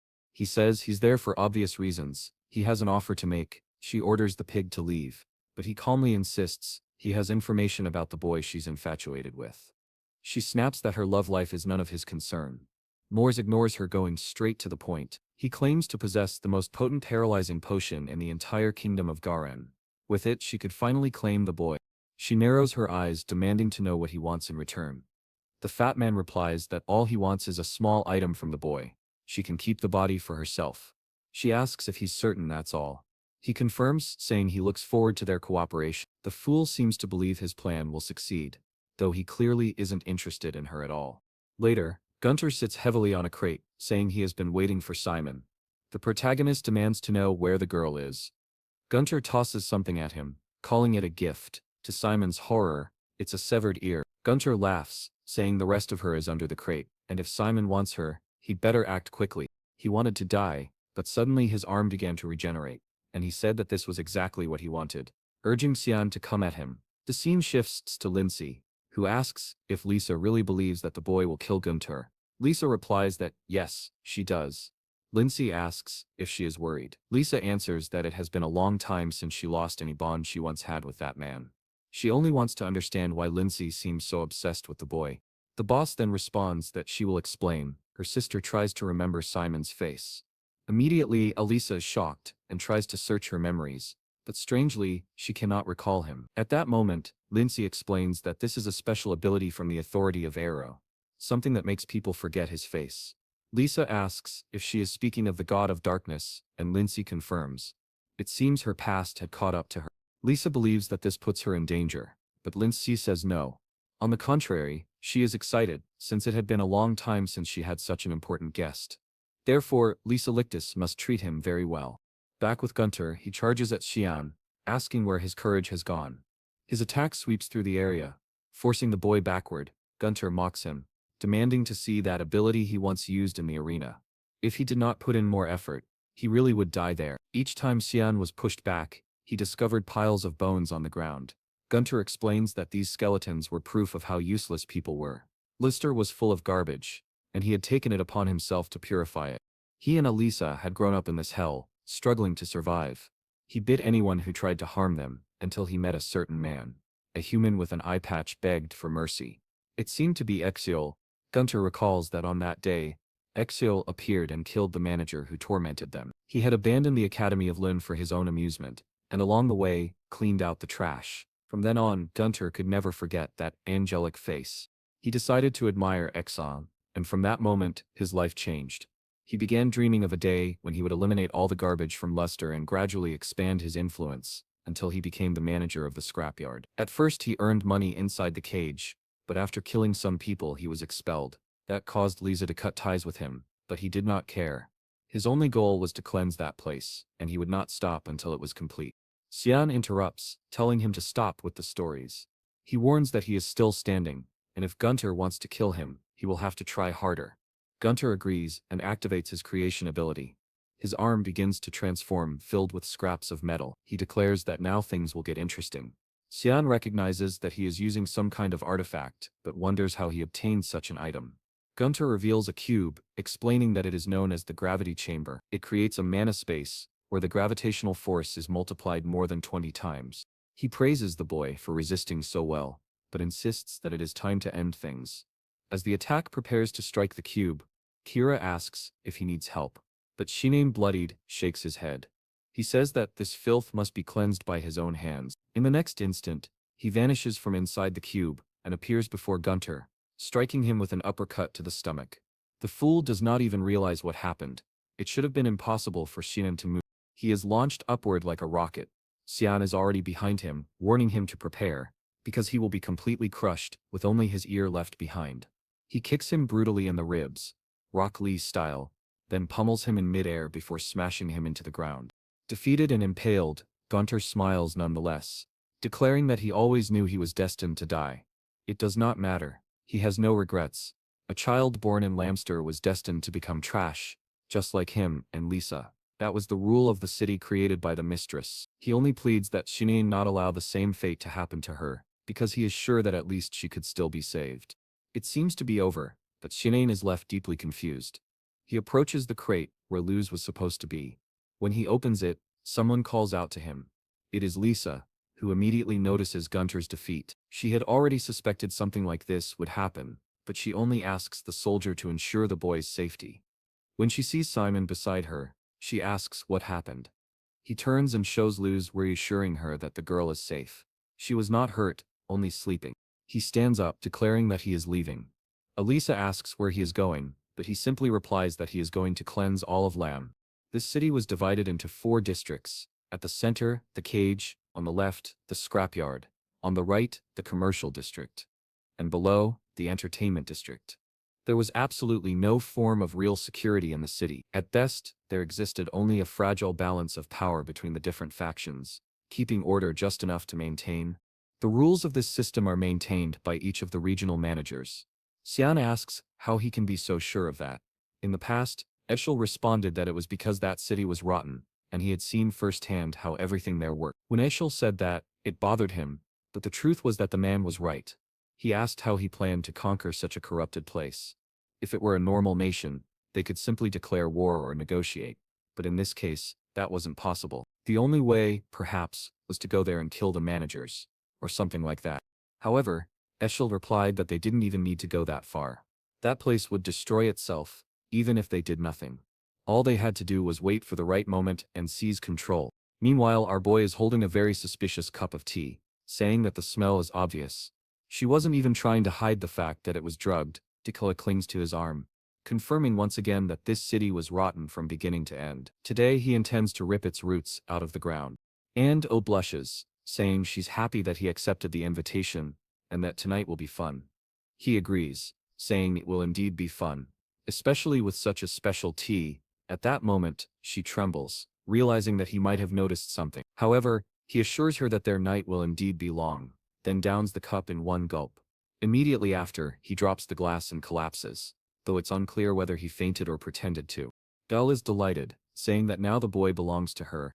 The scene shifts to the commercial district, where Moore's butler informs him that a message has arrived from the entertainment district. The fat man is furious, regretting that he handed the gravity cube over to Gunter, who lost like an idiot. Still, he reassures himself that it's fine because soon the demonic sword will be his. One of the shadow operatives warns that they should be suspicious, since everything is going far too smoothly. The fat man dismisses him, telling him to drop his bad premonitions, but the spy insists that his instincts have never been wrong. He suggests they go ahead first and scout the area. Morse agrees but warns them not to do anything unnecessary. Internally, however, he curses those fools from Sparner, believing they'll only ruin his plan. Maybe they were even planning to steal the demonic sword for themselves. Meanwhile, in the city, people are being scattered aside as Morris's carriage speeds through the streets. He throws the door open, announcing his arrival to Dell. She's lounging on the bed, teasing him, saying he could have taken a little longer. As she was just about to start enjoying herself, Morris tells her to do whatever she wants. He only cares about the boy's item, the body itself is irrelevant. Cyan asks him not to underestimate her so much, and says he'll be shocked when he sees this. She pulls a rope, the curtains fall away, and Morris stares in confusion. Behind them, another Dale is bound tightly, while countless humans are stuffed and preserved like grotesque dolls. Shocked, he demands to know who she really is. Obviously, it was Kieran. She declares that this is exactly what he wanted. The demonic sword. He stumbles back in fear, horrified to see that the sword had taken human form. Cyan Vert remarks that the fat man already knows too much. The wretched man screams desperately, calling for his assassin squad, but his cries are cut short as a blade pierces his neck. The protagonist remarks that since he was so eager to see his men, he'll send him to meet them. He spreads his arms, summoning the swamp of mist, and the shadows begin to vanish. He confronts Morse, saying he already knows it was him who gave Gunter the artifact, and provided Delkia with the paralyzing drug. The man begs for forgiveness, swearing never to do it again, but Cyan coldly replies that he's certain the man will never repeat it because he'll no longer have the chance to do anything at all. The wretch pleads for help, but is dragged down into the mist, where he finds all the assassins he had once sent. Cyan then says that only Delkia is left. Kieran insists that she will handle this herself, and tells him he may leave. He only asks her not to go too far. She smirks, saying she absolutely will go too far. Consumed by jealousy, she demands to know how Delkia dared to touch her master. She knows full well that Delkia is awake, so pretending won't work. She warns her to prepare herself, because she's going to be shattered into 1,000 pieces. The blonde girl begs for forgiveness, admitting she never should have tried anything, but Kieran smashes her face mercilessly. Meanwhile, our boy simply shuts the door, knowing full well that Delkia's night will be long. At that moment, however, he senses a familiar mana. Looking around, he finds himself inside the domain of myth. A voice says his expression is amusing, and then someone introduces herself as Linsen Halof, one of the managers of Lamb. She begins to materialize, and Cyan realizes she is part of the mist itself. The woman comments that Cyan apparently hadn't told him about her, which now explains why he has been killing the other managers. Cyan immediately activates his power, thanking her for appearing, since it means he won't have to search for her anymore. He says he can call her Linz or traitorous fellow manager. But Linz calmly responds that he has misunderstood everything. He won't be fighting her. He sensed something approaching from the side, and barely managed to defend himself from the attack. Lin told him to say hello. It was clear that the two of them already knew each other very well. It turned out that Lisa, who had always seemed like such a good person, was on the side of that cursed woman and declared that Simon Deleme would be eliminated. She rushed forward for another attack, but he blocked it, telling Lisa to leave because his business was with Lindsay. She had no relation to this matter, and didn't need to die. The problem was that she completely ignored his words. His only option was to knock her out. Activating the bloodlust wave technique, he struck her, sending the girl flying. The issue was that she quickly stood back up. He realized she had trained normally. Most enemies would not withstand that attack. Lindsay remarked that she knew the boy could have killed Lisa, so why had he hesitated? He demanded to know how long she intended to keep hiding in the mist. Lindsay then said she wanted to witness the abilities of the child trained by Surika, especially since Lisa was the child she herself had trained. The young man realized that this strange woman knew Surika. What was their relationship? Lindsay only told him he should focus on something else. At that moment, Lisa summoned a rain of needles and launched them at him. He dodged with backflips, but she immediately came down with another overhead attack. He had to grab her arm to stop it. Lisa shouted that even though she had cut ties with Cantor, he would still pay the price for killing the last member of her family. While defending himself, the young man noticed in her eyes that the Shadow's personality had been activated. Lindsay had likely implanted resentment in her using some kind of memory fragment. But Lisa had made the mistake of closing the distance between them. He threw her to the ground, and as she came at him again, he delivered a hand strike to knock her unconscious. Quietly, he muttered that now only 2 remained, so it was time for Lindsay to appear. She told him to stop playing games. He should already know that she herself was this domain of mist. The boy admitted he was surprised she belonged to the mist, especially as a traitor and a thief. She asked what he meant. He revealed that he knew very well that her ring was the Ring of Adambari, an artifact that allows its wielder to absorb anything, whether mana or authority. She had been using it to pretend to be a member of the mist. He didn't know how she had acquired it, but he was certain she was a fraud. Losing her composure, Lindsay revealed the ring and demanded that he submit to its absolute power. The boy, however, smirked, realizing she had fallen right into his plan. Still, it seemed the mist she had stolen belonged to the god of mists. The domain expanded, and in an instant, she appeared at his side, warning him to wake up to reality. This was how the true mist functioned. It was a pity, but now it was time for him to say goodbye. Just as she was about to stab him, someone interrupted, saying that her little kingdom was pathetic. Cracks formed in the space behind them, and Kieran appeared, demanding to know why another woman was clinging to her master. Lindsay could not understand how this space had been cut. This was a replica of the god of mist's domain. It should have been impossible. There was only one other being capable of doing such a thing. Indeed, Kieran didn't even need to introduce herself for Lindsay to know she was the demon sword. With a snap of her fingers, Kieran declared she would first destroy this place. The entire domain began to shatter into countless fragments. Lindsay couldn't believe it was undone so easily. Meanwhile, Cyan asked why Kieran had taken so long. She snapped back, angry that he wasn't grateful she had just saved him. The two bickered like a quarreling couple, until Lindsay told them to shut up.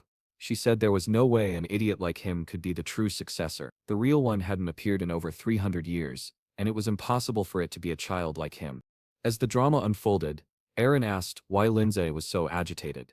Cyan casually replied that he had stressed her out a little before she arrived. Losing her composure entirely, Lindsay launched herself at him with incredible speed, declaring she would never accept a fake successor. She transformed her body into daggers, but Shin remarked that she wouldn't make a very good assassin. Both of them activated the same Tempest Surge technique of the mist, but it was obvious who the fraud was. Lindsay was sent rolling across the ground while boasting that she would unleash the true power of divine authority. As she rose, Xian activated the black adamant power. His form darkened, a sinister aura emanating as he dared her to block it with her ring. He slashed toward her, and in that instant, Lindsay knew she had no chance. The scene cut back to long ago, in the Temple of the Black Mist.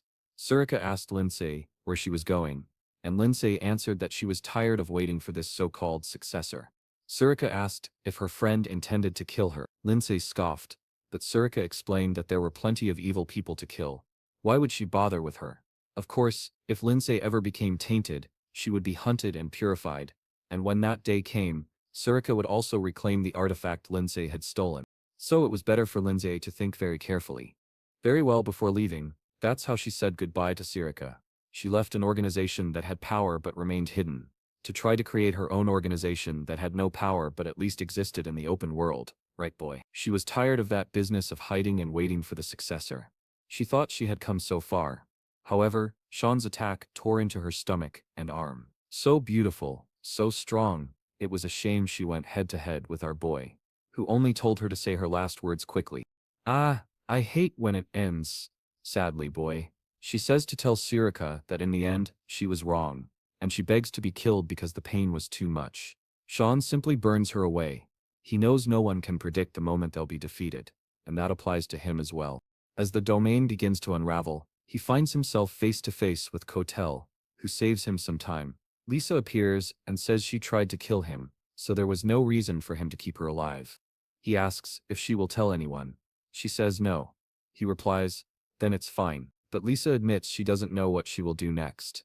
At that moment, Luz comes running from the hotel, calling for the manager, asking if she's okay, saying she was worried because she suddenly disappeared.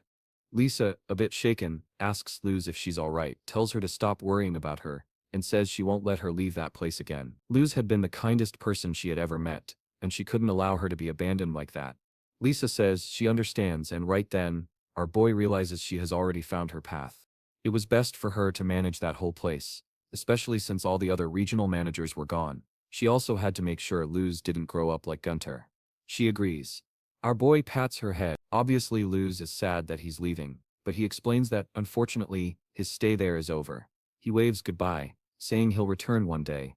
Lisa shouts that he must come back. He turns, thinking he hopes to return, not to see a scene like the one from the past. Holding the dagger, someone says he succeeded in purifying Linsini Halof. It's Sarika, annoyed, saying it must have been very difficult. He asks why she sent him, if she already knew it would be so hard. She simply tells him to ask what he really wants. Because she knows he must be curious, he asks about her relationship with Lindsay, and whether she was part of the mist. Sarika explains that yes, they trained together. However, Linane didn't like the future of the sect, and left, taking with her the ring that was meant to be passed only among the masters. When he shows it, she says it is exactly the one that should belong to her, but now she will let him keep it. He finds it strange, since it should only be passed to masters. But the fierce woman answers that she no longer needs it. She's strong enough without it. Still confused, he says he doesn't understand. He thought the mission was about retrieving the ring. Suddenly the cunning Autogotica appears, saying that there must have been some issue between the two women, and that's why he was sent. Shirika replies it was only part of her promise, but now that it's resolved, the ring no longer matters. She simply wants to see whether he will be tempted by the power it offers. He then asks if Shirika won't say the usual line, "If you fall victim to the ring, I'll have to purify you." But she replies that she's more curious to see whether he's a disaster for humanity or a hero. And obviously, such a simple test with the ring would be nothing serious. However, she still believes perhaps Kirane made the wrong choice by picking him.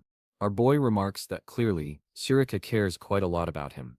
The scene then shifts to the headmaster's office.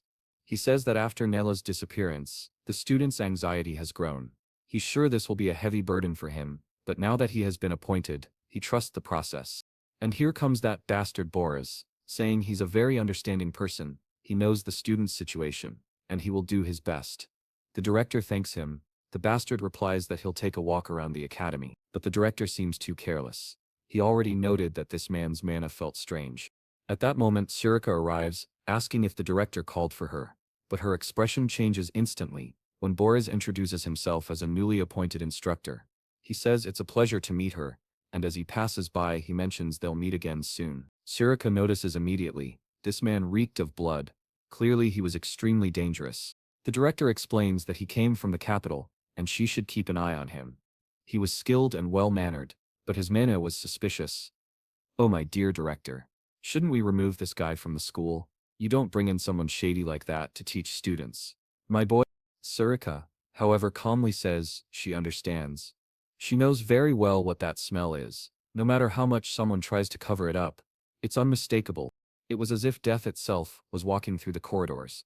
Then some men appeared, raising a crest, and giving a warm welcome to the city of Harmony.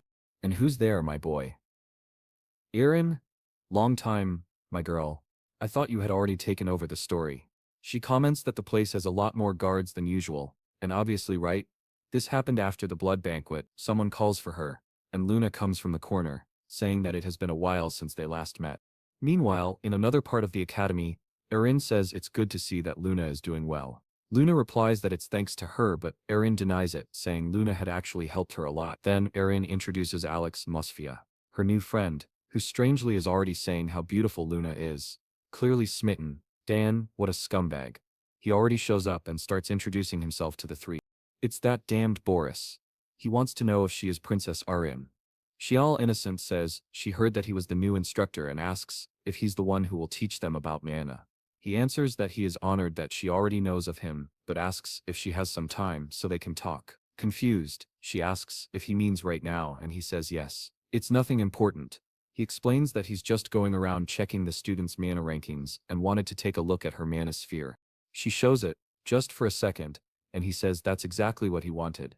Luna, however, tells her to hide it because she has a bad feeling about this. But why would a mana evaluation be suspicious? What could possibly go wrong? Well, child, he raises his hand and says, she doesn't need to worry. It will all be over soon.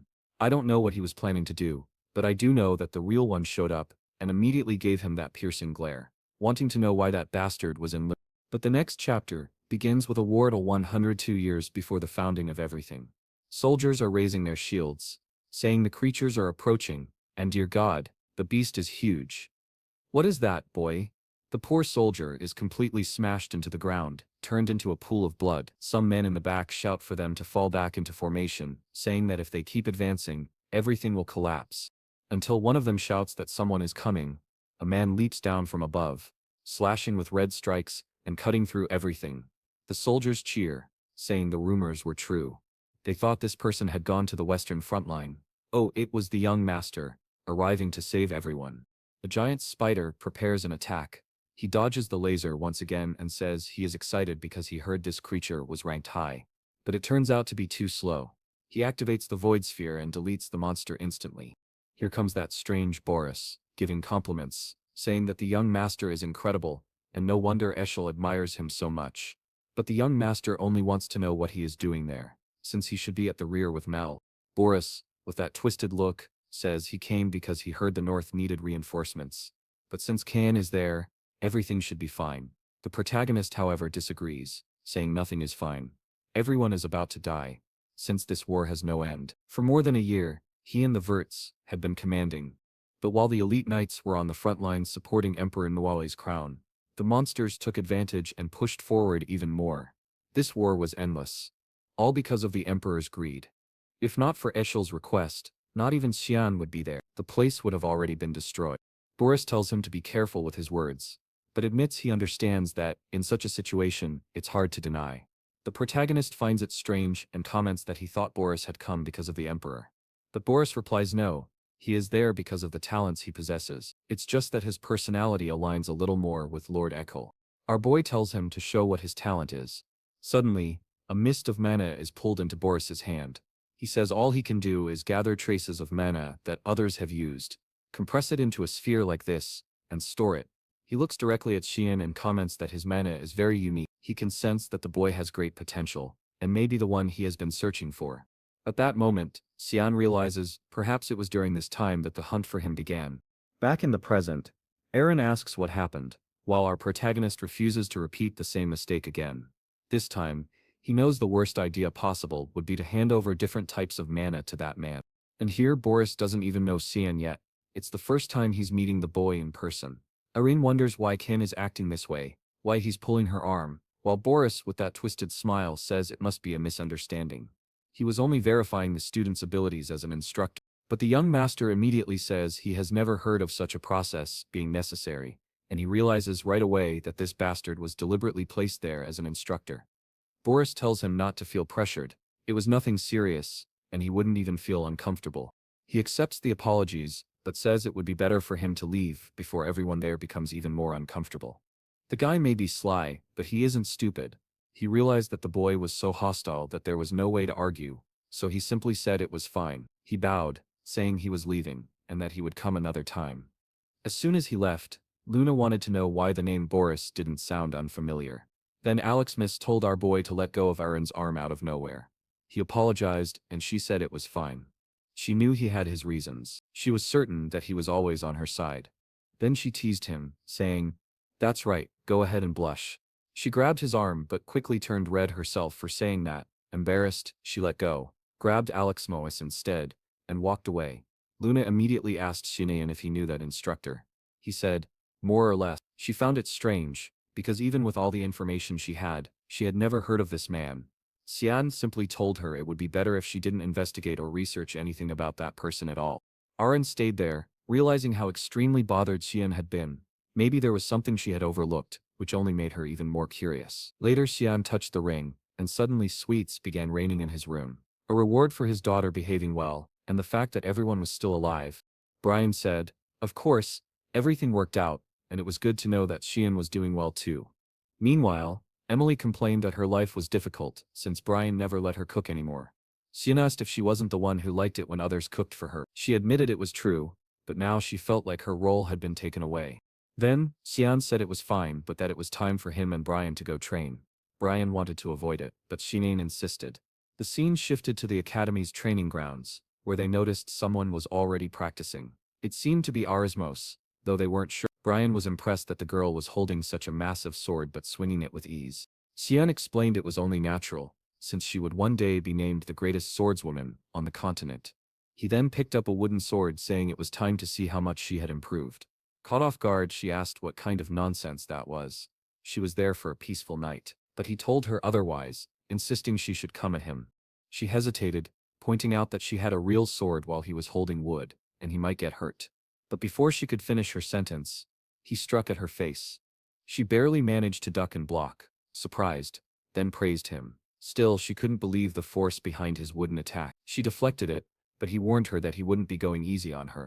She tried her best to land a hit, and he praised her movements. Unfortunately, she still needed to improve a lot, since this was clearly her limit at the moment. Arismos was confused, because she was the only one attacking while Cyan mostly defended. She got frustrated, launching a vertical slash, but he tapped her forehead lightly with his wooden blade, knocking her down. He lectured her, saying that letting her emotions take over only left openings in her attacks. She admitted she wasn't his match, and envied the life of strong people like him. Yet, when he praised her skill, she blushed. He reassured her that if she kept improving at this pace, no one would be able to defeat her with a sword. She was still embarrassed, saying it made no sense to lose so badly, and still be complimented. Cyan, rubbing his chin, said there wasn't much he could do at her current level. He then told Brian to help her train. Caught off guard, Brian quickly agreed and told Arismos that from now on they would practice every day. He handed her a sword, then turned to ask Cyan where he was going, but Cyan just said he had something else to do, waved goodbye, and left. Brian stayed there awkwardly, excited for their training, while realizing Arismos was taking it very seriously. He had just discovered another little troublemaker. Later, walking through the academy's corridors, Cyan felt a strange familiar sensation. He spotted Arin sneaking around as usual, her curiosity leading her into trouble. He asked her what she was looking at, and she said it was instructor Boris's research lab. Cyan already knew she wanted to enter. She teased him, asking since when he knew her so well. She claimed she was only looking, but he told her to speak honestly. Why did she want to go in? She admitted she was extremely curious. She had never heard of this person, nor of the Garen Association. Yet, somehow, this man was an 8th Circle mage. How could someone be so powerful, yet completely unknown? Was he going to do anything? Cyan frowned, already realizing that this troublemaker had just gotten out of one problem and was ready to cause another. She asked if he wouldn't lend a hand, and he said he wasn't interested in getting involved. She stared at him, noting that he seemed to already know this person very well. It was almost as if the boy already disliked him. Poor Cyan, getting dragged into a problem he never wanted. He should have avoided it, but now he was there, staring at the lab, sensing nothing unusual. He told her to stay behind while he entered first. Reaching the entrance, he activated a need for ability, and the room opened. It looked more like a library than anything else. Everything there was handwritten manuscripts. Luna noted that it was all about ancient magic. At that moment, strangely, Kiran emerged in front of Cyan. He asked where she was going, and she replied that she was checking out the roof. He decided to continue what he was doing, slightly confused, wondering why the girl had gone to the roof. Luna then urged him to take a look at a text she had found. It seemed very old. However, Cyan immediately recognized it. It was actually Boris's armor, known as Hirch Kriya. Oh, what a difficult name. Kiran, perched on the roof, commented that the smell was disturbing no matter how many times she sensed it. Cyan knew he needed to appear quickly. She specifically mentioned it was Hirch Kriya's armor. At that moment, feathers appeared. Someone said it had been a long time since they last saw her. She asked how she had been after waking up from 3 centuries of slumber. Kiran, looking down from above, said she had been fine until now, but he had just ruined everything. The newcomer said, "Your personality hasn't changed at all. I think that's why you chose that master among all the others." Kiran was ready to attack, but he told her to calm down. He wasn't here to fight. She asked what he was here for, and he said he just wanted to have a conversation. Meanwhile, the one in the Carners area demanded that she explain her plan. Back in the library, Luna noted that she had never seen a magical text like this. It was almost like a strange history book. However, all the texts were in some kind of code, and deciphering them would take time. From everything she had read, this was all she could understand. On a page depicting a strange sun, she said it looked unfinished, and wanted to understand its meaning. A sun, dark clouds, Niva and more. Suddenly, Cyan closed the book and said they had to destroy everything. She asked why, and he explained that this was exactly what caused the blood banquet, as well as many other catastrophes. Suddenly, someone appeared, saying it was a shame, but this couldn't be allowed to continue. Cyan recognized the voice of Boris, and wondered how he hadn't sensed his presence earlier. The book began to glow golden and appeared in his hand. Boris said he had been thinking about speaking with the boy. It was an incredible coincidence that he had appeared here, though unfortunate that it had happened in such an unpleasant way, with him being spied on. He raised his hand, asking Miss Luna to give them some privacy. Luna was thrown out the window, and he reassured her not to worry. He had only sent her to the dormitory. Now, he and Cyan had to have a conversation. Boris was genuinely interested in the boy, revealing a side he didn't normally show to the public. Cyan realized the situation was dangerous, and thought it would be ideal to eliminate this man. However, the problem of Rio de Creo was immense. Not to mention, Karen had disappeared from his side, lying relaxed on the roof, curious about what the man was saying. Boris explained that the person Cyan served had been chosen by the gods, and that they were essentially playing a game they had already lost. Cyan didn't respond. He didn't care. A demon sword like hers wouldn't simply ally with Lemendel. The angel commented that there were other options. For example, she could steal her master's body. Surely that shouldn't be too difficult. Cyan wanted to know what he was planning to do. Then the topic shifted to a discussion of good and evil, light, darkness, creation, destruction, opposing forces constantly in conflict. In the history of the brave, light always prevailed. 3 centuries had passed since the Great War ended, and the demon of despair had died. The surface seemed to be thriving, but the world was slowly forgetting them. From the perspective of the angels, it was difficult to find the reverence and admiration that people once had. They concluded that in order to be worshipped, they needed darkness. It made their light shine even brighter. The angel said, the reasoning was foolish, but now she understood. They wanted her to take control of her master's body to bring darkness, then defeat her and be seen as saviors. The mad angel smiled, saying it was incredible. She had deduced everything perfectly, but then she took a cut to her face and told him to stop talking nonsense.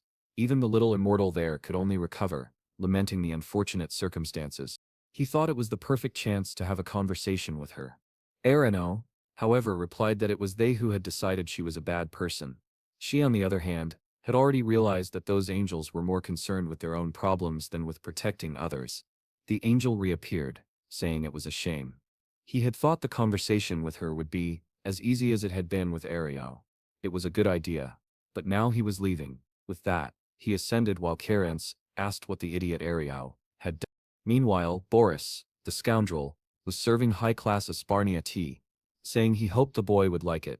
Of course Cyan didn't care. He told him to speak directly, and asked why he was interested in him. Boris, always deceitful, said he was just an instructor interested in the student. If Cyan told him to stop lying, he wouldn't even attend class. The man wanted to know why, and Cyan said there was nothing he had to learn. Boris, now curious to know if the principal was aware of this, was told by the boy to get straight to the point. Boris said he would and asked if the boy knew him. When Cyan asked why, Boris said he had felt hated by the boy the first time he saw him, especially from the way he had looked at him. It was as if he wanted him dead. Yet, Boris was certain he had never seen the boy before. So how did he already know him? Cyan fiddled with the tea and commented that it was even stranger that no one had ever heard of an 8-circle wizard. Boris replied that he preferred a calm life. The boy told him to speak up and explain where he came from. Of course, the scoundrel said he came from a very rural place, only cows and wood. He wouldn't know it. Both knew they were lying to each other. Naturally, Boris wasn't going to reveal everything to the boy. Even in his past life, he had hidden it all. Cyan asked if there was anything else he wanted to know. Boris said no, it was fine. It was late, and they could continue another day. Sometime later, looking at the book, Boris said he now understood why Iv had felt so threatened. The boy was probably the person helping the princess. He was conversing with the scoundrel Herc, who said it was ironic that the younger brother of the savior was the one wielding the demon sword. The fate was interesting. It seemed Kiran was also the darkness they had been searching for so long. If he was correct, that boy was the perfect chance to make Eshel shine brighter than ever. Just as had been prophesied in the black Neva that hides the sun, Boris closed the book and announced that the resurrection of the savior would begin soon. The scene then shifted to Kiran in the hall of the black Neva. Someone remarked that it was surprising she had come on her own. Arrow wanted to know what brought her there. She didn't comment. It was funny, he asked, as he probably already knew. She had just met with Herco, and didn't realize how close they were. Oro asked if Herka tried to do anything. Kiran simply replied to answer quickly. He had done nothing. Apparently he had forgotten how he had been expelled. Oro responded that there was no lower place he could be, meaning he had nothing to fear. Kiran said he must be joking. These people were trying to use her, and Cyan. The Lord wanted to know if her real desire was to protect Cyan. If so, he could make her wish a reality. She just had to bring the decree, and the entire Nivo would support her, and the boy. She took it but said she had already realized he was giving it so she wouldn't have to act on her own. What had happened to Lemendel? One of them told her to stop nagging and assured her that she had already made the best decision for herself. However, Kiran left, telling him to stop giving pathetic excuses, and that she hoped he would remain trapped there forever. The scene shifted to an angel. A man in front of her said he intended to bless her for acting as a representation of Lumendel's light. What she needed to know was whether she truly intended to become the ray of light that would save the world from darkness, and if she swore to fight on the front lines and die in battle. Alice complied. She assumed the will of the god of light of Mend. It had even slipped her mind that the boy had a highly capable sister. She swore the oath but wondered if this was really the right path. Recently, the Empire had been recruiting talented individuals for the Knights of Light and sending them all to the front lines. That was why, during the disaster of the Blood Banquet, there had been no royal guard to help. However, helping the Knights of Light had always been her dream. What she didn't understand was what she was supposed to protect on the front lines. Someone congratulated her. Looking to the side, she recognized Cecilia, who said she had finally achieved her great dream. She replied that it was nothing. She had only become a novice knight, but Cecilia said she no longer needed to be so polite. Now they could speak as equals. Strangely, the girl had already thrown herself on the ground. Someone said that she couldn't do that. He was her senior forever. Some time later, apparently, she shared her worries. Cecilia said it was impossible that she had chosen the wrong path. She had known her for a long time and knew that this had always been her dream. Alice, however, admitted she was still troubled because she could still hear the screams of people crying for help. Her friend then said she knew the right way to discover if the front lines were truly her place. When she went there, they would fight together. It seemed that a certain Duke Viliarte had confirmed an important mission. This would be Alice Vert's first official task. Still, she thought it strange, since the one who assigned the mission was her own father. She had already put on her boots and drawn her sword. Brian, prepared as ever, was ready. The women asked him where he was going. He replied that he didn't know either, only that the Lord had told him to be prepared. Our boy arrived and announced that this time they wouldn't be late. He told Mina not to worry, and called for Brian to hurry. Brian asked where they were going, and he answered that this time it was to the Vale of Lamia. Emily commented that he was saying it wouldn't take long, but that place was extremely far away. However, he opened a portal on the ring, and said it wouldn't take long if they went through there. It was about time, because today was the day Alice was destined to die.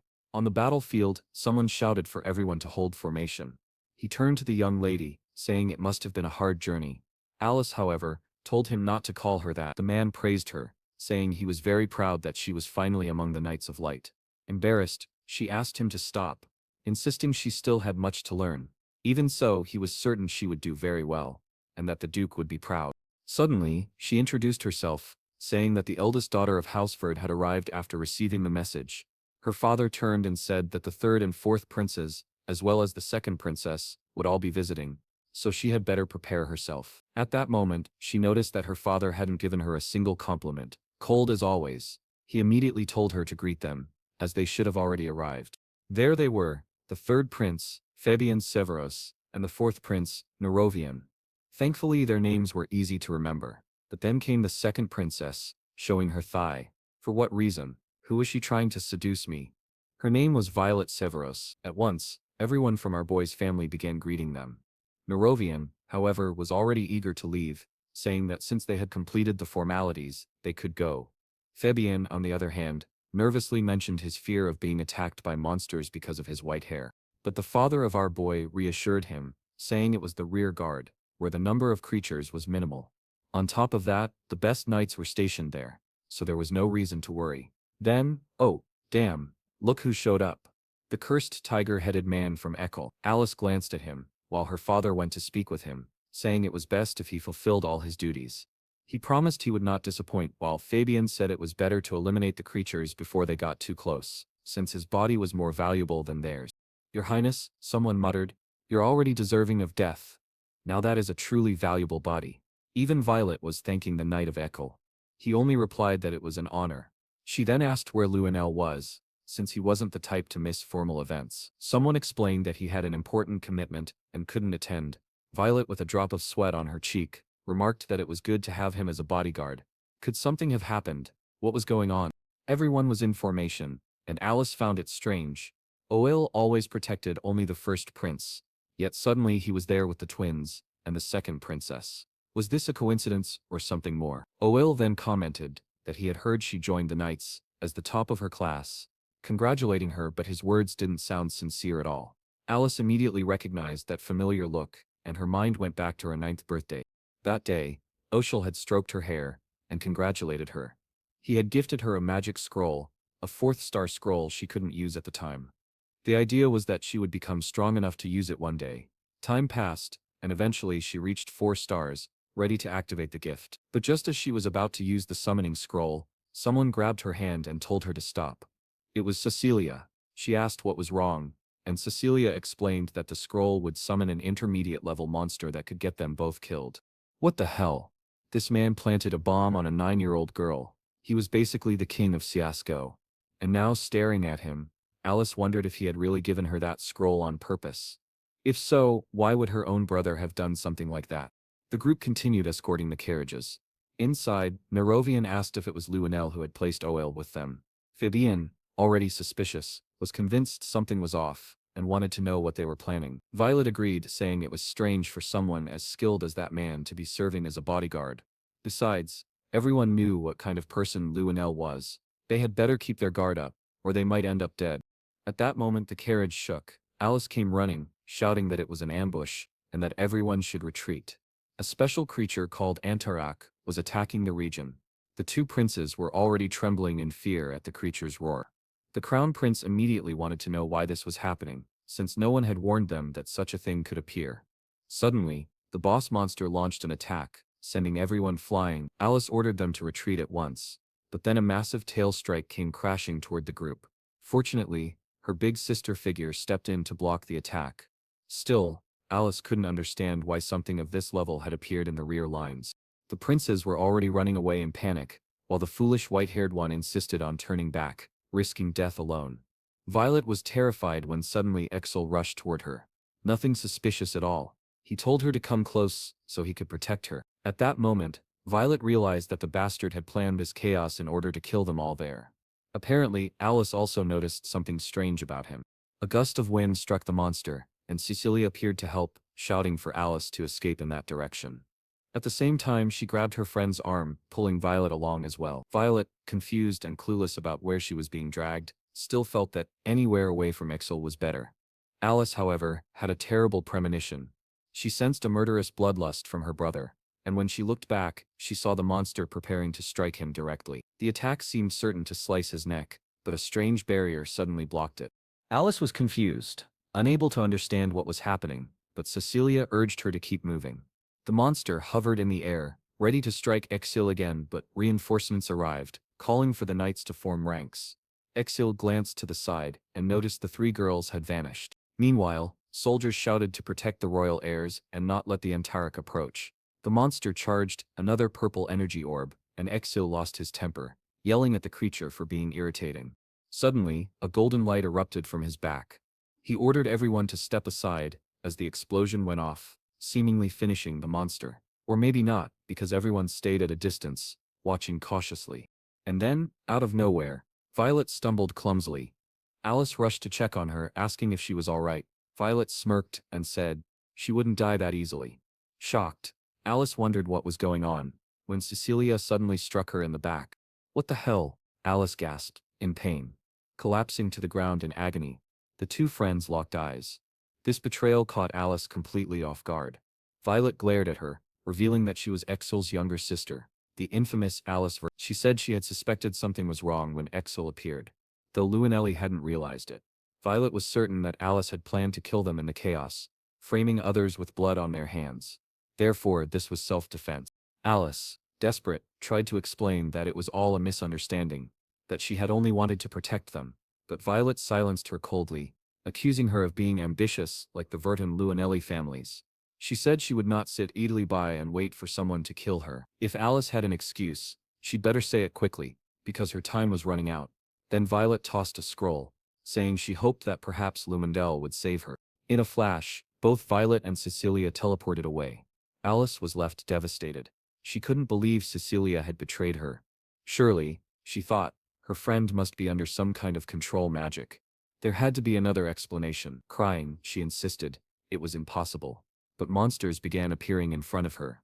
She struggled to stand, determined not to die there. She had to live, to ask Cecilia why she had done this. Summoning her strength, she called upon her dear mother, the source of all life. As the monsters attacked, she invoked the power of the divine lance, unleashing devastating strikes in all directions. Meanwhile, in Violet's hideout, Violet and Cecilia reappeared. Violet flopped onto the bed, muttering that it was disgusting. Cecilia remained quiet, remembering her childhood with Alice. Violet asked why she hadn't killed Alice on the spot. Cecilia awkwardly replied that Alice would die soon anyway. The monsters would surely finish her off. Back on the battlefield, Alice continued throwing spears everywhere, but exhaustion was catching up with her. This was the perfect moment for our heroic boy to arrive. Alice, barely holding on, kept telling herself she had to go back. The problem was, what would she even tell the knights? That Princess Violet tried to kill her? Or that Cecilia betrayed her? Who would ever believe that? That's why the best option was to escape this place first. But more and more monsters kept closing in, including high-rank creatures like salamanders. She desperately began thinking of a way out. Alice tries to find a way to get out alive. However, the monsters are already charging up their breath attack, drooling, and she knows there's no way to dodge it. The creature comes closer, but its aim isn't exactly precise. Still, Alice knows if she takes that hit, she won't survive. But she's a tough older sister. So relax. Lo arrives just in time. Our boy slices through, and Alice immediately looks, trying to figure out who it is. Before she can understand, someone grabs her shoulder, apologizes and runs off quickly. It's Brian who saved her at the last second. She recognizes him instantly, and begins to realize that if Brian is there, then it can only mean another certain someone is nearby. The salamanders are creating a sea of flames around them. The two hide while Brian tells her to hold on a little longer. Alice, however, knows it's pointless to just endure because soon the monsters will catch up. Suddenly, Escharon drops right in front of them. From a distance, an explosion can be seen. The creatures stop and stare as Escharon comments that these bastards must have eaten something poisonous, which is why they're spewing everything inside them all over the place. She orders Cyan to finish. Alice is confused when she hears that name, but then Cyan appears, unleashing the third form of the Descent of the Mist, activating the sphere of his full power. The monsters breathe fire upward, but he cuts through it, splitting heads, exploding bodies, and leaving behind only empty orbits. It looks like everything is dead now. Shortly after, Bren is carrying Alice away. From a distance, she sees the boy approaching, and has always suspected who was behind that mask. The mask falls to the ground, she cries, and of course, it's Cyan. He tells her he hopes he wasn't too late. A little while later, while being healed, Alice finally understands. Cecilia was always a spy, and Violet too. She feels like a fool for believing she was honoring her family's will by trusting people like them. But Cyan tells her it's not her fault. It's Cecilia's, Violet's, and obviously Exchiel's, as well. Alice immediately wants to know if her brother planned everything, if he's involved. It's strange, since the orders for this mission came directly from her father. Cyan explains that the mission only happened because Exchiel suggested it, and of course their father always does whatever Exchiel tells him to. Alice demands to know why. Cyan answers, because that bastard wants to be the only one carrying on the family's will. Alice looks furious, saying that it seems Ekao is even willing to kill his own sister to achieve that. But her tough girl act doesn't last long, as she collapses, exhausted. Cyan recalls that moment when he was certain the dagger would pierce Excel's neck, but something strangely blocked the attack. Even now, he doesn't know what it was. The only explanation he can think of is that Excel inherited the authority of the most powerful god Lumendel. That divine authority gave him the role of the world's savior. Back on the battlefield, chaos rages. Everyone is shouting to protect the red and white princes. They're terrified of dying, while Excel holds the dragon at the front lines. The platinum-haired one keeps praising him, while another yells for him to back off before he dies like an idiot. The dragon charges up for another attack. Right away, Tigalaun asks if everyone is okay, and the whole group celebrates. shouting that Echel is their savior. Even the princes flatter him, saying they'll praise him to the king, calling him an incredible person. Of course, the flatterers only want to earn favor with the royals. Back with Alice, she still doesn't understand why Echel was chosen by Lumendal. Cyan explains that this god only needs one person, no matter who they are, and since Echel was chosen, denying him would be like denying the Church of Light itself. That would mean persecution from all across the world of Lumendal. Alice says it's hard to accept all this, especially when it destroys everything she's believed in her whole life. What she can't understand is how Cyan knows all of this. The boy only replies that he can't say. He wants to minimize how much she gets dragged into this. But Alice, being a kind sister, puts her hand on his shoulder and tells him she understands. She hopes that one day he'll share the whole truth, and that he shouldn't carry this burden alone. She lowers her head, looking vulnerable, while Cyan blushes despite himself. Norsen teases him, telling him not to look so happy when speaking with his sister. Cyan then asks Alice what she plans to do. She says she's going to confront Celia to find out why she betrayed her. Thankfully, Cyan insists on going with her. Otherwise she would just be running toward her own death. He shows her a ring, certain that Celia hasn't gone far. The scene shifts to Violet's hideout. Suddenly, Celia's expression changes. She senses someone approaching, a mana signature she has never felt before. Violet tells her to relax, since no one knows this place, but before she can even finish her sentence, everything explodes. An attack nearly grazes her head, and a sword pierces through the window, embedding itself in the floor. Celia immediately recognizes it. It's Alice's sword, the girl who wasn't supposed to be alive. The next chapter begins back on the battlefield. Echel detects traces of teleportation magic in a scroll. He orders everyone to take shelter while a soldier asks if he believes Princess Violet is safe. Echel replies that they'll find out soon enough. Obviously, they're all terrified, surrounded by corpses and rivers of lava. Back with Cecilia, she's on edge. She thought this opponent might be skilled because of the mana and bloodlust she felt, but now she realizes it's just a child, and surely he's alone. She activates her Wind Wander ability, and dashes forward. Her sword swings, looking like it'll land, but the boy slips past effortlessly. Cecilia demands to know where he's from. She's never seen anyone move like that in Vertes. He just stares silently. She presses him, asking why he has that sword. Did he perhaps save Lady Alice? The boy stays silent, like a mute rapper.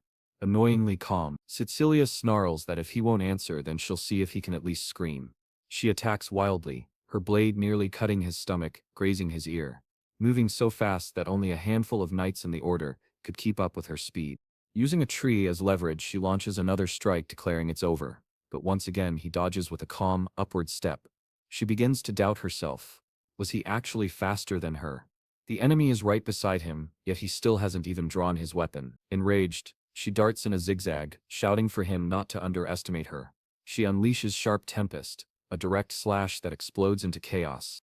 When the smoke clears, the boy still stands perfectly still, sword in hand. Cineas can't believe it. He activates the Void Sphere, and delivers a single devastating strike, splitting the mountains, shattering everything.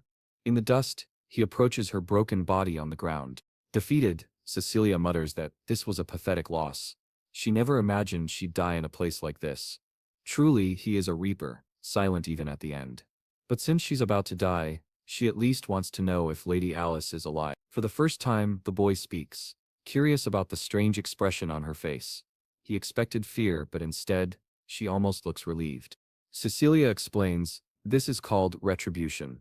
In the end, this is the fate she deserves. Suddenly a voice cuts through. Retribution for what? Cecilia's eyes widen. It's Alice, approaching, demanding to know why she was betrayed. Cecilia, crying with emotion, says she's happy to see Alice alive. But Alice silences her harshly, ordering her to stop talking nonsense and explain exactly why she deceived her. Here comes a sad story, folks. Let's see Cecilia's hometown, which was a small village that disappeared after the monster attacks. A poor beggar commented about the survivor when someone found her. One of the soldiers arrived, saying they had eliminated the monsters. She was safe. They carried her in their arms and brought her water and food. She was saved by a miracle. Just as she was about to die, the knights arrived. The person who saved her at that time was the cursed Princess Violet, who already had a face that looked like it deserved a punch in the forehead even at that age. A pure talent. Naturally, nothing was fairer than her vowing her life to the person who saved her. Soon after, she received the chance to repay that debt. The order was to approach the Vertes and await further instructions. That's how she ended up as a servant in that place, and met the little Alice. So cute. The truth is, she regrets all of this. She should have never left the ruins, and should have died in that village. Over time, on this very day, Violet arrived and declared that Alice had to be killed because she was considered a threat. Alice, confused, wanted to know what kind of threat she could possibly be. The explanation was that Violet always saw all the Vertes as threats because of their ties with Loanelli and Est. Violet assumed the Vertes were aligned with Loanelli, and seeing herself under attack, she likely thought it was a plan by the Vertes and Loanelli to eliminate the competition. Cecilia explains that Violet is completely different from Alice, someone who truly trusted her until the end. Sean, however, interrupts, insisting to cut this short. Recognizing her mistakes is not enough to earn forgiveness. Cecilia is frightened, and Alice asks Sean to wait a bit and think, but Sean already drew his sword, warning that this is not a simple matter. Cecilia, however, simply accepts it, signaling that she is ready to die. Meanwhile, Alice, stubborn as ever, asks him to hear her out. Brian tells Alice to calm down and trust young Master Cyan. He draws his dagger and it looks like he's dead serious. The scene shifts to Violet's room, being destroyed. She asks who is there, wanting to know where Alice is, but the one who entered is none other than him, the bald-headed man, saying he came to escort her highness. She trembles, thinking he looks ready to kill her. He's blunt and honest, entering like this. Oxo, the boy, is straightforward. He was planning to kill her. The perfect scenario would have been for her, Fabian and Merovian to all die to the monster. Violet grabs a weapon from her back, saying he won't avoid the consequences of doing something like that, but he summons a divine stinger, ripping the weapon from her hand and burning it. He tells her to calm down. He hasn't finished explaining. He says this plan is what he intended to carry through to the end. He notices Alice's sword embedded in the wall, and asks where her sister is. Violet claims she killed her. She wasn't sure whether Alice was working with Luanelli, or if she was his sister, but she wanted to make sure she was dead. She believed he would approve, as he planned to take revenge on his sister. However, this time, he planned to change the plan. She is confused and scared. He draws his sword, commenting that she is surprisingly calm. She has gradually eliminated everyone she considered suspicious. This surprises him. She is very different from Luanelli in this sense. She sits on the bed, calm, saying she doesn't believe him. Shimaine Then Tezalan tells her to believe whatever she wants. Luanelli was part of his plan. Now she is certain he intends to take control of her empire or something similar, and she will not help with that. He says he's not interested in the empire. She asks what he wants. He replies that he wants the eradication of evil. He will remove all that is wrong in this world. Violet finds this strange and asks if he's serious. He prepares his sword, stating he is sure of one thing. Part of this evil has just appeared nearby. The ground is cracking. He senses a strange, sinister mana coursing through his body, like a thirst for blood, something he has never felt before. Suddenly a summoned monster appears, slicing everything from afar. A red star can be seen. Our boy charges into the attack, rushing toward his brother. When asked who he is, he replies that he is the evil he has been seeking. He activates the 8 fluttering petals, cutting in all directions. Ultari tries to defend himself, and summons a barrier. Look at him. So humble, saving the blonde girl. She is sent far away, crying in her shelter, which is being destroyed. The whole place is rising toward the sky, and she is thrown back. She asks if he is okay. He tells her to keep her distance, as he is still under attack. Meanwhile, the master asks Kiran what's wrong. Strangely, she says it hurts tremendously, as if her body is being sliced into pieces. This is clearly due to Eccles' barrier. He turns to the boy and asks why he hasn't acted yet. He claims he did not arrive to bring the end, so why not come forward? Sean would love to kill him immediately, but seeing he cannot penetrate the barrier and doesn't understand it, the best option is to retreat. He then takes something from the ring, the shield, which is Sinea's bloodied shoulder guard. Violet wants to know what he did, and he simply says that the girl was purified. Violet doesn't understand. Akil says she is dead. He now understands the person's objective, and only wants to know who ordered it. Sean replies that he is the mist. They would forgive no one. This purification was not decreed, but had another purpose. He seems surprised that the mist is acting again, and our boy disappears. He cannot understand why so many people are interfering with him. All this time, it must have been the mist disrupting his plans. Meanwhile, a waterfall appears nearby, and Croyant holds her head, complaining of intense pain. Sean is confused, and she explains that she has never felt pain like this before. as if she couldn't even touch him. The situation is far worse than she expected. Sean mentions he knows a possible solution, an elemental stone from Duran, a divine artifact. It's a hypothesis, but he believes it could work. Suddenly, she grabs his arm, telling him not to do it. The item could kill him. At that moment, Alice appears. He says they will discuss this later, as there are people to protect. In this life, he doesn't want to repeat past mistakes. Obviously, he didn't kill Sakelia. He forgives her, but he vows that if the opponent is stronger than expected, he must become even stronger. Makes sense, right? It's a good plan. Alice gives him an item. The symbol of Marian, entry to the spiritual realm is restricted, but with this, he can enter a place called Fruina. She warns him to be careful. It turns out that the hooded figure Sean is always mistaken for is actually Cecilia, crying and emotionally thanking him. Alice turns and says she didn't forgive her and that she should never appear before her again. Cecilia understands and starts to leave from atop a rock. Kieran asks if it's okay to let it end like this, and let the girl leave. Or maybe it would be better to kill her. The boy thinks that in the past life he already killed her. But there's no reason to do so now. At that time she was already broken, consumed by the guilt of killing his sister. All he did this time was lighten her burden. Perhaps one day she will repay the debt. Earlier he had almost attacked her. Alice told him to stop. Instead of killing, he just slashed her shoulder and told her to hide and wait to be summoned. Returning to Cecilia, she realizes that Shane seemed to believe she could make amends, and she vows to repay her debt. Aaron wonders if he is unwell, as he seems unusually kind. She slaps him, wanting to know what's happening. Suddenly, someone calls Karen. It's Cecilia, saying she already sent the girl, and thanks him for saving her. Thinking it's crazy, the woman in front of her is a conscious demonic sword. She doesn't know how to deal with such a crazy entity, and claims it's nothing significant.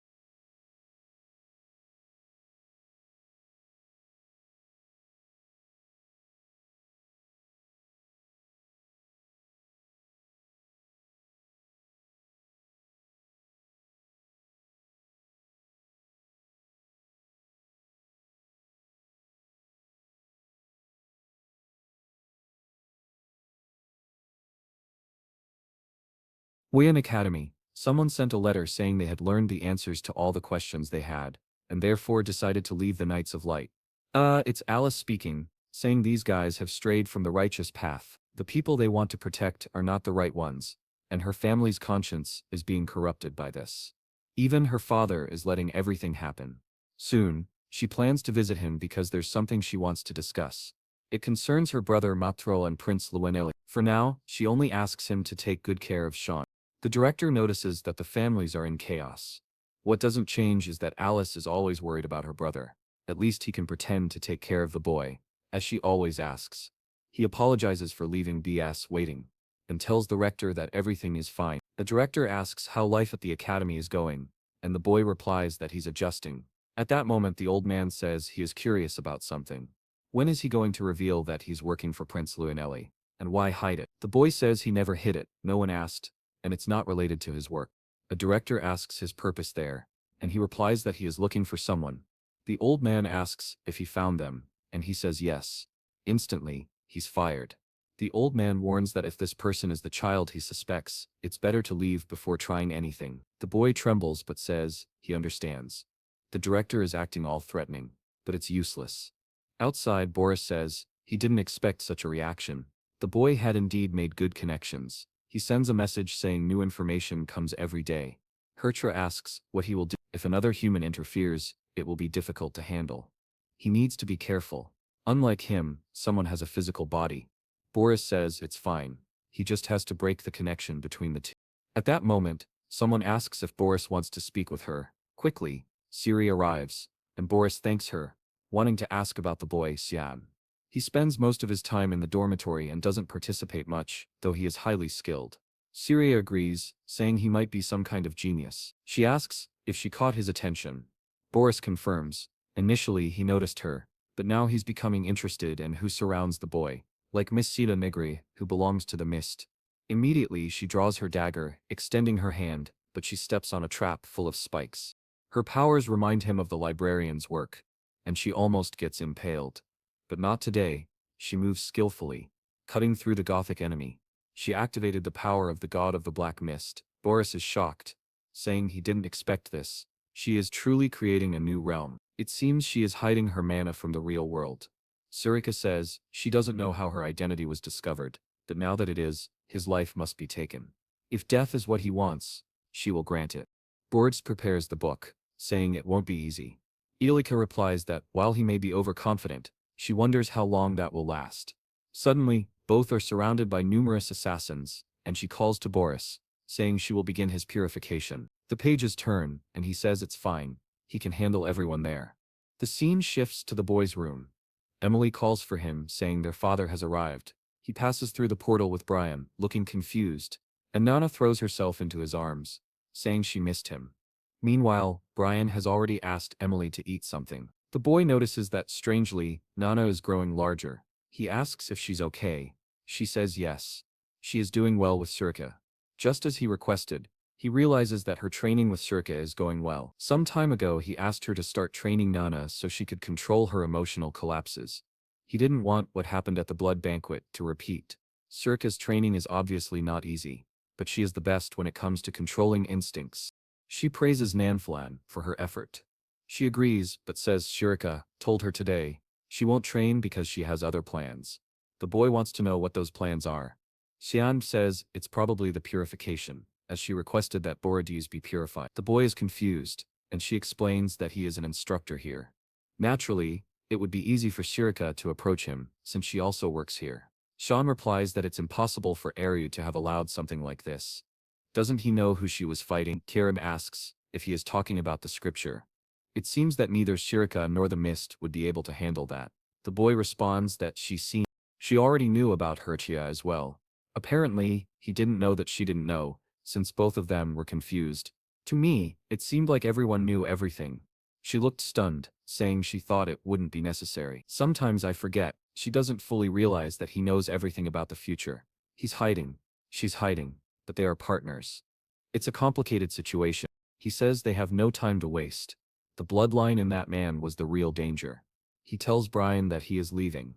However, seeing him consuming that poison prepared by him, he asks why. Poor Brian replies that he was too hungry, and asks if Shinan wants him to come along. Our boy says no, he will take only Kiran. Strangely, he is impressed that Brian is surviving after eating it.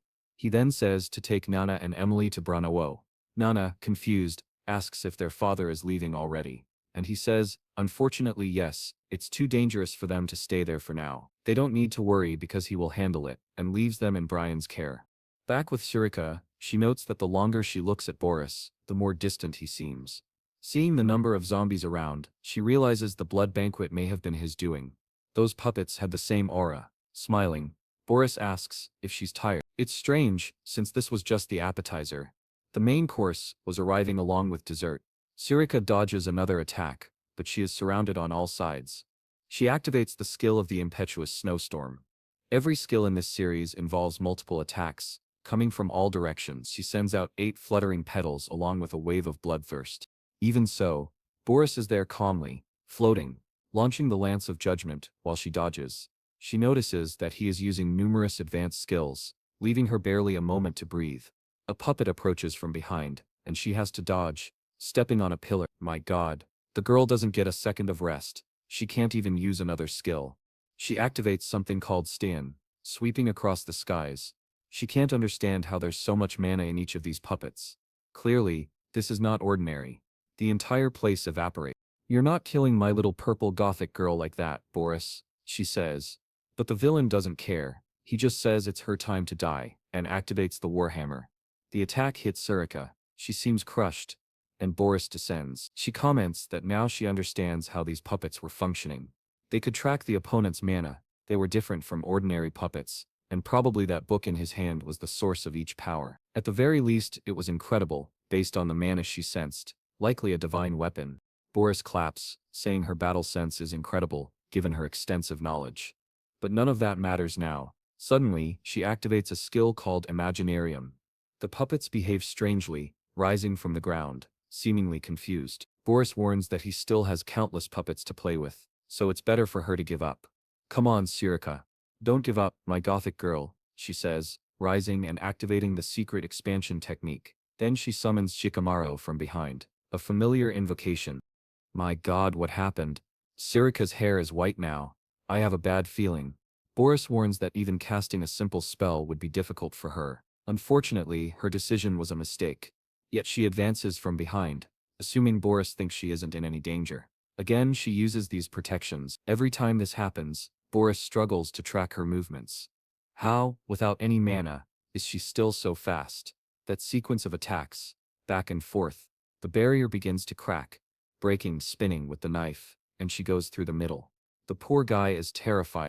Boris realizes he doesn't have time to cast anything. She prepares to finish him off, and he prepares a spell in his hand, saying that at least he needed to conceal the incantation. He summons a mine beneath him. Explosion. Spears fly out. Then he comes again with the exhausted spears of judgment. However, the determined girl falls and immediately resumes her relentless assault. His aim isn't his strong point. She dodges everything, approaches, and performs a pirouette. Even I'm confused about what's happening. She's upside down and launches Rock Layla's kick from the sky. There's no way this guy will stand again. Suddenly, someone says, "Enough for today, Boris." She was about to finish him from above, when a strange golden barrier appeared. He called for Lord Herkria. Surika immediately realizes it's a divine weapon, protecting him. The book then notes that there is no information about this girl. He assumed she was just a servant of Aereo. However, with her abilities, she was at least a high-ranking officer. In his current state, Boris had no chance. Surika notices that black blood is strangely oozing from Boris. She asks if he is a member of the Black Blood tribe. She thought they were extinct. Wiping his face, he explains that this is why he avoids getting injured. It's bad that she discovered this. The puppets at the blood banquet and the stunning stones, all of it was created by the Black Blood tribe. Now Surika is certain he is responsible for that massacre. Boris, indifferent, says it seems he has been discovered, and it will be difficult to continue working here, which is a shame. Surika advances again, telling him to shut up. He merely activates the book, saying he will deal with her another time. She refuses to let him go. The demon comes from behind, and smashes him, and the book. Both attacks hit him squarely, while the book comments that she is an annoying woman. Boris looks up and remarks that he had forgotten that this monster had been summoned, and all his puppets had already been used as sacrifices. On the other hand, Surika notices that her dagger isn't piercing the shield. Suddenly, the space she created starts cracking on his back. She thinks someone has arrived to help Boris. But hold on. That's the boy arriving. And he's already there, wanting to know what the villain is doing. The boy arrives silently, holding the dagger, and strikes the shield dead center, breaking it. Explosion, light everywhere. He doesn't even show remorse, obviously speaking to the wretched hurt Kreia, who asks how she found him and how both had arrived. She responds that she has good instincts and sensed the scent of hypocrites like him, especially those giving off such a vile odor. Hurt responds that he had warned her. She chose the wrong side in this fight. The expression on the villain changes, and he transforms into an egg covered in her glyphs, as the boy activates the authority of the Seraphim god. At the same time, the book glows in front of our boy from Surika. Her creature is pushed back, energy expanding. My god, Boris doesn't die, does he? She calls for the master, and the boy is already restraining him. Not retreating, the boy resists God's authority. But she doesn't understand what kind of power could do this. Only the demon's sword wouldn't be enough. As he advances, Sean mentions that Eru was hiding something more dangerous than he expected. Suddenly, Boris says he will also help hurt Kreia because the owner of the demon's sword they needed to eliminate is right in front of him. Hurt Kreia, however, tells Boris to stop and not try to help, as they aren't strong enough. Apparently, he is being influenced by something battling his conscience. Suddenly, the book senses something strange, and a dagger passes through it. The boy tore the book. What? Did it hit Boris's chest? He can't understand how the villain broke it. Now he's sure that the cursed snow covering the sun symbolized Cyan Vert. This boy was the blade that would be pointed at Ekshal in the future. He had to eliminate him now. From a distance, Surika knows that given the amount of mana, he wouldn't last long. She needs to act before the worst happens. He releases some horns, growing increasingly furious. I don't understand. Our boy has the dagger on the villain's chest, trying to push him. He activates the unshakable roots of the great tree. Boris snarls, sending a hellhound to bite him, but Surika arrives to the rescue. She activates the unified human demonic form. My god, the father is surprised, but then sees the strange egg full of her griffs, with wings. Mara keeps growing, and the entire place is being destroyed. At that moment, it's clear that her domain of mist had been. Suddenly, they are back in the forest. Both had failed in the purification. Sean immediately wants to know why the villains stopped him. He responds, of course, that she saved his life. He keeps saying that, in the end, he was the one who saved her. He doesn't ask if Kieran is okay, who only replies that she needs to rest a little, just like in the fight against Heel. She was exhausted after dealing with that barrier. Our boy is certain that, since this is an imminent battle, he will have no choice but to use it. What it is, I don't know. You won't know either. Because he's keeping it hidden. He then sends them to Bren, a commercial city near Lenin. Is Luna there? I don't think so, but there's a blue-haired girl observing an old man, saying she doubted he would come, but the boy was really there. Now that I realize it, I must be losing my mind. Meanwhile, Alice, the boy's sister, went to meet the school director, who is useless. They're discussing the obvious. She doesn't attend the school, and he doesn't leave it. He says he is there because of the letter she sent. As the situation seems serious, she assumes it's because she left the Order of the Knights. But he responds that he expected she would follow her own path. Family wishes weren't important. What mattered was what she thought about Elena. Alice asks Natas if he has any information about Shil.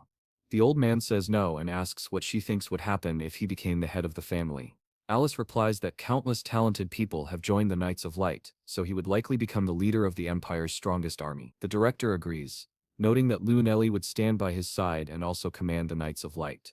Alice expresses her concern and asks what the old man thinks.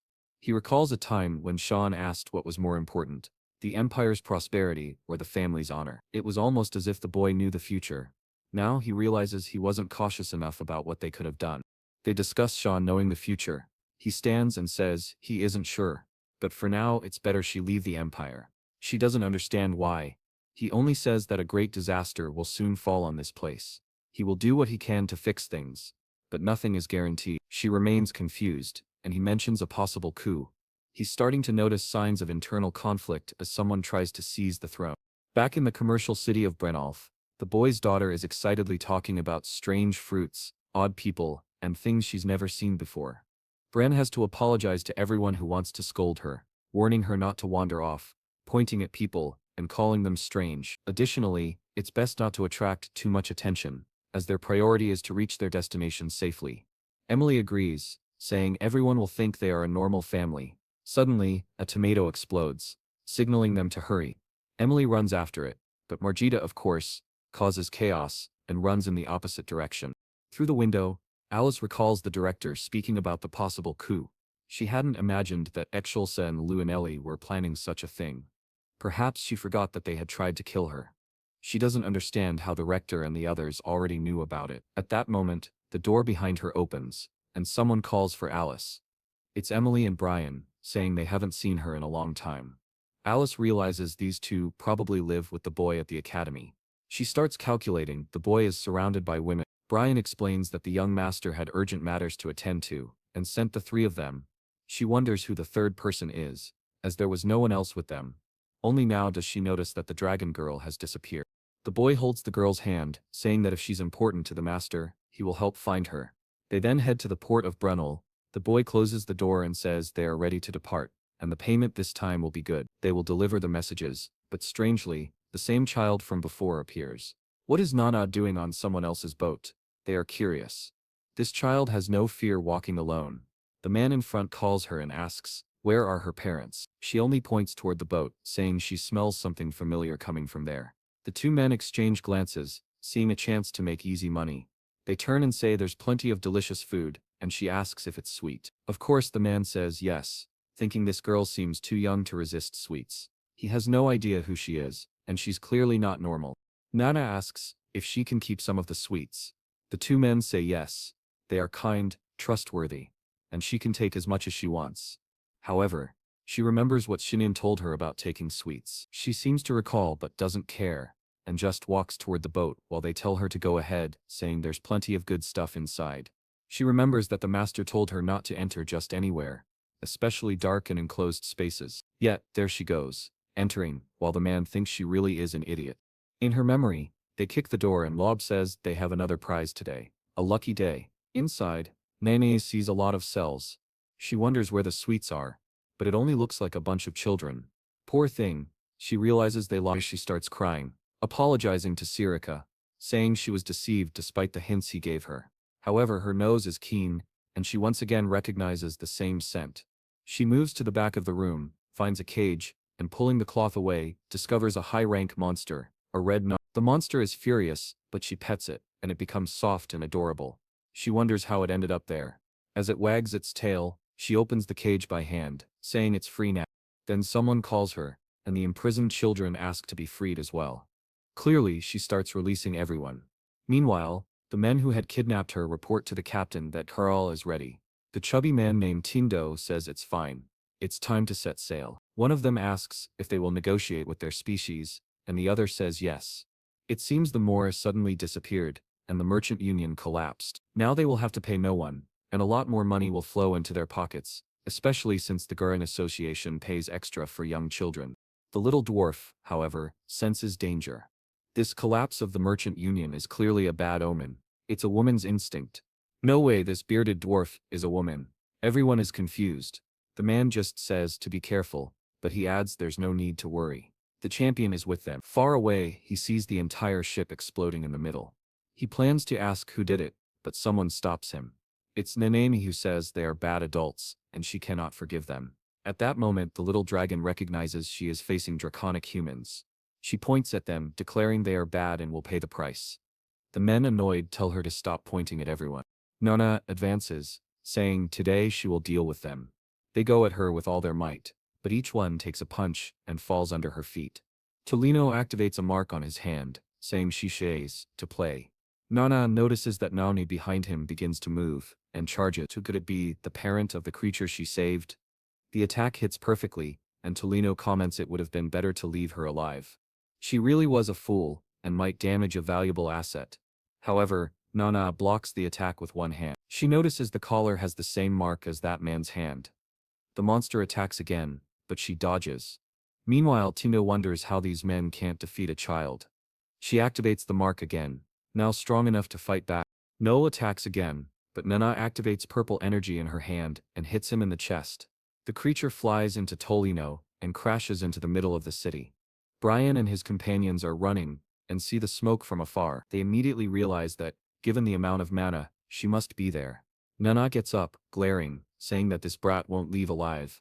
He activates the slave mark again, but the shackles have been broken. No, whom he controlled, now falls under Winkaren's control, and is likely completely crushed. He doesn't even approach, just glares. This girl is growing up, becoming terrifyingly strong. She glares at the red knot and pulls out its child. How cute. She seems to know that its mother was looking for it, and she's glowing with happiness, holding the little one as she leaves. Looking back, she sees the children, who were in cages. Now the problem is, she doesn't know what to do with them. The three villains in the background try to escape. She tells them to stay put. They will take responsibility, bringing these children home, or else they will literally be eaten. The poor men understand. With that, the trio of villains is gone, and Nana wonders if Cyan was about to praise what she had done. Finally, she had managed to do something good without causing any problems. And if someone touched her head, "Where did you come from, you rascal?" he exclaimed, praising her, saying she had really done something good. She wanted to know how he found her. He just thought, with mana like that, it's impossible not to find her. As soon as he saw no one in the shelter, he assumed she had disappeared. Now when he caught Emily and Brian, they would get a good beating. All cute. He tells Nana that he can find her no matter where she is, because he is her father. But man, he hasn't even had a child yet. Wake up, kid. Then, 15 years later, Maldita, while Nana celebrated, he could only notice that she had an absurd amount of mana. Meanwhile, Brian calls for the young master, desperate, saying he's glad Nana is safe, and that he was very worried something might have happened to her. Sean already notices that Brian knows very well he had done something wrong. At that moment, it becomes clear that the person they had been searching for was a draconic human. The scene then shifts to the imperial mansion of the Kislev family. A blonde man runs down the stairs, wondering why this person came here, if he never leaves the academy. The director arrives. Liren calls him father, and the old man says they need to talk, since it's been a while since they last met. In another room, the old man says it has been 10 years since he gave him the position of duke. That's why he doesn't intervene much in how he manages the properties, even though the family's imperial funds continue to grow. The blonde man says he should know very well that the current emperor's family has been sending enormous amounts of money, and their political position will degrade if they don't pay, unless the father doesn't want Luanelli to become emperor. The old man bangs on the table, questioning if he really believes Luanelli has the qualities of a true emperor. Luan, sweating, says it doesn't matter as long as it's someone from the Kesele family. The father exhumes a corpse, saying it will be just like when he married his deceased sister to the emperor. He warns he will say no more, but all support for Luanelli should be withdrawn. As the uncle turns, Luan asks where he is going. He says he's going to the palace. The scene shifts to the Vert estate. It had been a long time since anyone visited this house. He realizes they discovered who owned the demon's sword. Even though he had planned perfectly, it seems he must worry about everything being ruined again. It was also a surprise that Alice had left the order like that. At least now, he has a stronger position as the heir to this place. However, he notices resentment in her eyes. Could she already know something? This begins to unsettle him. Suddenly, a portal opens nearby. Boris appears, battered and broken. Eschels wants to know what happened, and whether this is the true form of the Black Blood tribe. Boris apologizes, saying he didn't mean to reveal this form, but Exil only wants to know who did this. Thinking Boris was still at the Lin Academy, the truth is revealed. It was his brother, Cyanen, who left him in this state. Eschels trembled. Boris explains that, at least, he achieved his goal. He acquired the mana of the demon's sword found at the blood banquet. With this, he finally knows the owner of the blade. Eschel realizes, from the very beginning, that Shinain was the owner of the blade. He had been ruining all their plans, and until now, Etchel had not suspected it. Boris apologizes for not having enough power to eliminate it, and Etchel says it's fine, he will handle it. He has already fought the boy, and it won't be easy, but he knows he can succeed. Still, Boris says, it's not the time yet. Xian is confused, but Boris explains that the followers of the Black Snow are with that boy. In a situation like this, it is extremely difficult to predict the outcome. Liren asks why, and Boris simply requests that he follow the prophecy. The Sient will guide him to the sacred sword, the blade known as Durand Arc. Meanwhile, Xian's little spy is live, gathering information on the spot, eager to report to the young master. Suddenly, Boris appears behind him saying he has found a little mouse.